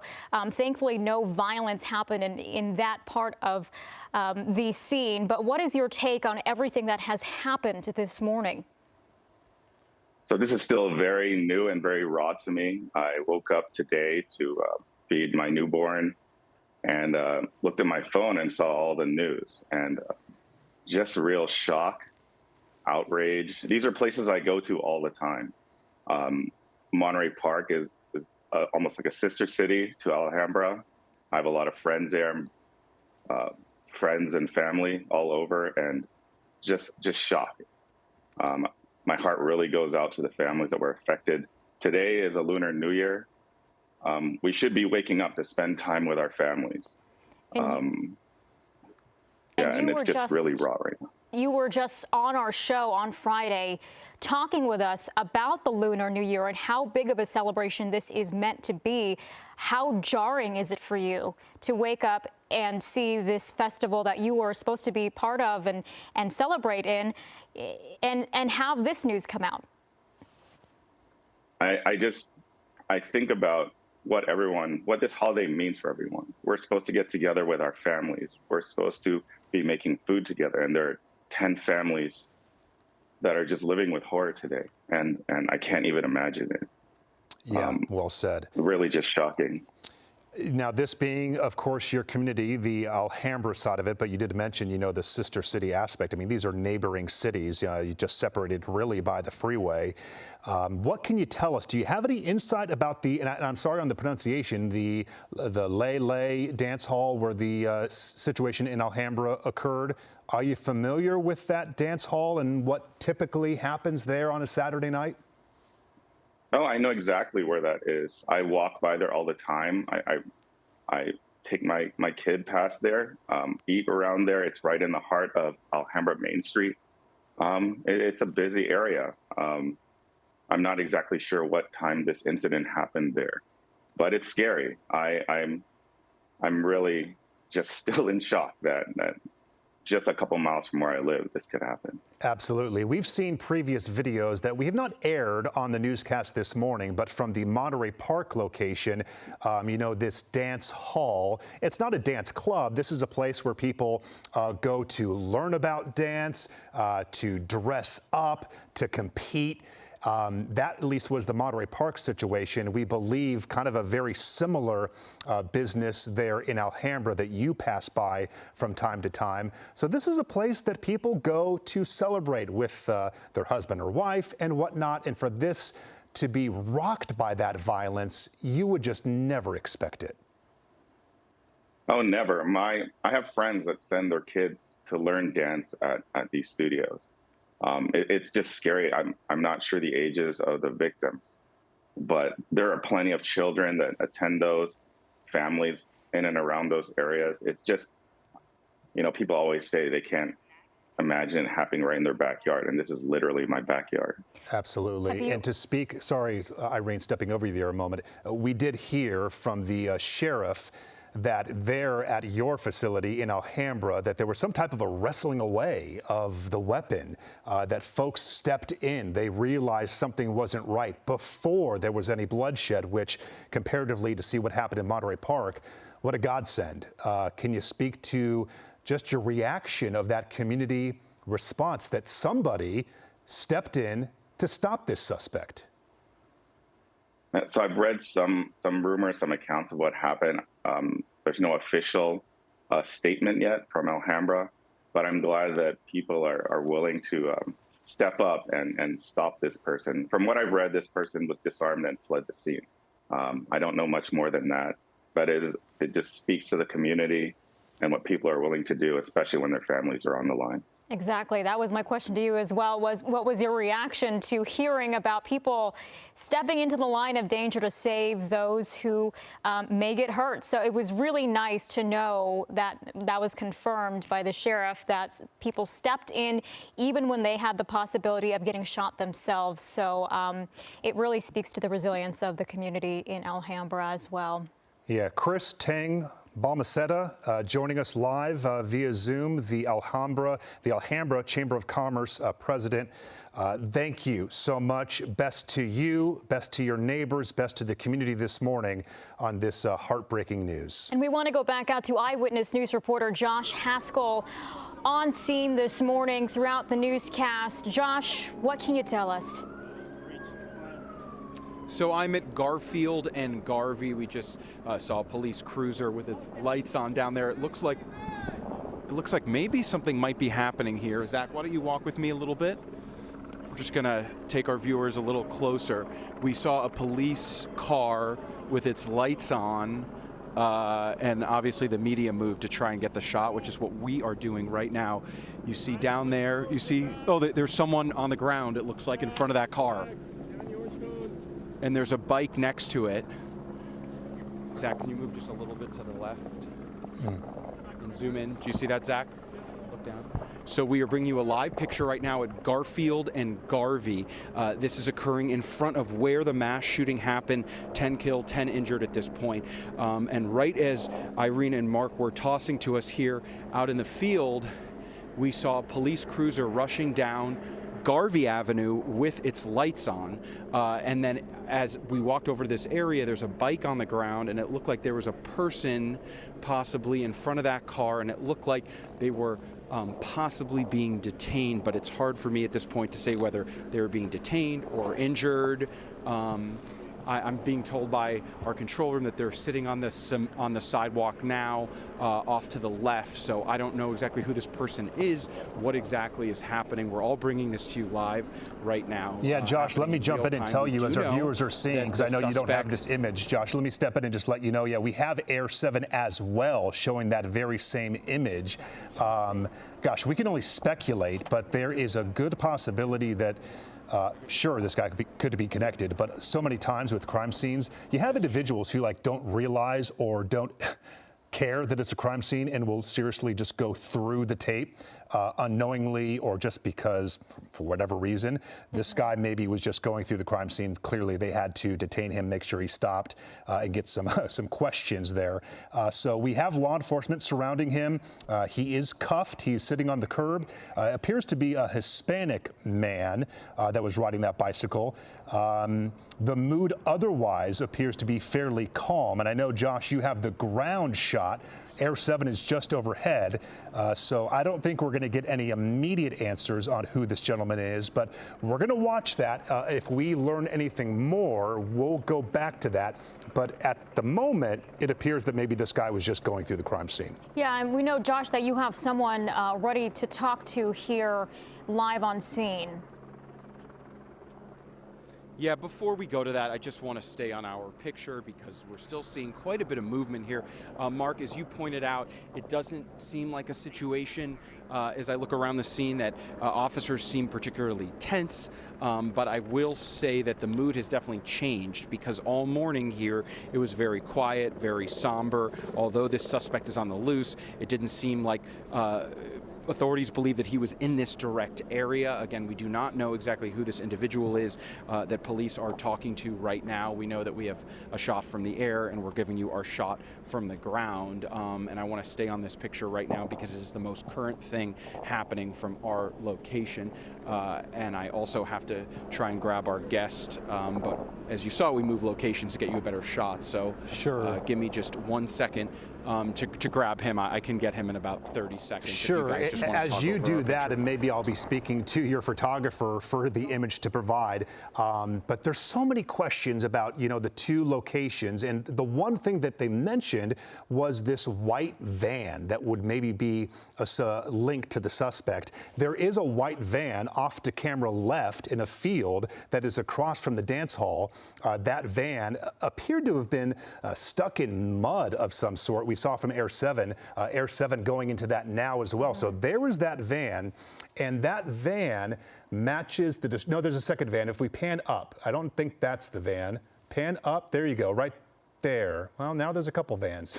Well, regardless, there was one white cargo van that witnesses say they saw the suspect trying to get away in. We were looking at one van earlier that had some skid marks on the field from the tires. So it looks like they have actually moved that specific van. Okay, the van has been moved from the area because that is where it used to be with those tire marks there. Okay, so that's the clarification. But what's interesting, and so many times law enforcement provides information that at the time appears to be factual that may change in the hours and days ahead. If one of these white vans is in fact associated with the suspect, you got to question, well, then why is it at the first crime scene? Yeah, there's still that's a little confusing. Timestamp that we need to figure out here. With this investigation. Let's go back to Josh. We gave him a moment. I believe he has that person he was wanting to speak to. Josh? Yeah, that's right. And before I bring in John McKinney, he is a deputy DA assigned to this area, to Monterey Park, although he's not involved in this investigation. And I want to clarify that. He's a member of this community. His office is 5 minutes away from here. So before I bring in John, I just wanted to point something out, that there has been a little bit of an issue that law enforcement has been dealing with this morning with people showing up because so many people were supposed to come down here for the festival. So they've been letting members of the media through, but people who are vendors at the festival, people coming to attend the festival, they've been having to keep those people out of the crime scene area. So there is a chance that what we are seeing right now might have been someone that just got past the yellow tape, should not be there, and that is a situation we just don't know. But we're going to keep our picture on what is happening here at Garfield and Garvey, and I want to bring in John McKinney. Your office is 5 minutes from here. Talk about how your perspective on all of this and everything that's happening. I know you're not involved in the investigation, but you are a deputy DA with LA County.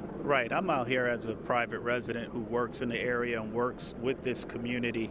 I'm devastated, like I'm sure many of us are, as we wake up to this terrible news. I saw the headlines this morning and I just felt compelled to get out of bed and come here. I got a call from my friend Chester Chong, who's the president of the Chinese Chamber of Commerce, to be with the community, to show support and solidarity, talk to folks and get a sense of how they feel about what happened. Talk about what a big deal the Lunar New Year is here in Monterey Park, in the San Gabriel Valley. You work only 5 minutes from here, so this is an annual event that means so much to this community. Right, and we all look forward to it every year. Downtown Los Angeles, Monterey Park are the two go-to places, and I was looking forward to participating in both. We're going to have a parade next week downtown Los Angeles, and everyone at that event, whatever this turns out to be, everybody at that event is going to be thinking about Monterey Park. Talk about how you've been down here with me most of the morning. The mood has kind of changed in the last couple minutes. Of course, there is a suspect that's still on the loose, but it seemed, very quiet, but more people have kind of shown up, and then all of a sudden a little bit of activity. What is your take on all this? Well, my take is that people are waking up. They're waking up to this news. They're shocked, confused, and at some point they're thinking, I need to get out there. I need to be with my neighbors. I need to show support. And once the initial shock wears away, sometimes a little anger starts to develop. Even though we don't know what exactly happened here yet, people are going to be concerned and going to want some action. And John, you talked about what the Lunar New Year means to you, what it means to this community. You still plan to participate. How sad is it that the events here today have been canceled? I've been seeing vendors, we see some right behind you, packing up. I just spoke with a bunch of the vendors. They told me this is not how they plan to spend their day. This should be a celebration. Right, it's terrible. First and foremost, we got to think about the victims, their family, and their friends. But this is not just a crime against the people who were killed, it's a crime against the entire community. These vendors came out here to support the community, to engage in commerce. They invested money to be here, and now that's all been canceled. It's just terrible, and it's all too common. It's happening too often. We've got to respond to this. I'm here with John McKinney, Deputy DA with LA County. John, do you happen to know where the Family Assistance Center is? We know that one has been established by the county near Monterey Park. Any idea? I do not know. I know that at some point, victims of crime can get services through the district attorney's office. That's probably a little bit down the line. We have to let this investigation unfold and all that. But and I just want to ask you lastly on a personal level, you talked about how sad it is that these celebrations are, but that, you may know some of the people that are involved in this. You work 5 minutes from here. Did you ever think this would happen in Monterey Park? Never, never. Los Angeles County is a county of 88 cities. If you were to ask me where something like this might happen, Monterey Park would be at the bottom of the list. So it's just terrible. Thank you for your time. Thank you. Appreciate it. Good talking to you, John McKinney with LA County. Of course, just want to clarify, he's not involved at all in this investigation, but he is here because he works 5 minutes from here. This is his community. That is where the festival should have been taking place. We want to bring you just a little closer right now. It was supposed to happen today. We were told that there was a good crowd here. Yesterday, you can see that Cathay Bank tent. They are taking it down because it has been canceled today because of this mass shooting. The shooting did not take place there, but so many businesses here are impacted, and that is the scene here at Garfield and Garvey as we try and get more information on this very developing situation. Send it back to you. Josh, we really appreciate your coverage throughout the morning. You've been talking to folks out there and really giving us a good perspective of the scene, so we appreciate your reporting this morning. In the meantime, we have gotten word that the Citadel outlets have just canceled their Lunar New Year celebration today out of respect for last night's tragic shooting. As we leave you from this image from Air 7 HD of the initial and major crime scene, again, 10 killed, 10 more wounded in this mass shooting at Monterey Park overnight. We are nearing some 6 hours that we have been on the air, give or take, learning a lot new details, a lot new information on what exactly happened in the city overnight, stretching into Alhambra as well. We are signing off. If there are any major developments like additional news conferences or possible arrests on the suspect, we will always have the latest, both on air and online. ABC7.com, also on our free ABC7 Los Angeles app.